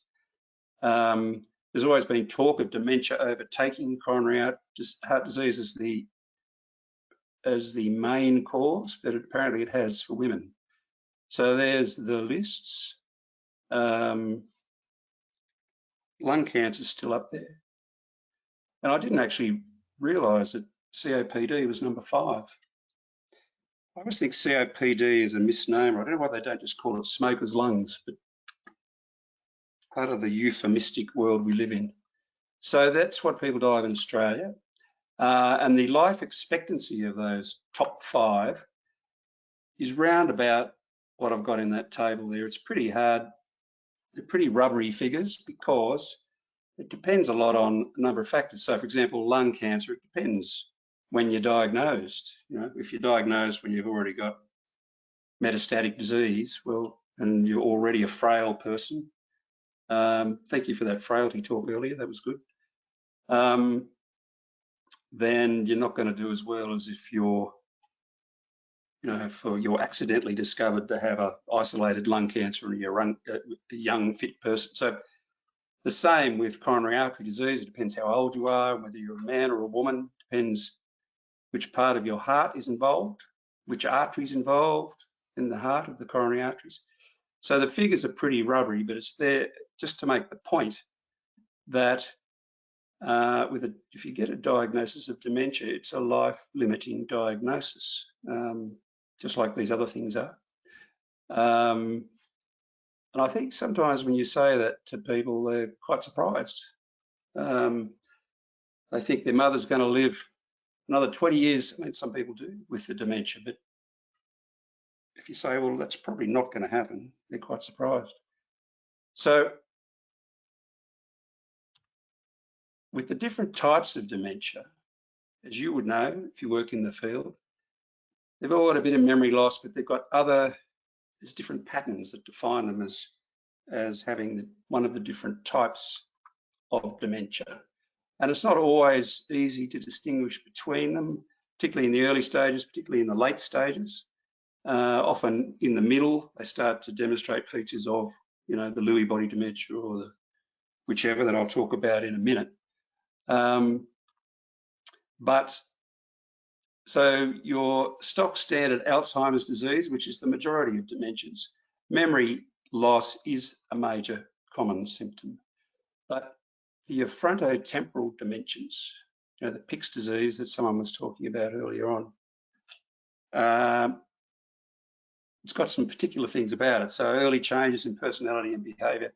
If you work in this area, you'll know this. They become disinhibited, socially inappropriate, do stuff like that, kissing strangers, urinating, flatulence without concern. That's worrying. That I don't think that's a sign of Pick's disease myself. They lose empathy, they lose their insight. And a thing that I hadn't heard of until I worked on this talk, hyperorality. So sometimes people with frontotemporal dementia apparently suddenly start to crave carbohydrates in particular. So they binge eat, or if they've been a previous smoker or drinker, they binge more and more and more on the two. That kind of thing will be exacerbated. For example, I had a patient who was a smoker, developed frontotemporal dementia. So a combination of that, the binge thing, but also she kind of forgot when she finished a cigarette that she just had a cigarette. So her last year or so of life was lighting up a cigarette, putting it out, lighting up another cigarette. She went through cartons of cigarettes, which of course shortened her life. But also this interesting thing of REM sleep behaviour disorder, which is usually when all of us go to sleep and we dream, we're meant to be kind of quiet and not move much. But interestingly, with Pick's disease, they act out their dreams. So they do violent movements and they punch and leap out of bed and yell and swear, which is a bit confronting, of course, for their sleeping partner. So there are a few little interesting features that might say you've got Pick's disease, and as opposed to Alzheimer's. And the reason that's important is that they have quite different prognoses. Lewy body dementia has visual hallucinations. Everybody talks about that as one of the features, but also a kind of spatial dysfunction, loss of knowledge of where their body is in the world, loss of losing direction in the car, that kind of stuff. So that's one of the features of Lewy body dementia. I'm not going to talk about the different CAT scan, MRI appearances, etc., etc. These are just clinical things I'm talking about. Vascular dementia, executive function. They can't make plans. They can't abstract think. This is one of the predominant features of vascular dementia, as well as kind of a stepwise, if they're having a stroke or a little mini stroke, they suddenly go from this level to that level. That's kind of a feature of vascular dementia. So why does it matter what sort of dementia you've got? Well, first of all, because I think it's good to be able to tell patients and their carers and family what's going to happen and what sort of care is going to be required along the way. It's quite different looking after someone who's got Alzheimer's and who's kind of placid and is not up all night, not aggressive, not socially disinhibited. That's quite a different care kind of package compared to someone who's up all night and who's socially inappropriate and getting lost and wandering. And so I think it's good to know what sort of dementia for that reason, to anticipate what sort of care is going to be needed for planning purposes. and also in terms of life expectancy, because this is a little table of the approximate, this is very approximate, life expectancies for the different dementias. And, you know, sure, some people live 20 years with Alzheimer's. But if you're a 40-year-old and you've been diagnosed with young onset dementia, well, I think you and your family, you've got to know what you're up for. And that's something that's going to progress quickly. It's not like you're going to live to 80. And here's what to expect along the way. Same with vascular dementia. They've got quite a short life expectancy, particularly because they're likely to die of a stroke or heart attack in the meantime, apart from the other ways that demented people can die that I'll talk about in a minute. Lewy body dementia's kind of got a shortish prognosis. Frontotemporal dementia, especially if it's part of motor neurone disease, has a short prognosis. Your standard motor neurone disease, 2 years. So there are different little varieties of motor neurone disease where people live longer, but your stock standard motor neurone disease. So I think these are important figures to know, for families to know, for GPs to know. And I've alluded to this, I don't think prognosis should be just about how long have you got, which is what's on most people's minds. You say, well, do you know what to expect? Oh, tell me how long I've got, doc. But I think it's more important to tell people about what to expect as they go along. Here's what's likely to happen. You know, you've got to be careful. You might have a fall, which will shorten your life. Have a fall, break your hip, which I'll talk about in a minute. That'll shorten your life. You're going to be prone to getting infections. You've got to watch out. You're going to be prone to having accidents. If any of those things happen, then your life's going to be shortened. There'll be crises along the way. So I think that kind of outlining the trajectory of a disease and what to expect is more useful information, I think, than just how long have I got, doc. So why do people with dementia have a short life expectancy? Well, you don't die from having no memory, of course, but there's a lot of other things that go with dementia, such as these things. Immobility, poor balance, loss of muscle, they get deconditioned, they're unmotivated, they've got poor judgment, poor nutrition, poor immunity. So all those things can lead to things happening to the patient. So, for example, the classic leave the gas on, leave the stove on, which sometimes that's apparently a gas explosion in Britain. Holy dooly. Poor social cognition and judgment can have consequences. That kind of thing, apart from ruining your reputation, embarrassing your family, and using up a lot of police time as they search for you in the hills. That can have consequences. Somebody earlier said people with dementia have 2 to 3 times the increased risk of falls. So people get that, broken hip. And broken hips, as a lot of old people say, that's the beginning of the end sometimes, and sometimes they're right, depending on, sometimes, you know, they're going to need that with their broken hip. Sometimes things don't go as planned, they're old, they're frail, they've got heart disease, they don't survive the anaesthetic. If they do survive the anaesthetic, they get complications. 3 months later, they're still in hospital, and sometimes end up dying, instead of dying like this, which is how I want to die, they end up dying like this, which is a horrible thing for a demented patient, a horrible thing for their families, but this happens, it's reality. So having poor motor and visual perception can have its consequences. We've all got stories of that. People who are starting to lose it and get in the car when they shouldn't. I mean, most demented people lose weight, but But some, if they've got this carbohydrate craving, they put on weight, they're inactive. The same with the thin people, they lose their muscle mass, they become frail as per the definition of that that was given to us in the first talk today. They're not motivated to do anything. All of those things can have. Here's Barbie. We all think of Barbie as a glamorous, skinny young woman. That's what'll happen to Barbie sooner or later. It hasn't happened in the last 60 years, but sooner or later, Barbie. Most of them have poor nutrition. They're a bit malnourished. I thought that was interesting earlier today that old people have twice the protein need. Eat 3 eggs a day. That's a good take-home message, I think.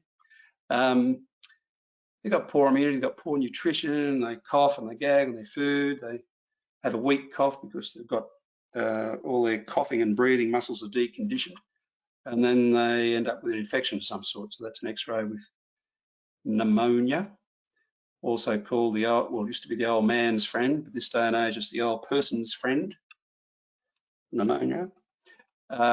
Urine infections, infected pressure areas, all of those things, they're much more prone to those things. COVID. They often have comorbidities, which have consequences. Here's a couple of comorbids, which they had before they got demented. But of course, those things shorten your life. And that's a CAT scan of a cerebral hemorrhage. So comorbidities can make you prone to other stuff, heart attacks, strokes, cancer. So where am I leading with this talk, which I'm going to finish? You're all going to get an early mark. So most patients, when they find out they've got lung cancer, it's so they or the family say to the doctor, well, how long have I got, doc? And the doctor will give some sort of an answer. But most people, when they're given the diagnosis of dementia, don't think about, well, how long have I got? And their families don't either.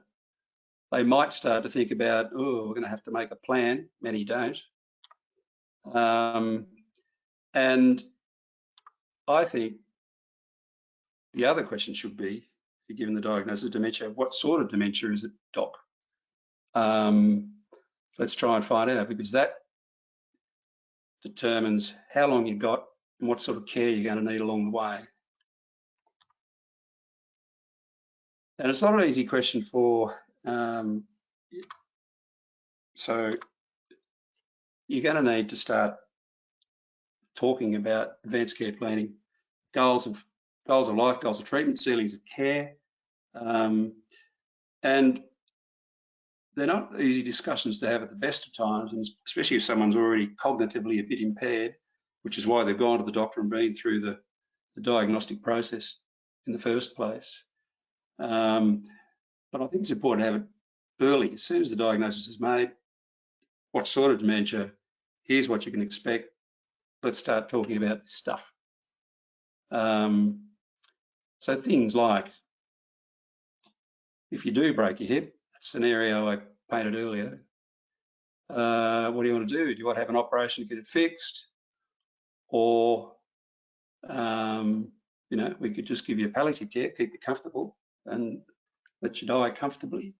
So those kind of discussions, which are difficult to have with someone who's not cognitively impaired, but you'd have to involve the family and the enduring guardians if they have one. So these are the discussions that need to be had early. Also de-prescribing. I think someone mentioned earlier, do you need that statin? Do you need that antihypertensive now that you've lost weight and you're fainting all the time?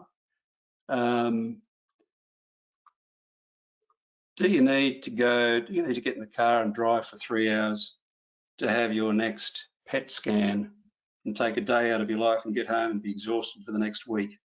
Do you need to go back and see the cancer doctor because you're halfway through your breast cancer treatment? Those kind of discussions. But also, where do you want to get looked after when things get difficult? What is your preference?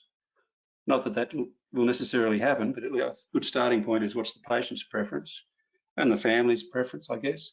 And when you need more and more care, who do you want to do the caring? Do you want your son to come home from America and look after you for the next X years, or et cetera, et cetera? And when your time comes to die, where do you want to be when you die? Do you want to be in hospital? Do you want to be at home? So these are all advanced care planning, end-of-life discussions, end-of-life planning. They're kind of a mixture of palliative care principles, practicalities, but I think they're all important. So, no questions. This is, I like this slide. This is advanced care planning in many people's homes. You can't actually hear any laughter, if there is any. I'm laughing, Phil. Oh, one laughter. Nice. It's getting very close to home here. I was going to say that's advanced care planning at my place, but it's not quite true. So now, I finished early. Questions, comments? Did you get any on the chat?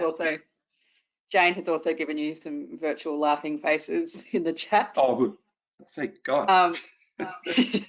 While we wait for the questions to come in, I was just interested to note, were you suggesting that if someone is being treated for cancer and they're diagnosed with dementia, that they don't proceed with cancer treatment, or would it be sort of a case-by-case basis kind of question there? Oh, yeah, depends on. I mean, some cancers are potentially curable. You know, if you've got breast cancer of a certain type, you can expect to be cured, in inverted commas. Some cancers aren't. You know, if you've got pancreatic cancer, that's a terrible cancer to have, and despite all the things people go through, the prognosis is pretty dismal, and it has been for years. So you'd have to weigh up what sort of cancer it was, how advanced it was, how far into your treatment you are.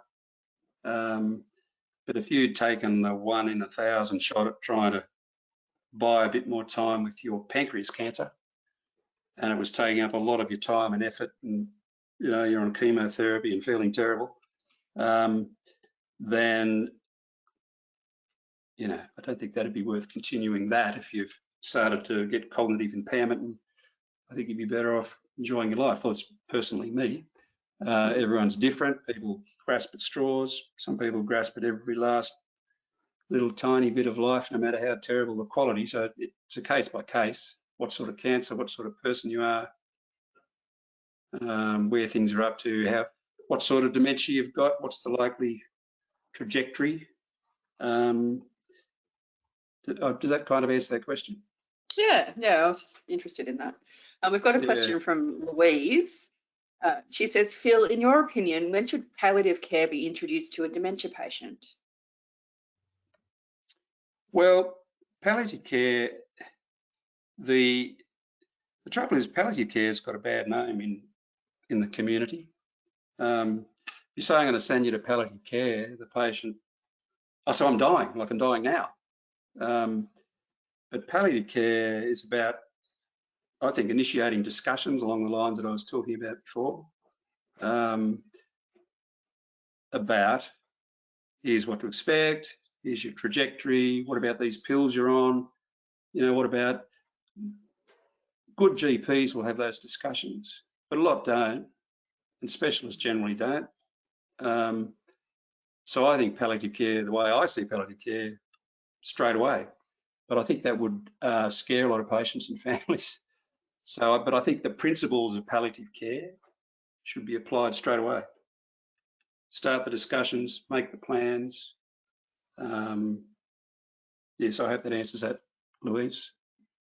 Yeah, and Stacey said, yeah, there is a big difference between palliative care and end-of-life care. Yeah. Well, to me, it's kind of a transition. You know, palliative care is, you start back here to when you're getting to the pointy end, there's stuff that's, it's not like you're one or the other. It's kind of you transition from one into the other, I guess, is the way I see it. And Louise is also wondering, what does the terminal phase of dementia look like? Well, it depends on what sort of dementia, and it depends what you're actually dying of. So, for example, it can look like, well, I'll give you a couple of examples. It can be someone with a particular type of dementia who's not frail, who's strong, but is got Lewy body dementia. They're violent. They have to be sedated. They're locked up in an institution. You know, the family have done the best they can. So they're walking around all the time. Everyone's scared of them. They're getting sedated. There's MET calls. There's code black calls. This is in a hospital or institution. And then they get something that you think is going to end their life. They get pneumonia. So it's that kind of person, agitated person who's sick, you know, who's got a cough, got a fever, is in bed. It can look very messy like that. That's one example. And that requires a whole lot of juggling and conversations and, you know, decision making that people working in the area would be familiar with. But it can look, it can be just the end stage. It's just a very unmotivated, thin, skinny person sitting in a chair all day, not really interacting much, not wanting to eat much, gradually spending more and more time in bed, family hovering around, and then they just kind of drift off one night. So there's a whole lot of different scenarios depending on what happens to you along the way and depending on what your background health is like, depending on what sort of dementia you've got. I don't know if does that kind of answer that, Louise?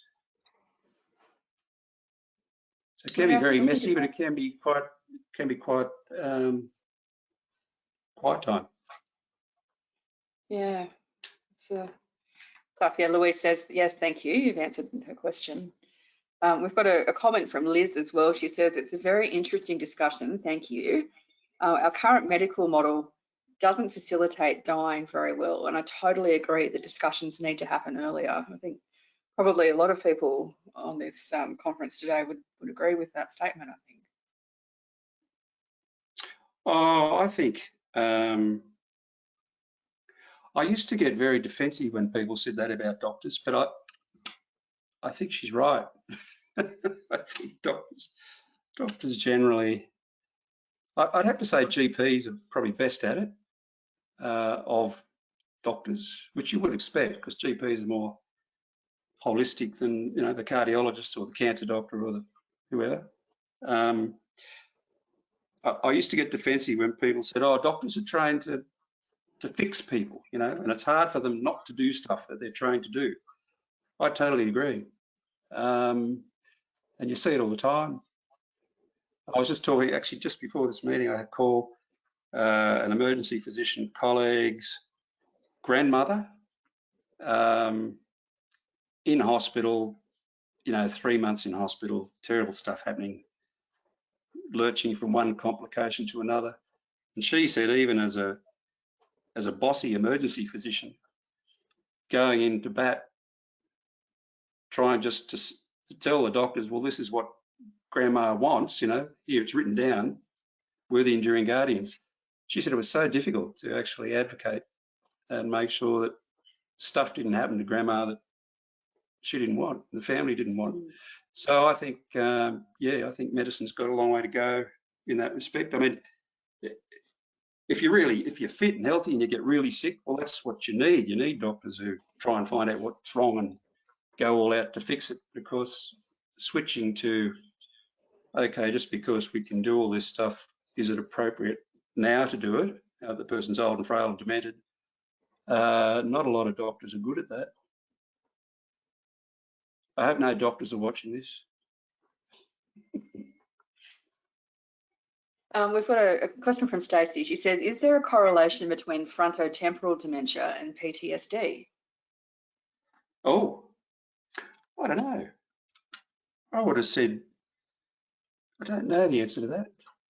That's why I said I'm not a neurologist. Interesting question. Yeah. I mean, the dementias have structural changes in the brain. PTSD, I don't know whether that has structural changes or whether it's a, but look, I don't know the answer. You know, perhaps some of the behaviours that are labelled as PTSD initially might actually be the early stages of frontotemporal dementia, but that's a different thing to saying you've got PTSD. Is that connected to, if you get the difference? Yeah. It's the same with diagnosing many things, you know, in the early stages. It's not always obvious, and you bounce around between doctors and specialists until the disease kind of progresses to a point where it's more recognisable.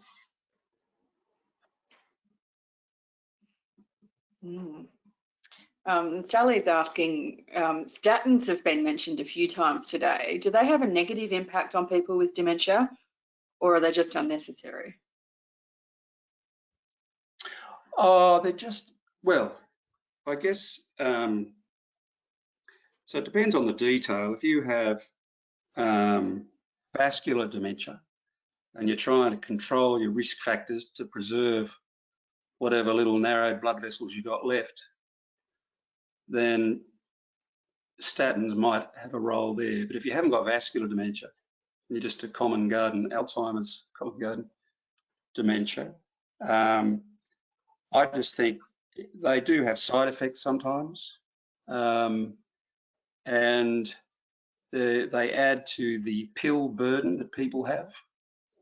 And if you've been put on it because your cholesterol was high, you know, you went to the doctor did a test, your cholesterol's high, you better go on a statin because we don't want you to have a stroke in the next 20 years. If you're already 75 years old, you've got your diagnosis of dementia, it's a bit academic. So yeah, pill burden, sometimes side effects, and philosophically just seems a bit crazy to me. Side effects like people get aches and pains sometimes. I don't know, some people it makes them funny in the head for some reason. But I think you've got to, people get put on pills, you know, when they're 55 for their hypertension, their high cholesterol, Now they're 75, they've lost weight, they're getting up and they're dizzy all the time. No one thinks to stop the antihypertensives. No one thinks to, you know, what about the statin? Pill burden is quite a thing for people who are demented and they can't swallow, and you've got to nag them to take their pills. So reducing it to the bare minimum of just the essential stuff, I think, is important. Yeah. And then Rebecca's saying, we often discuss deprescribing of statins and antihypertensives, but what about long-term psychotropics like decades of antidepressants and or antipsychotics? Is deprescribing still a good idea to improve functioning and reduce sedation and confusion? Oh, maybe, case by case. And my slides are coming up. I'm not touching anything. You try to speed me up? No, I'm not, I promise. Because I haven't clicked the button. Anyway, because I'm shaking my desk. Oh, look, case by case. I mean, whoever wrote that, you are correct. I think people get put on antidepressants, antipsychotics. It's like the antihypertensives, and they just kind of roll along. No one's asking any questions. The years roll by, they're still on them, and no one's saying, well, I wonder if they still need them, and I wonder if it's causing side effects. I wonder if it's causing the cognitive impairment. I mean, they're the kind of questions you would ask. But I guess if someone had 5 years ago severe depression and the pill magically fixed them, and they've tried going off it a few times and they got severely depressed again, well, that's the kind of person that you'd have to be careful stopping it. So yeah, just case by case. But it is, you are right. You need to think about them. Is that achieving anything? Is it actually causing the cognitive impairment? But let's have a think about it. And any of those things, if you're going to stop them, you know, it's got to be done in a supervised kind of environment, very, very slowly. Wean it down slowly. Yeah. Nicole commented as well, just saying polypharmacy is such an issue. Oh, it's terrible, the amount of pills people are on. I've had this, so my personal experience, look, see, somebody's fiddling with my slides. They're giving my talk for me. I have my hands in my pockets, I swear. Here's my punchline's about to come up with that old fella. Polypharmacy, especially in people who are old and sick and dying, or even if they're not dying, if they're old and sick, the number of pills they're on. And I think the compliance, doesn't matter how many times you tell people, you know, get your Webster pack, I don't need one. Well, go and get your do-it-your-own Webster pack, you know, so get your wife to help you load it up. Still, I think the compliance is terrible. So who knows what the interactions are sometimes, and who knows what the compliance really is. I mean, you ask patients, are you taking your pills? Oh, of course, doctor. But personal experience, family members who, even with the doctor nagging them, and the doctor writing it all down, still doesn't equate to what they actually end up putting in their mouth. It's amazing. I'm waiting for my punchline to come up here. Life is pleasant, death is inevitable. You want it? Nicole has said that, oh, sorry, it's the transition in between that can be troublesome. Well, that's true, isn't it? Yeah, Nicole has said she's been seeing improved cognitive function in clients being started on antidepressants. Yes.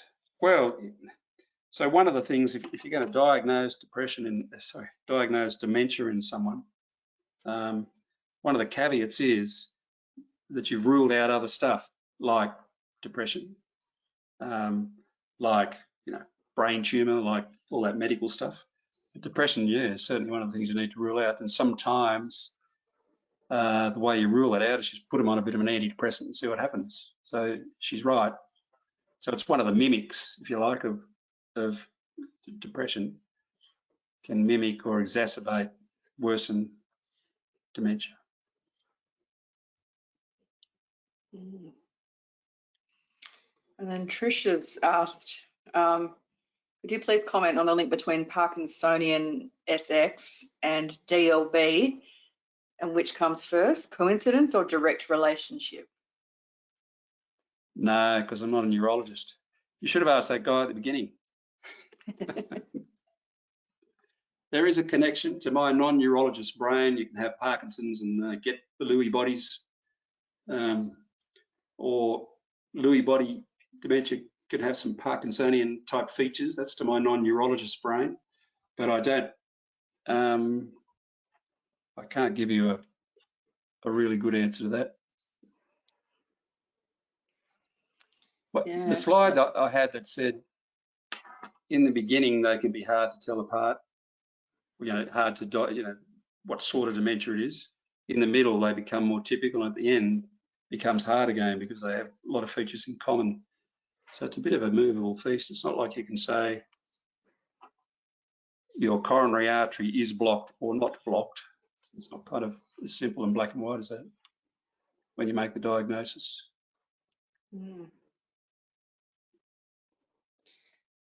Sorry, I'm not a neurologist, Nicole. Well, there's still time to go back and retrain, I'm sure. Nip back to uni. And yeah, Natasha says depression has a high risk. Dementia has a high risk of depression. Would you not suggest this to be crucial for the person living with dementia to maintain their well-being? Oh, as in if they get, is she saying they get demented? Dementia is the primary thing, but then they develop depression subsequently? Yeah, and I think maybe she's saying it's important to maintain well-being so you don't get depression on top of your dementia. I hope I've got that right, Natasha. Oh yeah, of course. Of course.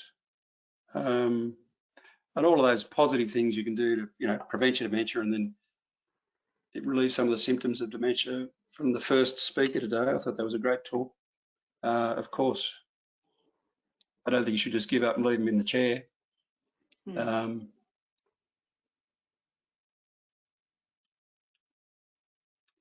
I hope that answered that question. I didn't quite get that question. Yeah, and Natasha just also pointed out as well that depression can also be a precursor to dementia. Yeah. Yep. Actually, you hear that quite often, don't you? Yeah. And Nicole that's said the thing about in the beginning, it's often hard to tell what's going on, and it's only the, you know, the passage of time, giving things time to become more typical in how they look. That applies to a lot of diagnoses. And of course, people are always cranky that it wasn't picked up right back here at the beginning when everything was a bit non-specific. But yes, depression can be the precursor. It can be the chicken and not the egg. Yeah. Or the other way around. Yeah. And Nicole said, and another problem is that this cohort of aged don't talk about depression either. You know, it's, you know, not something people like to reveal in those older age groups, I think. So, yeah. Yeah. No, I agree. Yeah. And I think sometimes,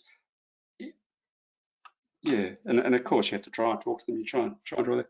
But I do think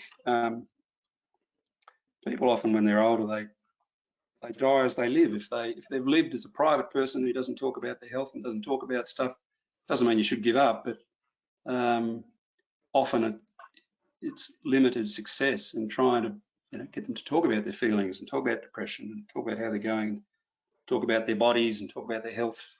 So it's which is good in some ways, that people maintain their self and their self-determination. And Trish is wondering, is there a rule of thumb for prescribing, is it Aricept, timing-wise? It's spelled ARICEPT. Oh, look, I've never prescribed it, only because I don't work in that area. I thought it was the first speaker, wasn't it, today? The geriatrician. She was very good. The professor, I forgot the name. Sue. She had a very good slide on that. So I'm not sure if the person who asked the question saw that, but if she goes back to that talk, I thought that was a really sensible approach to it. But sorry, I gave you a non-answer because I don't know the answer to that question. I don't work in that area. I have never prescribed it. I'm more an end-of-life guy.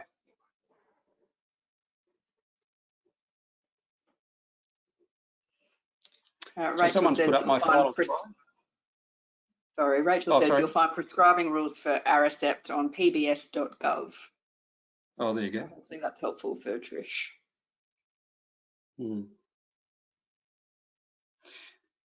Well, look, thank you. I thank you for all those questions. They were good questions.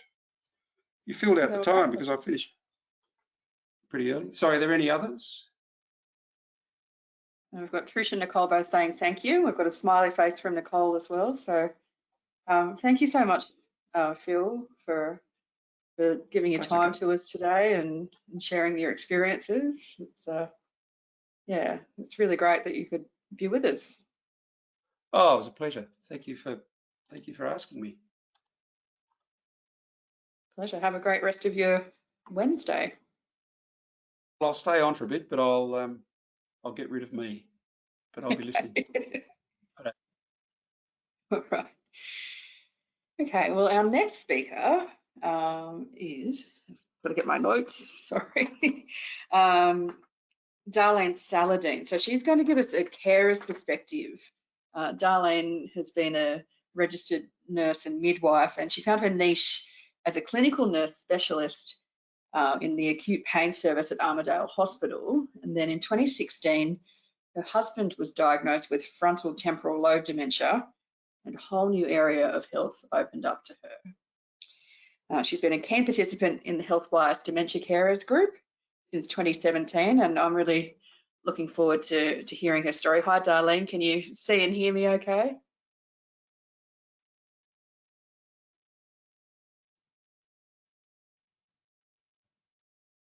Hi, I'm just trying to sort the slideshow out.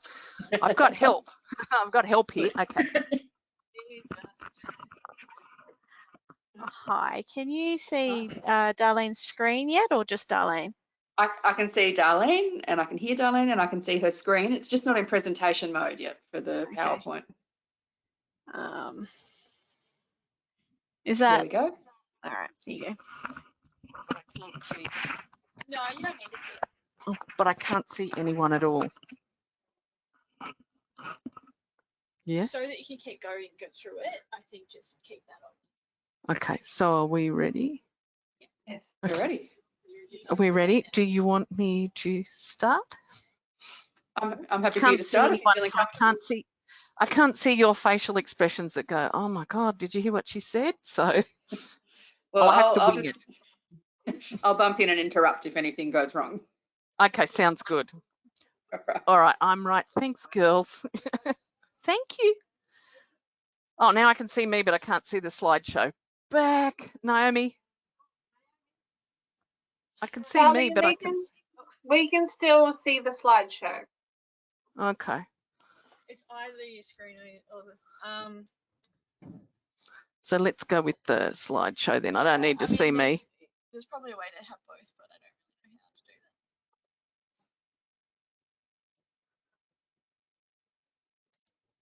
that. I would All right. just do this and just stay on here. Yeah, I'll just stay on that.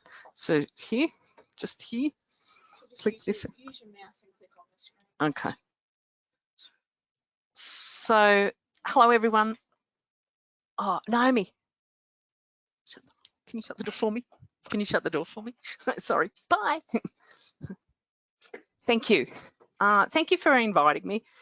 My name's Darlene Saladin, and this is my journey with my husband, Michael, and his diagnosis of frontal temporal lobe dementia. So this is a picture of my beautiful family in 2014, January 2014. And this is how we looked before the diagnosis of dementia in 2016.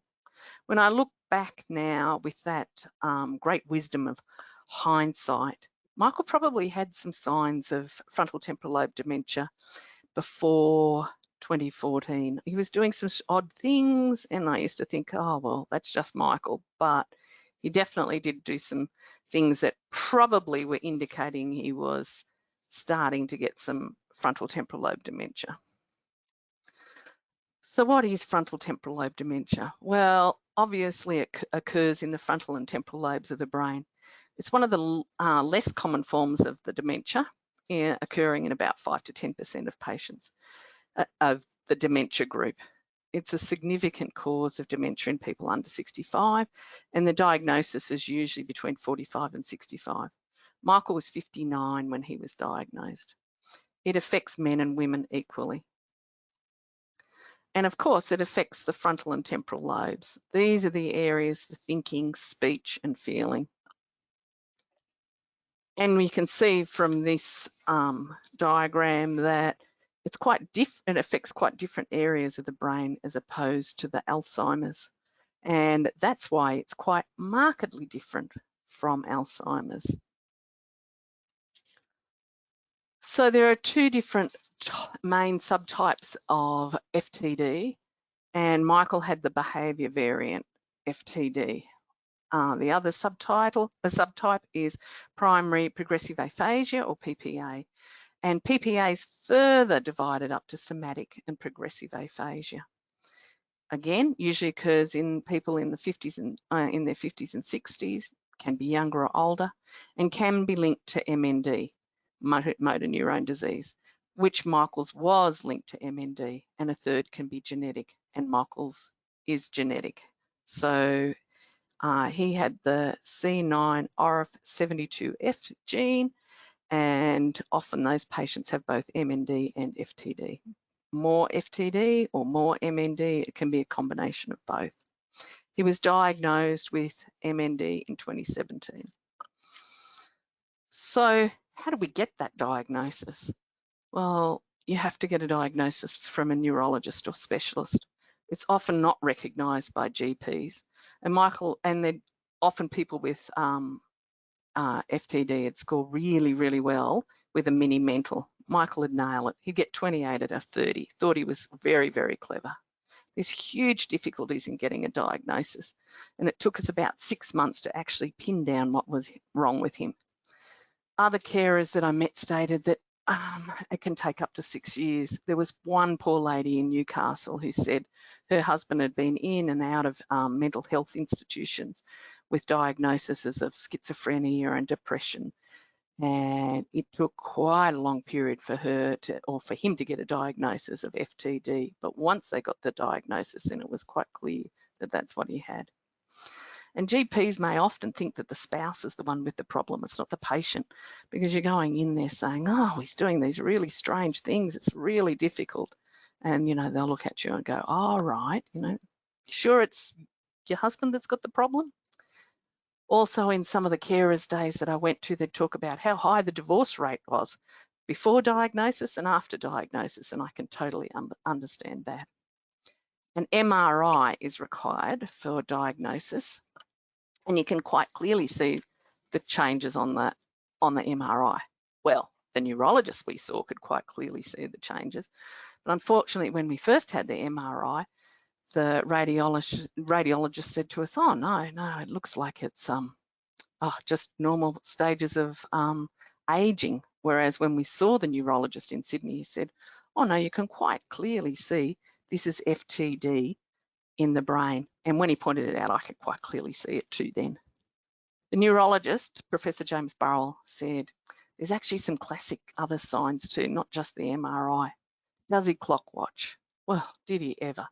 So he'd be tapping on his watch all the time saying, we're going to be late, we'll have to go. And then we'd turn up to something half an hour early because he was constantly looking at his watch.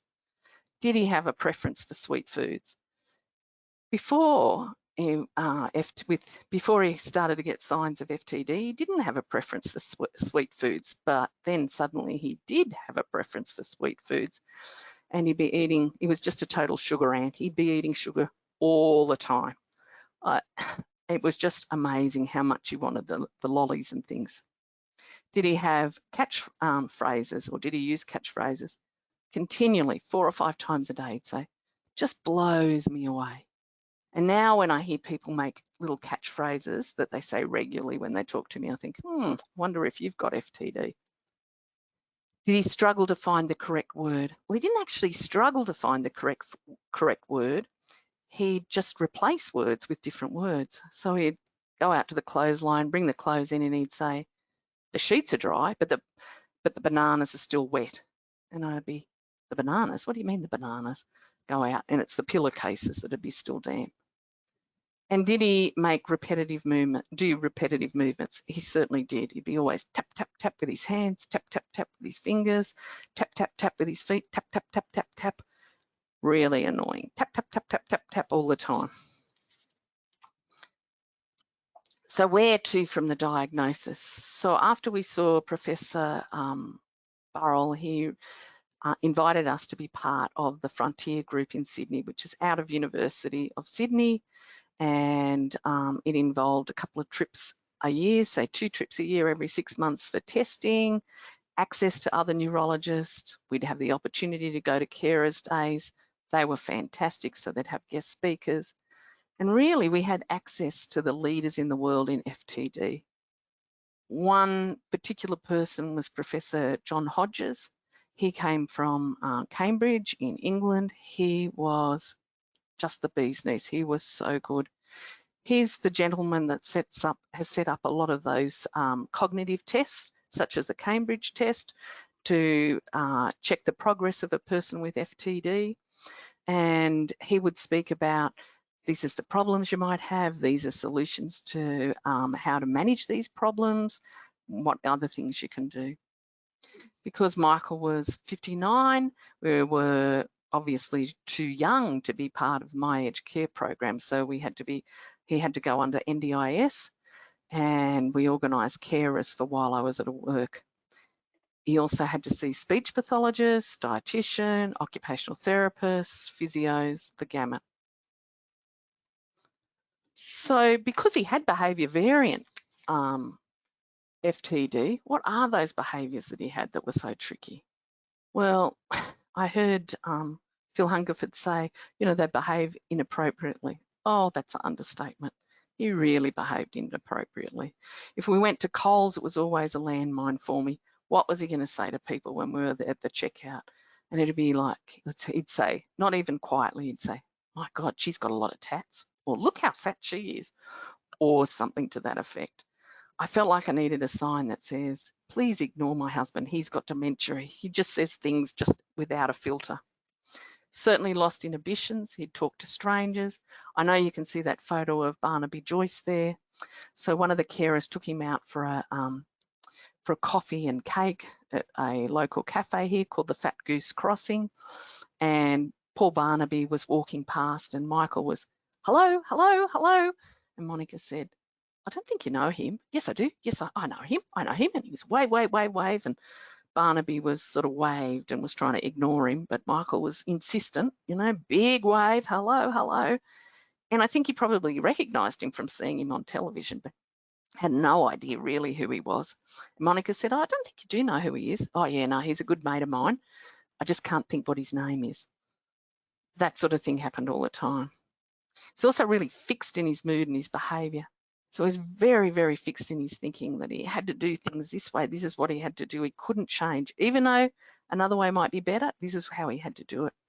So if we were in the garden, we were cutting things up in the compost, I'd be chop, chop, chop 10 centimetre or whatever it was and shoving it in.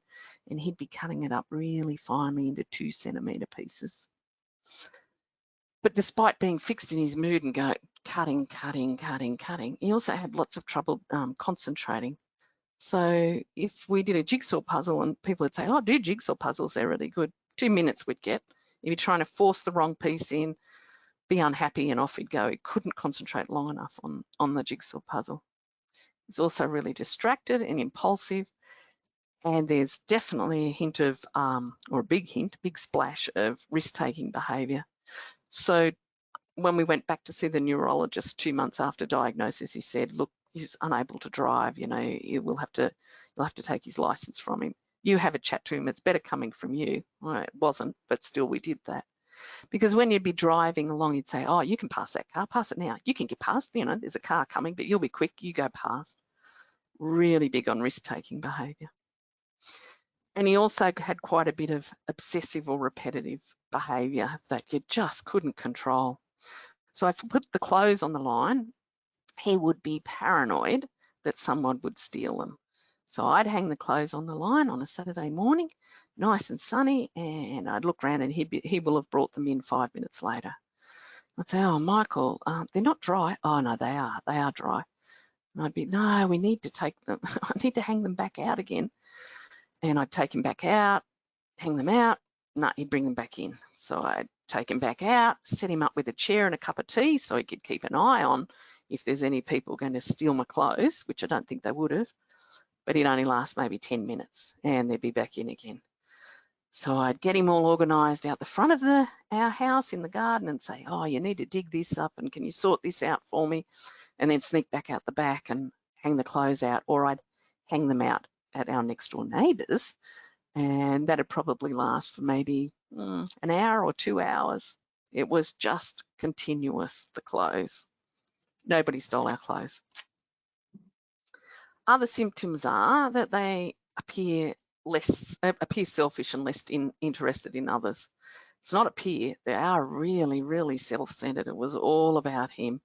And yeah, all about Michael, not about anyone else. And totally lacking in empathy. Totally lacked any insight that anything was wrong with him. So we would go and see the neurologist and they'd say, oh, hi, Michael, how you going? Oh, yeah, no, I'm really good. So can you tell us why you're here? And he'd say, oh, because she's brought me. I'm the she's brought me. And they'd say, so are you feeling like anything's happening? Are you forgetting anything? No, I'm fine. She's not though. There was also a decline in self-care and personal hygiene, and that just continued. So sometimes he'd just wear the same clothes day after day, and I'd have to sort these little plans out about how can I get these clothes? So he has to put a new set of clothes on in the next day, and I'd do things like he'd hop in the shower, and I'd say, just leave those clothes out here.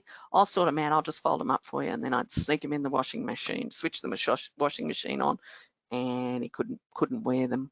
Or I'd have to wait till he'd gone to bed that night, and then I'd be sneaking around trying to find the clothes and put them in the washing machine. And really apathetic. He could sit there on the lounge watching television for hours on end and not move, except to get the clothes off the line if he thought the clothes were on the line. And what about those changes in the food eating patterns? So he really did crave sweet foods. He could eat a packet of Tim Tams in 20 minutes or less. You'd open a packet of Tim Tams, you'd have one, and he'd eat the rest. And I was telling my kids about this, like, oh my God, you should see how quick he is in eating Tim Tams or mint slices or something like that. My son James said, yeah, but Mum, I think most people can eat a packet of Tim Tams in not too long a time. And I was like, yeah, but not in one hit, like really. And overeat, he would definitely overeat. He didn't have any really unusual food preferences, but he certainly liked to hide sweets around the house. So after he went into care, before he went into care, I had a little bit of an ant problem around the house, and I couldn't work out why.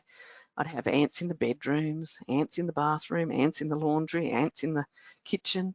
And then when he went into care, I found all these little piles of lollies in all these different places, and a scoop up, and the ants had had a lovely time with them. Also, there's food fads. Often patients with FTD will just want to eat one specific type of food. There was a lady that Rebecca Ahmed, one of the neurologists in Sydney, spoke about, and she would just eat McDonald's self-serve ice cream all day. So for breakfast, lunch, dinner, that's all she ate. Michael loved coffee, and he would want to drink coffee all day. As soon as he got up, say if he got up at 6:30, he'd be saying to me, can you make me a coffee? Can you make me a coffee? I need a coffee. So I'd make a coffee, he'd drink it, and then he'd say, oh, I need a coffee. So you just had one. Yeah, no, I need another coffee. I need a coffee. And it's the same as what I just heard Phil saying about the person that was smoking. It'd be one after the other, one after the other. So coffee was one after the other. There's also an increase in the consumption of wine. Michael didn't smoke, but he certainly didn't mind a wine. And at night, if we had a glass of wine, I'd pour out a glass of wine before I've really even had half a glass. He'll have finished his off. Will have poured himself another glass, but it would have been much more substantial than the glass I will have had. He will have polished that off, and then he would have very quickly polished off the bottle of wine, and I would have only had one glass. So and his behaviour then would be very poor after he'd drunk all that wine, and you couldn't stop him from drinking it. So I hatched up a bit of a plan of saying, well, I think I'm not that keen on that wine that you like. So what I think we should do is, you should buy the wine that you like. I'll help you buy it. I'll get it for you, and I'll buy the wine that I like.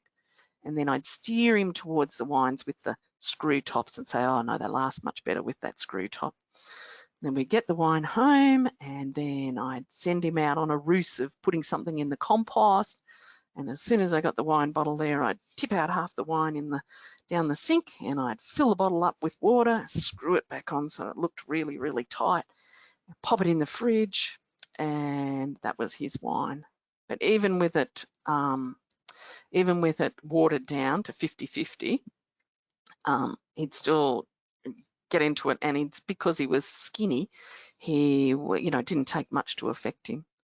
So we had a couple of little instances where we had a family gatherings, and he drank quite a bit of wine, watered down 50-50, because he said this was his wine, he wouldn't let anyone else drink it. And after it was everyone left and the kids were there, we all had a big chat about we're not drinking any more wine.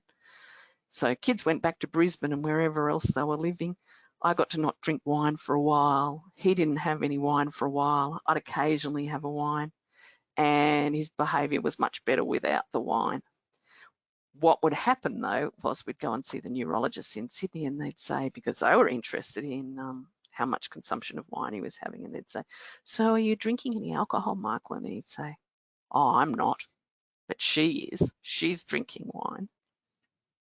Also, he'd eat really quickly, so there were no table manners. Like, he'd have everything eaten before I'd even started, and he'd use knives and forks, but, you know, was really poor table manners. So you really didn't want to take him out because it was not nice. There's also quite a few food rituals, and I just thought to explain some of the things about FTD, Michael's obsession with having homemade muesli would be a really good way to explain some of the ways he was thinking. So in the mornings, he could only eat our homemade muesli that we made. So he was really, really rigid in his thinking. He'd be in an absolute flap if there was no muesli. Couldn't eat toast. Couldn't have that first. If he had the muesli first, then he could eat the toast. But if he hadn't had the muesli, well, there's no way he could eat toast. And what he'd do is I'd make up a big bowl and he'd tip all the muesli in, and he'd leave me 3 lonely little pieces of oatmeal down the bottom, and I'd get to have the 3 pieces of oatmeal. And I'd say, Michael, I've got to go to work in a minute. You know, and carers are coming. I need some of the muesli. No, you'll have to make some yourself. So then we ended up, I'd make his muesli for him and then my muesli for myself, because he actually couldn't make the muesli himself. So he'd lost this loss of executive thinking, even though the recipe was really easy, of just 1 cup of oats, 1 cup of shredded oats, 1 cup of oatmeal, whatever. It was really easy, but no, he just couldn't do it. Rebecca Ahmed did this wonderful study that she spoke about at one of the carers days that Claire and I went to in Sydney. Claire's my daughter. And she talked about, she's got a really big interest in how patients with FTD really overeat sweet things and how they're rigid in their thinking. And she wanted to see exactly how many more calories these patients would eat. So I'd suggest, if you want to read the research paper, I've read it a couple of times, it's really, really interesting. Look it up, it's great. So they set up this breakfast for a control group. Everyone was there, the same groups, a control group, a group of patients with Alzheimer's and a group of patients with FTD. Asked them to fast, talked about doing blood sugars and other blood tests, and then they provided them with the breakfast that everybody could have, and it had a huge array of different things, you know, like mueslis and toast, but it also had lots of things like Danish pastries and French pastries. Looked fabulous, the photos. So then they calculated the calories that each group had, and the control group had what you'd think the control group would have. Interestingly, the Alzheimer's patients ate maybe about 1/3 more calories. And of course, the FTD patients who have that sugar ant sweet tooth, they ate another 1/3 more, I think it was, because I haven't looked at it lately, 1/3 more calories. But what confounded the test was there was a few people in the group that reduced the calorie count of the total FTD group. So they had people like the person that liked to eat the McDonald's soft serve, and then, of course, she wouldn't eat anything, because if it wasn't a McDonald's soft serve, well, then she couldn't eat anything. So her calorie intake was 0. And the other person they had there was another person that only ate dried fruit in the mornings. So she picked out all the dried fruit out of the muesli, and that's what she ate, which was not a very big load of calories. So, of course, she brought the group down as well. After we listened to this, I was saying to Claire, Claire said, oh, can't you just imagine Daddy would have had a big plate full of those Danish pastries? And I said, oh, I don't think so. I think he wouldn't have been able to eat anything because he didn't have his homemade muesli. Because we used to have to take the muesli everywhere. He wouldn't eat unless we took the muesli everywhere, well-travelled muesli. And she was like, nah, I'm sure he'd have had all those pastries. So he was having testing done that day while we went to the carers day. They were so good at organising things for us. And then we went and picked him up, and we were walking back to the unit where we were staying, and Claire said, so Dad, and she told him about the breakfast, and she said, tell me, what would you have had? What would you have liked to eat? And he said, oh, I wouldn't have been able to eat anything because I wouldn't have had my muesli there. And I was like, told you. Righto. So what were the behaviours, the difficulties in his behaviours that led me to having to try and put him into care? So he became really, really difficult to manage. He was hiding and running away from the carers. He was hiding and running away from me. I'd make him a cup of coffee or I'd ask him to do something and he'd just disappear. And I think, now where the hell's he gone? And I'd be looking all around the house, nowhere. And he would have hidden up the back of the shed. So it just, and you'd find him and say, so why are you hiding up here? Oh, I don't know. I just thought I would. He'd just run away and hide all the time. He was also hallucinating. So our house is quite close to the house next door. It was a Saturday.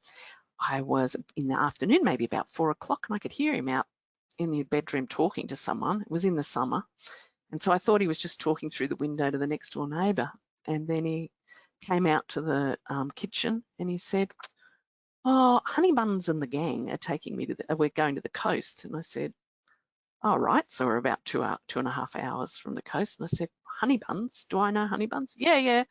I've got some things and I'll be off. And he had a pair of shoes, nothing else, pair of shoes on, dressed, and was going to the coast with Honey Buns and the gang. And I said, oh, well, how about we have a cup of tea? No, they'll be outside waiting for me.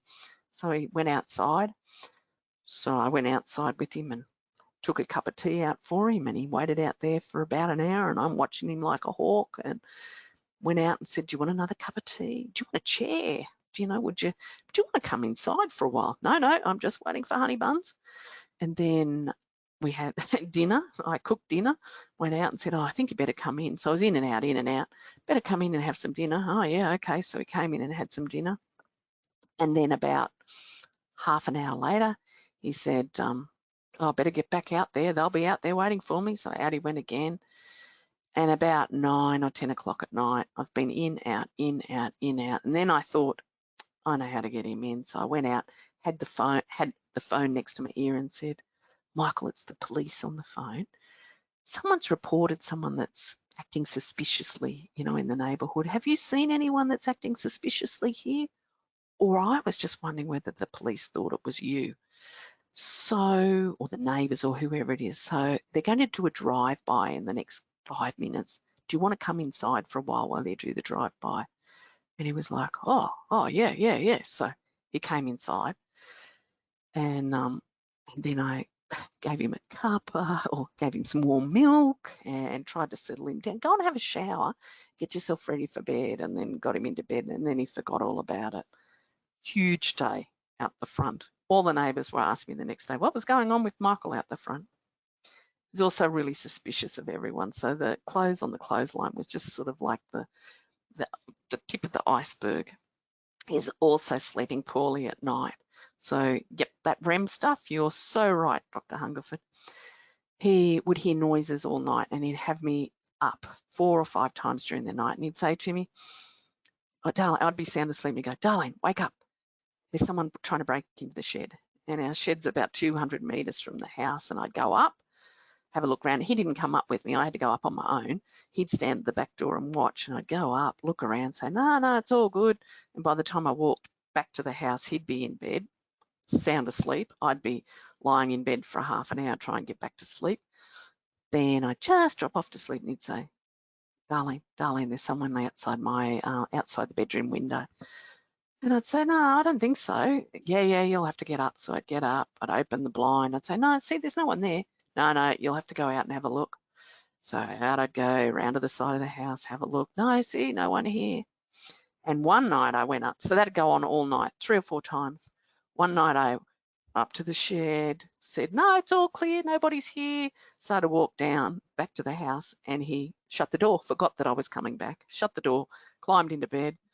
So I had to go round to the bedroom window, knock on the window. Yes, he did have someone outside that window. That was me knocking to say, can you let me in? Oh, it was just terrible. I was exhausted. The carers were exhausted because they were trying to chase him all the time. He was really, really, really difficult. So off he went to a dementia-specific unit called Ningana in Armidale in September 2020. I'd like to say it would be fabulous to have a dementia unit that's specific for younger adults, but really there's none available in country New South Wales. I think there is some in the cities, but certainly there's not in the country. The Ningana staff were fabulous. They did an awesome job. And although I think when he first went there, they had limited knowledge in FTD, they certainly learnt fairly quickly. It was a steep learning curve for them. When he moved in, he was an absolute angel for the first month. And I thought, oh, maybe I've been a bit too quick in sending him in, but you know, okay. But then it all changed after about a month. So because he was young and fit, you know, he was probably 63 maybe when he went in there, or 64. So he was really young, fit adult with dementia, whereas the average age was probably 85. So suddenly he thought he was the alpha male in this dementia unit. He was also escaping all the time. His escaping behaviour continued, and he scaled the fence a couple of times, got over the fence, and then wasn't sure where he was supposed to go. He also cooked up a plan with some other resident, and they decided they were going to the races. And so they headed out with a newspaper, or tried to head out the front door with a newspaper under his arm, form guide, ready to go to the races, in Randwick no less, because it's a spring carnival. That's what he told me later on. And yeah, he was doing that sort of thing all the time. He was still really suspicious of everybody. And there was a small incident where he kicked one of the kitchen gentlemen, who was a really tall guy, probably 6'4", somewhere in the groin area where his vocal cords went up an octave. And the reason was because he the coffee was far too expensive, and you just couldn't get it through to him that he wasn't paying for the coffee. Like, the coffee was part of the package and it didn't matter. Unfortunately, the care facility called the police and they called the ambulance. The ambulance were good and helped settle him down because we gave him a sedative, but the police were big and bulky and were, you know, standing over him. So he got even more agitated, and it was like this vicious circle. And they'd rung me and said, could I come in? And I was saying to the police, well, I think you can go. Like I think you're making, without saying it terribly, but you're making it a little bit worse. Oh, no. Anyway, eventually it sorted out. He also required, because of his poor behaviour, we also had some clinical nurse specialist consultants come from Sydney to review him, and after about 5 minutes, it became clearly evident they might have been excellent with Alzheimer's, excellent with dementia, but really they had no idea about FTD. And some of the suggestions were really quite poor. So I was lucky I was able to consult with the neurologist from Frontier, and then also consult with Sue Curl, who was just the bee's knees. From about November 21, he became, like, he settled in and was quite happy in the dementia unit, but he was also becoming really quite frail. It took 2 carers, so you've got to remember in the background that MND was getting worse. So, you know, take 2 carers to walk him, really wasn't orientated to time and place. And he was having difficulty starting to swallow. So, you know, he'd need pureed foods and thickened drinks and had to be fed by the staff. He lost a lot of weight. So initially when he went in there, he put on quite a bit of weight. When he was in that helpful period, he was helping all the other residents with their morning tea. So he'd hand out the patty cakes to the residents and he'd nick a patty cake himself, and his weight was going up quite high, well, up to about 74 kilos. But he really started to lose quite a bit of weight, and he lost, you know, 48 kilos in not a very long period of time. Loved watching the football, loved watching the movies, loved to sing along with the others. And I know he deteriorated then as well, because we did a test with Frontier over Zoom where he did some of those cognitive tests, and they definitely declined. His maths was really good, but the rest was very, very poor. I should tell you, one of the fixed behaviours that he had, fixed repetitive behaviours that he had before he went into care, was he really loved counting. So he'd count things all the time. Count, like the tap, tap, tap, tap. And we'd drive up to Brisbane and he'd say 23, and I'd go, 23 what? He'd say 23 cows. There's 23 cows in that paddock. Or 46, there's 46 sheep in that paddock. He also loved counting solar panels. So you'd be driving to Brisbane and it'd be 18 solar panels on that house. Why would they only have 18 solar panels? You know, you should have 24 in his mind. And then he kept counting solar panels. And if you've been to Brisbane, there's a little bit of a shortcut that you may or may not know about that's just outside Warwick called Freestone, and you turn off and there's a solar farm that was started up on just a little way out of Warwick. And when we first went up there, when they first started to put the solar panels, he'd go, oh, 1, 2, 3, and he'd say, oh, there's 100 solar panels in there or 150 solar panels. And then we'd come back a month later and there was like 500 and something. And he'd be able to count them, and then there's like 1,000 solar panels or whatever it is. And he'd say, you'll have to slow down. You'll have to slow down. I can't count those solar panels. I need to count those solar panels. And there'd be cars everywhere, trucks. I'd be, I can't slow down. And he'd be, no, count the solar panel. I've got to count those solar panels. Very, very fixed, repetitive behaviour.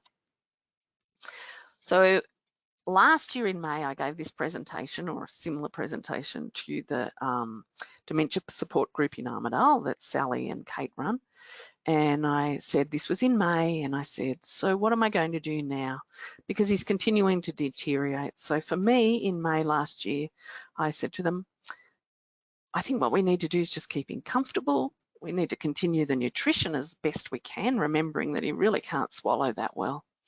And we really just need to try and ensure, you know, he couldn't walk, so he was in the chair, or if they did walk him, he had the 2 people walking him, but really he wasn't walking much at all. And we really just needed to make sure he was really enjoying his life as much as possible.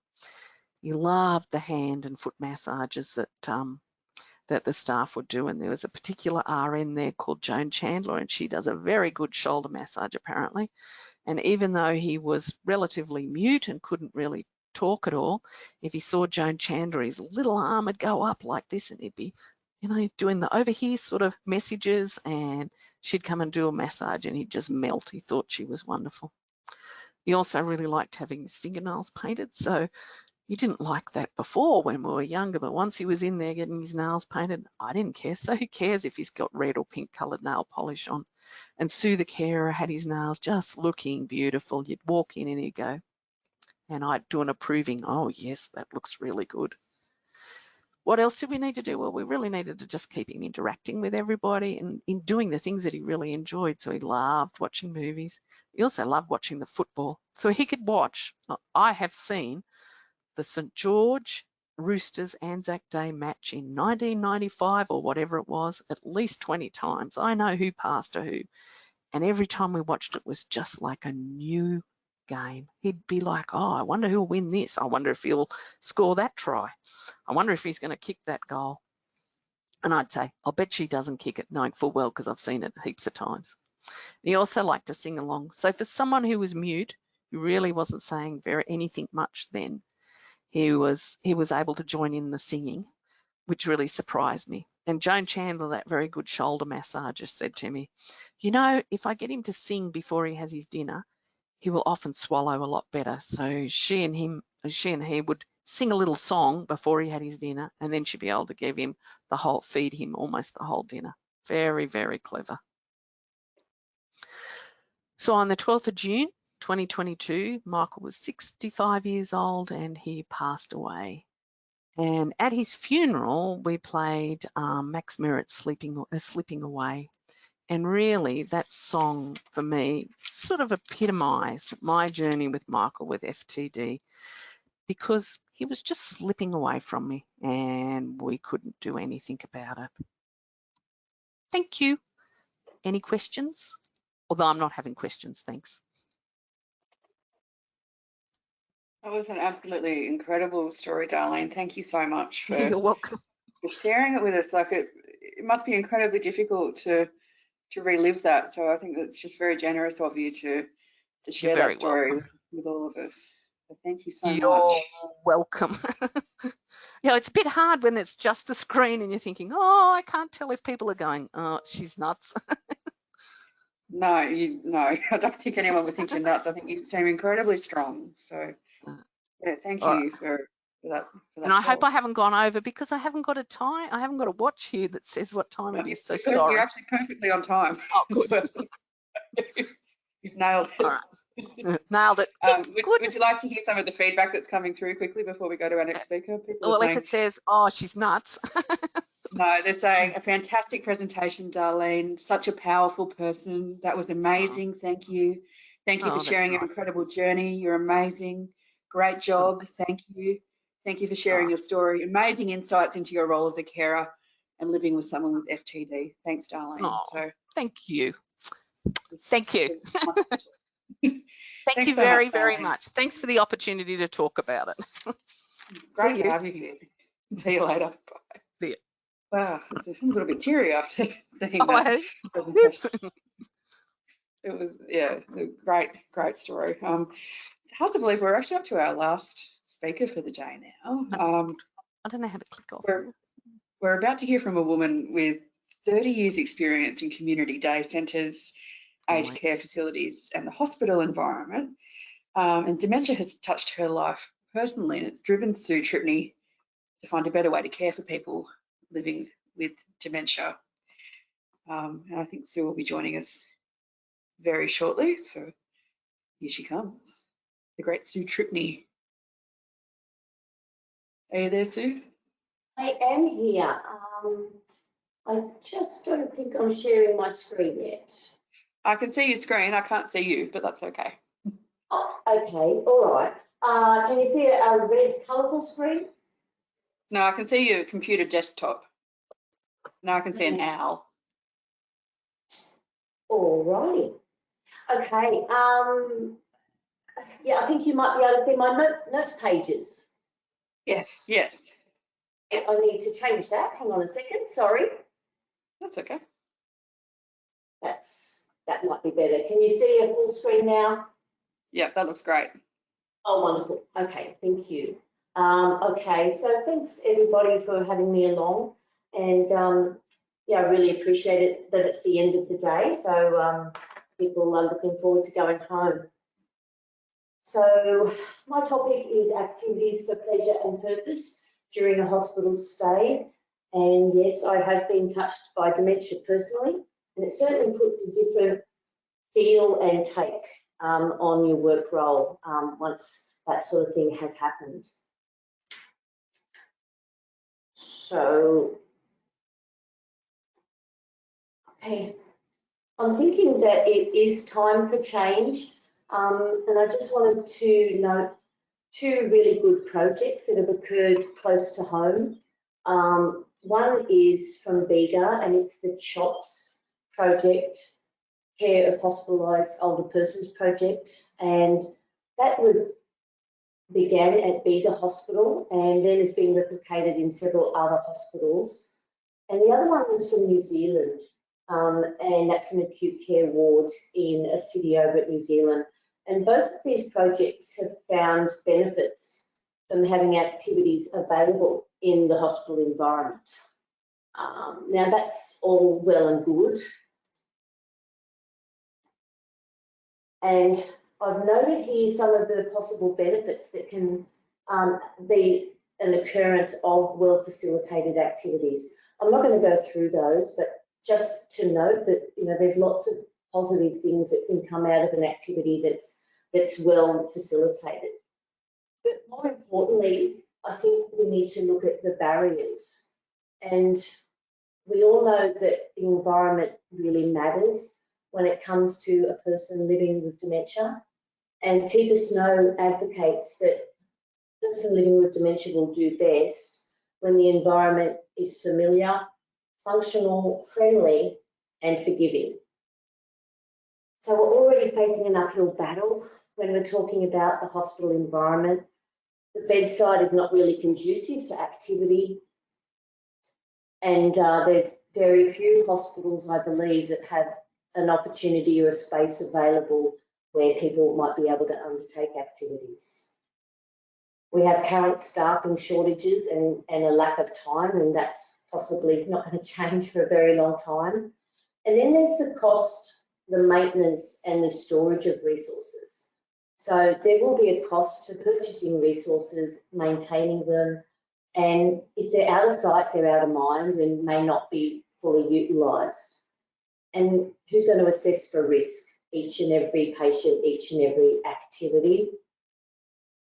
And then I guess there's a lack of knowledge and a lack of confidence in how we best engage people in activities, and maybe that's why I've been asked to speak today. But recognising the importance of engagement and having the skills and confidence to initiate that engagement can't be assumed to be instinctive. And probably most importantly is getting to know the person. So if you've met one person living with dementia, you've really only met one person living with dementia.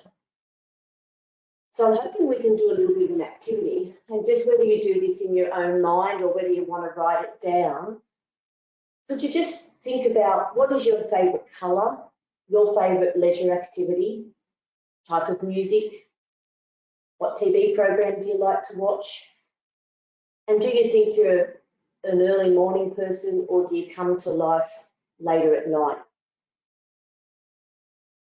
Now imagine that this was a face-to-face conference and you exchanged with the person in the aisle behind you, so you exchanged your list with theirs. Do you think that they would have the same likes and interests as you? Maybe there'd be some similarities, but you and I and all of us are individuals, and that we have a unique lived experience, and so too are people living with dementia. So I guess what I want to say there is one size does not fit all. We've got the top 5 and we've got the sunflower, which are both wonderful tools. However, I feel that there's a need for a more in-depth history of the person, and that would be really beneficial when they come into hospital. And there are many who are my tools out there. I think I've gathered probably 30 or 40 of them, and I like to go through them and pick the best out of them. I've listed some areas there of things that we really do need to know, and I won't go through them all, but one of the most important ones is that we do need to be aware of the person's limitations. However, we really should concentrate on what the person can do rather than what they can't do. So let's look at their sensory, their social, their motor, and their thinking strengths, and facilitate activities around those strengths. And what is it that makes the person's day?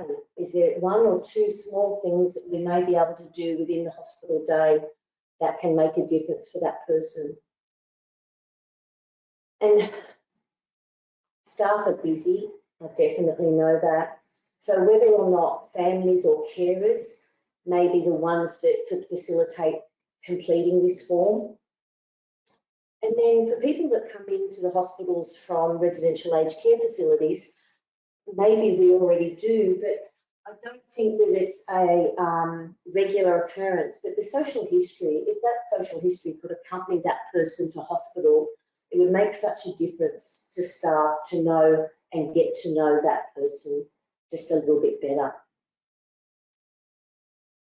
So we need to be a Boy Scout here, and I think the motto of this presentation is be prepared. So before we even start thinking about activities, or maybe we've got the activity ready, we need to prepare the person. We need to look at their lower order needs from Maslow's hierarchy and treat the treatable and reverse the reversible.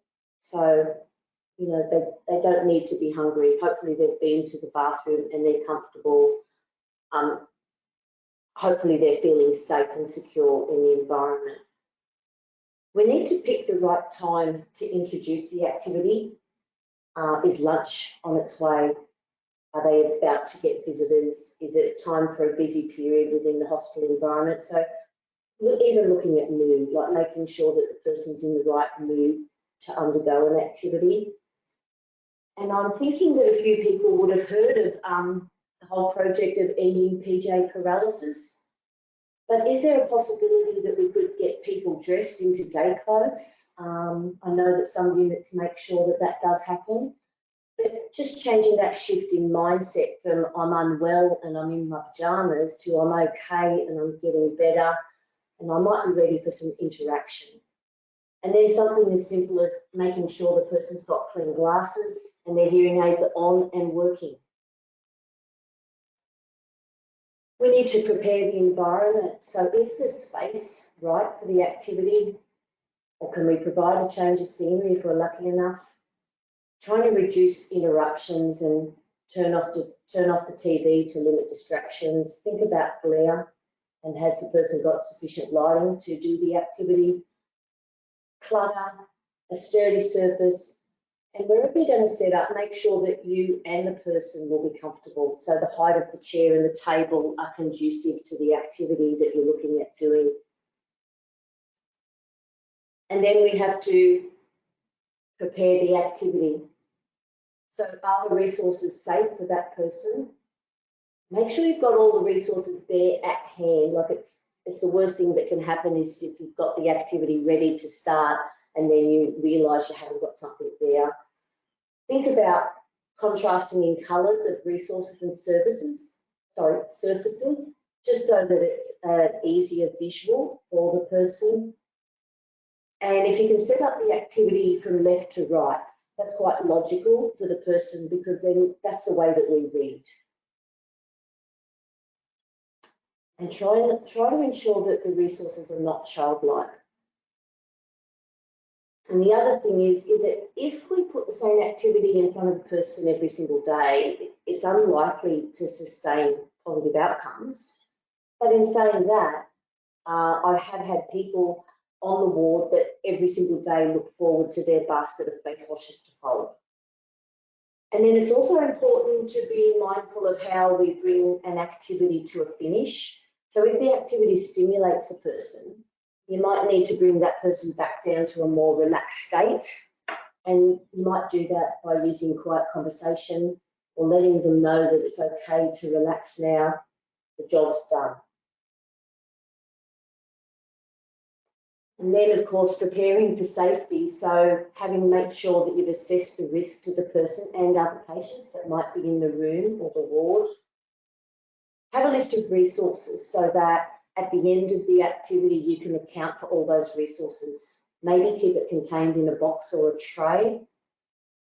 Think about whether there's a need for a non-slip surface mat. Cords and dropped resources can become a really quick trip hazard. And if they drop anything, if they drop a button, they will try to bend over and pick it up. And then we've got the infection control concern of shared resources. So can the resource be wiped over? Can it be washed?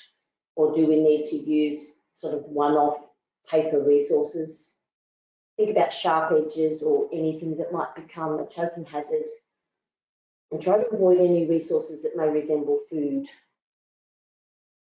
So supervision is important, and trying to maybe have an information folder with a safe use guide would be a positive so that all staff know how to run a particular activity. And then you need to prepare yourself. So the approach that you take matters, and it's a learned skill and it can't be underestimated. You need to build a relationship with the person first and then present the activity in a way that suits that person. So Tifa Snow would say, know your agenda, but don't show your agenda, at least until you've got a connection and a rapport with the person. Another helpful tip is to we all wear our name badges sort of down low and or covered up with something or hard to see. A large print name badge, and the Montessori theory would be that it would be on yellow with black writing. And then think about asking the person for help. Asking for help can be a really powerful motivator and get you better buy-in. It relates back to the idea that most people get a sense of satisfaction from being helpful, and it sort of shows that their skills are valuable and that they still have some self-worth and a reason to be here. If you're asking someone for help, try to use the word would instead of could, because could relates back to ability, and they might think, no, I cannot do that. Make sure you demonstrate what you want the person to do, and Talk less and show more. So they're going to take more notice of visual cues than they will of verbal cues. And don't focus on the final product. Avoid correcting. It's about engagement. So if it is colouring and it's a little bit messy, that's okay. And then ensure you thank the person for their contribution. So that might look like, thank you for helping, it made such a difference. Thank you, you saved me so much time. Or thank you, you're really good at. And then lastly, we need to be prepared to change. So we need to observe and assess the person's response to the activity. So smiling and actively engaging in the activity is an obvious sign that the activity is bringing pleasure and or purpose. But quietly watching others who are involved in the activity or helping in some small way can also be a sign that the activity has meaning. But if the person avoids, refuses or pushes the activity away, it's definitely a sign that it's not right for now and it may never be right. So you may have to go back to square one. And the other thing to think about is the emotional response that can occur from an activity. So if you were asking someone to pair and fold children's socks, that may take them back to motherhood and they may begin looking for their children. So if you were doing some type of activity like that, I would always use adult socks. You need to think about ways of making the activity more simple or more complex. It may last 10 minutes or it may last an hour, and that's going to be okay. And what works right now may not work in an hour's time. Have you ever heard someone say, oh, they've just been lazy, they could do that this morning? Well, if we think about the chemical changes that go on within the brain of someone living with dementia, it may be true that they could do it this morning, but it's also true that they may not be able to do it right now. You need to think about whether the activity is too easy, and if it is too easy, it's going to create boredom, and if it's too challenging, it's going to create frustration. So don't allow the activity to reinforce inadequacy. So if the activity isn't working, we've got to stop, apologise, and ensure we don't blame the person. We need to blame the activity or ourselves. It's a double-edged sword. And the reason we need to apologise and make sure we don't let the person think that it's their fault is because a person living with dementia may not remember what you did, but they will often remember how you made them feel. And in Darlene's presentation just a few minutes ago, I couldn't help but pick that up when she talked about the lady that would give her husband a shoulder massage. And that's exactly what we're talking about there. So positive care interactions can compound to a better chance for more cooperation and less resistive behaviours in the future. So now if we start looking at some activities, there's lots of ways to categorise activities, and as a diversional therapist, I'm not going to go down that path today.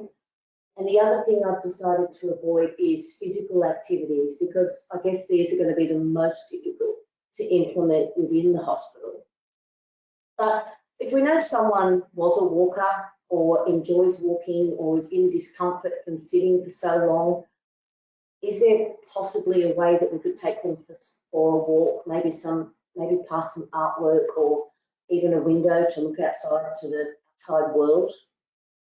There's lots of adult colouring these days, and this hour is one. My mum absolutely adored doing these velvet paintings. Velvet colourings, and so proud of them, and many care workers and nursing staff were given one. So they're really powerful. If you are looking at doing something like colouring, I think we just need to make sure that we have some thicker pencils, textures or paintbrushes, just in case the people have difficulty gripping the small ones, but having both would be great. There's something called aqua paints, which just require water. So they're a painting platform that you just paint with water, and it comes up with beautiful colours, and when it dries, it actually goes back to black and white, ready for use again. There's etching art sets, which are just like a scratching block. So they're a piece of paper that have like a laminate, and as you scratch away, the picture becomes visible. You can even ask people to help you decorate the ward for special days, whether or not it's for the NAIDOC door poster or for falls prevention. We've certainly had some people help us with falls prevention decorations, knitting, crocheting squares, scarves. And if they can't knit or crochet anymore, but they were interested in that in the past, maybe something as simple as sorting colours of wool or rolling wool. And doodling. So I'm just getting started on doodling, and with my initial research that it can help reduce psychological distress. I was at a recreation therapy workshop recently, and I have found out that drawing circles is the most relaxing. So we're actually looking at putting together a booklet of just a few pages with different doodles. Happy to share that if anyone is keen for that at the end. And then, is there somewhere where you can put the artwork, whether it be on the person's care board, just so that they can show it off to their family or other staff members, or could you have a display somewhere in the hospital that might be suitable?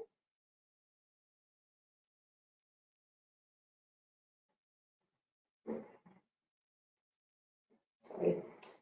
Okay, looking at sensory activities, there's lots. Here I've got some fidgets, some poppet fidgets. Sensory mats and aprons are great. I guess my concern with those is making sure that wherever they've come from, you can be certain that nothing's going to fall off the mat or the apron. There's lots of squeeze balls and sensory chewing tools. So if you've got some squeeze balls and, you know, because people like something to do with their hands, very often those squeeze balls end up in someone's mouth. So there are opportunities from occupational therapy stores online where you can purchase like a silicone chewing tool. Rummage boxes are great, but possibly a bit difficult for most acute care wards, but maybe a special unit could have a rummage box, or you could ask the family to bring a little box of goodies for the person, just so that they can go through things of their own. Just something as simple as a memory board and having some moisturising cream, and whether or not there's time to give someone a hand massage. And combing your own hair, or even more so having it combed by someone else, is just so relaxing and calming, and such a sensory, a nice, pleasant sensory experience. A new thing that's been out just for a little while is this tactile turn, and it is available from the Dementia shop. Again, the problem for the acute care ward is that it is made of material, so washing it and, you know, keeping it clean from an infection prevention perspective is going to be difficult, but certainly might be useful as a one-off, or even encouraging family members to purchase. It wasn't very expensive. And then individualised music programs. But when it comes to music, what do we do when we want to exercise? We put on some fairly fast-paced music. It's got such an impact it can have such an impact on our mood. So it can get us motivated for action. It can remind us of people or places that we might miss, and so bring tears, or it can calm and relax us. So when you put those individualised music programs together, you do need to be mindful of what it is that you're looking for, and or make sure you certainly don't have pumped up music as someone's getting ready to head to bed. One thing that we're looking at doing is getting away from the headphones that have the cords to cordless headphones, just to reduce the risk of a trip. Some intellectual activities, and all these activities cross over into all of the different categories, but large print finder words or crosswords. So my thoughts on that are, make sure you've got the electronic version. At the end of this presentation, I've got a lot of links to different resources, some which you have to subscribe to, but there's lots of places like Golden Carers and Quality Aging where you'll be able to print off time after time binder words and crosswords. And I think that even just photocopying, it looks a little bit cheap, and it also doesn't have the contrast that it would have if it was on nice black and white. And just to note there, if someone is having some difficulties with vision, Montessori theory will say that that yellow paper with black writing is the best. It's going to be visible to the person living with dementia for the longest. So you can get large piece jigsaw puzzles, and you can even make them out of laminated pictures.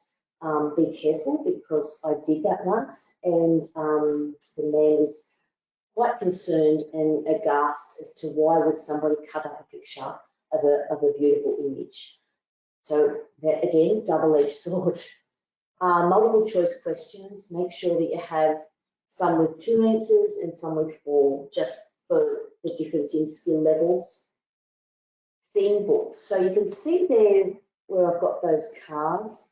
Attached to that, each car had just a few sentences around it. And I've only used that recently, and it was just such a wonderful activity. I just used a folder and paper, and then when the patient left the ward, I discarded it, and it'll be ready. I can print it again when the next person comes on, but it can be any theme that suits the person. And I guess that is around making sure if we know what the person likes, then we can build a tool to use specifically for that person.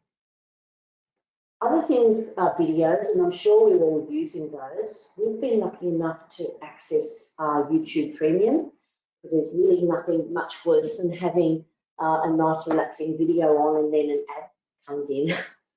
And the scenic relaxation films, they're 4K scenic relaxation films. I found them some of the best. You can do whiteboard games if you were able to get people into a small group into the centre of the room and have a whiteboard. Just simple things like, give me 5 boys' names. And having a whiteboard gives a bit of a visual as well, so that it's not just verbal. So if you write at the top, give me 5 boys' names, give me 5 vegetables. So that visual is really important.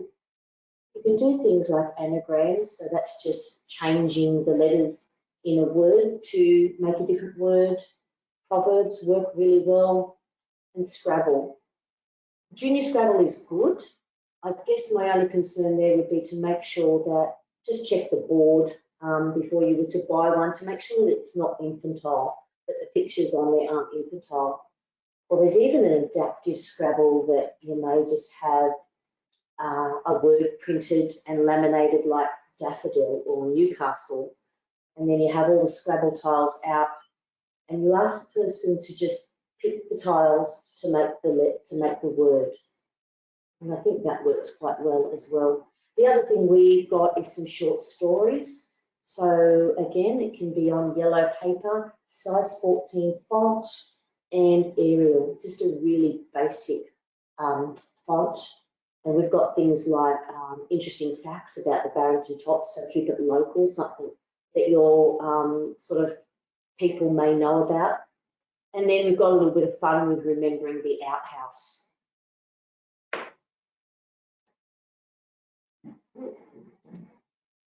Okay, so social activities, almost everything can be classified as social, but cards are a really easy resource to have and buy and cheap. They can play solitaire or sevens. So sevens, you just Google it. It's a really simple game, but you would probably want at least 4 people to be able to play it easily.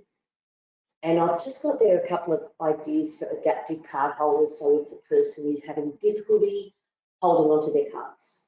And that wooden one we can see was just made by our maintenance men. Dominoes are positive. I'll just go for ones that have colour and number, just in case they may not recognise the number. they may be able to work off the colour recognition. Some other ones there, but one thing I wanted to point out is make every interaction count.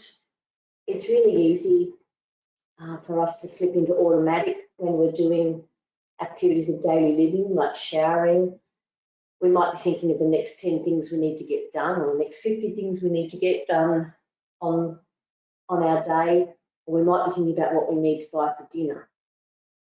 But if we can, whether it be the sunflower or the top 5 or the who am I, if we can pick a topic to have a conversation with the person about whilst we're doing that ADL, it will just create so much more meaning and connection between the staff member and the person. So reminiscence really does allow the person to share something meaningful about themselves, and it can affirm their sense of self, which brings pleasure and comfort to the person.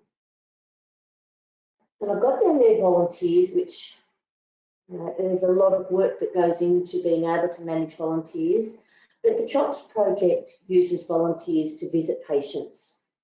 And I think the power of volunteers is they have the time, they really have a lot more time to be able to give the person so that that person can feel connected and valued and that their life matters.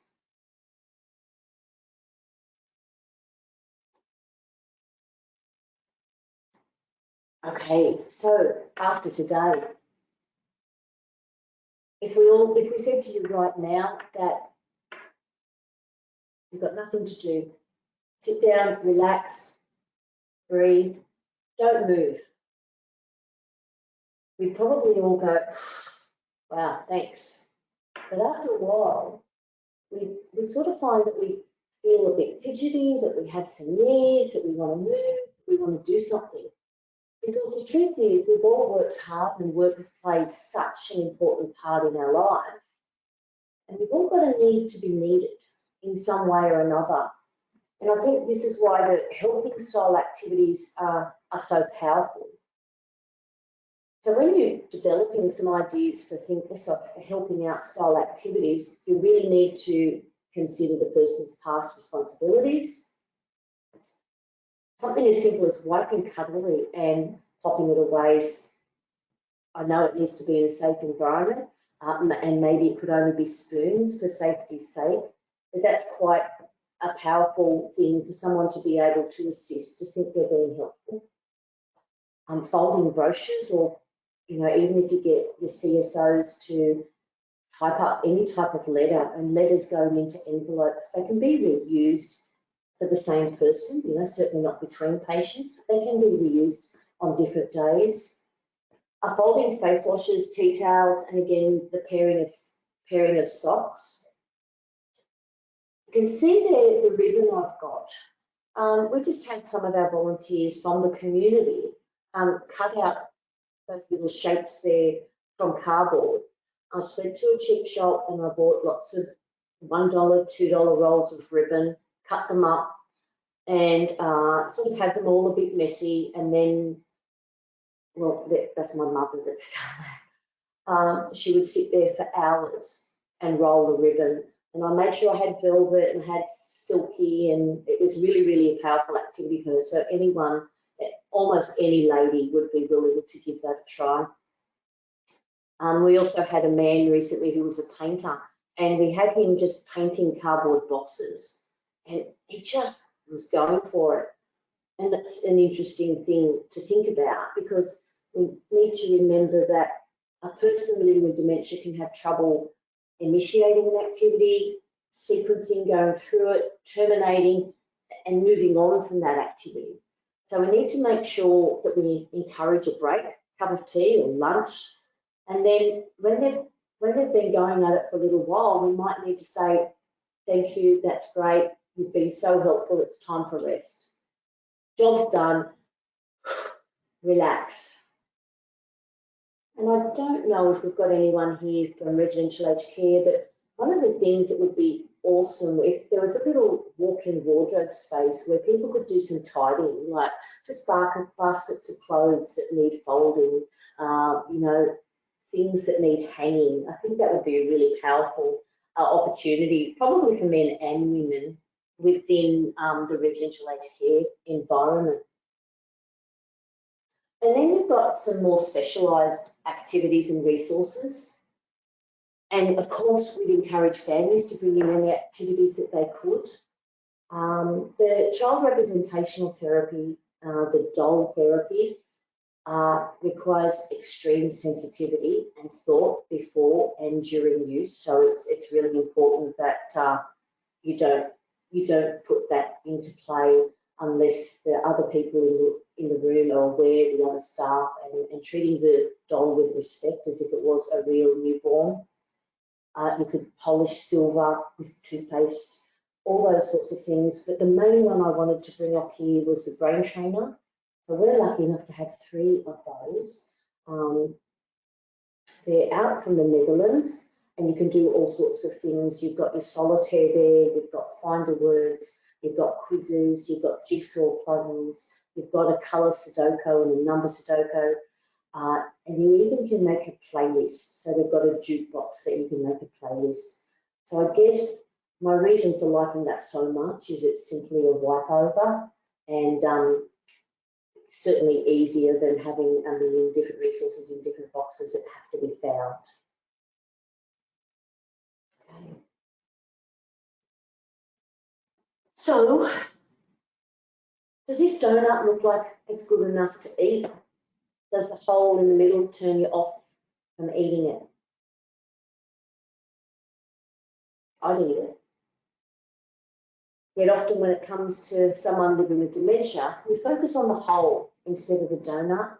We focus on everything that's been lost instead of all the good stuff that is still there. So I guess what I'm saying there is let's focus on a person's strengths. And really the other important thing is enjoyment doesn't require memory. A person can have a great day and they may not remember why it was great, but that feeling of satisfaction will be there. So we've put it all together.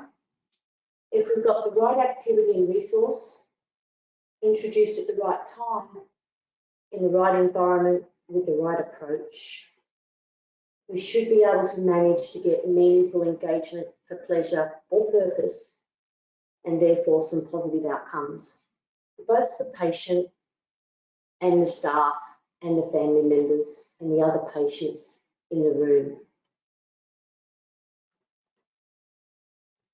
I've just listed here some examples of places where you can purchase resources. Some of them require a subscription, but they're not extremely expensive. The Golden Carers and Quality Aging are a subscription type thing. The others are just purchases that you can make. They have a lot of information, they have a lot of ideas, and there may be only a few things that are suitable for the ward, but certainly worth having a look at, or if anyone is interested, I'm happy to talk to anyone after today. And of course, then we've got places like Kmart, Spotlight, Lincraft. But I guess from here, it's about people considering what activities might be suitable to their unit. Can you adapt any of the activities that we've spoken about to ensure that they're safe for your unit? And then think about who can be a champion to make things happen and to get this in place. I do have just some references, and then these are links to further learnings if anyone is interested in doing more in this space. So that's it from me. If there's any questions, I'd be happy to take them, but I know people are probably keen to head off home. Thanks, Sue. That was a great talk, and we've had some lovely feedback. Peter says, thank you, so amazing and practical. I love the lateral thinking. And Nicole says, thanks, Sue. I work in the residential aged care environment. I'll be implementing some of the activities. Thank you. And Rachel says, terrific presentation. Lots of food for thought as to utilising it in hospital. Thank you. So Jane's also saying, wonderful resources. Thank you so much. So I'd say it's a big success, this talk. Thank you so much. There's some really good ideas there that are, so simple, and again, helping contribute to that sense of worth for the dementia patient sounds sounds like a great idea. Wonderful, thank you so much. And my email is there if anyone is keen to talk further. Fantastic. Thanks a lot, Sue. It was a great talk and great to have you. Thank you. And that is the end of the day. Thank you all so much for being a part of it. I've learned so much. It's been incredibly eye-opening. I feel very honoured that I was asked to host the forum. So thank you for having me. And everyone will be sent an evaluation form. So if you could take the time to fill it out, I know it's probably the last thing you feel like, but it'll help us make the event bigger and better every year, hopefully. That's my dream anyway. A few thank yous. Thank you to the New England Dementia Forum Committee, which has representatives from the Hunter New England Local Health District, Hunter New England Central Coast Primary Health Network, HealthWise, New England Sector Support and Healthcare Australia. And they all work together so collaboratively to put the forum together, and they've got an absolutely incredible contact network, which got us some great speakers. So thank you all, and have a happy and safe Wednesday afternoon. Thank you.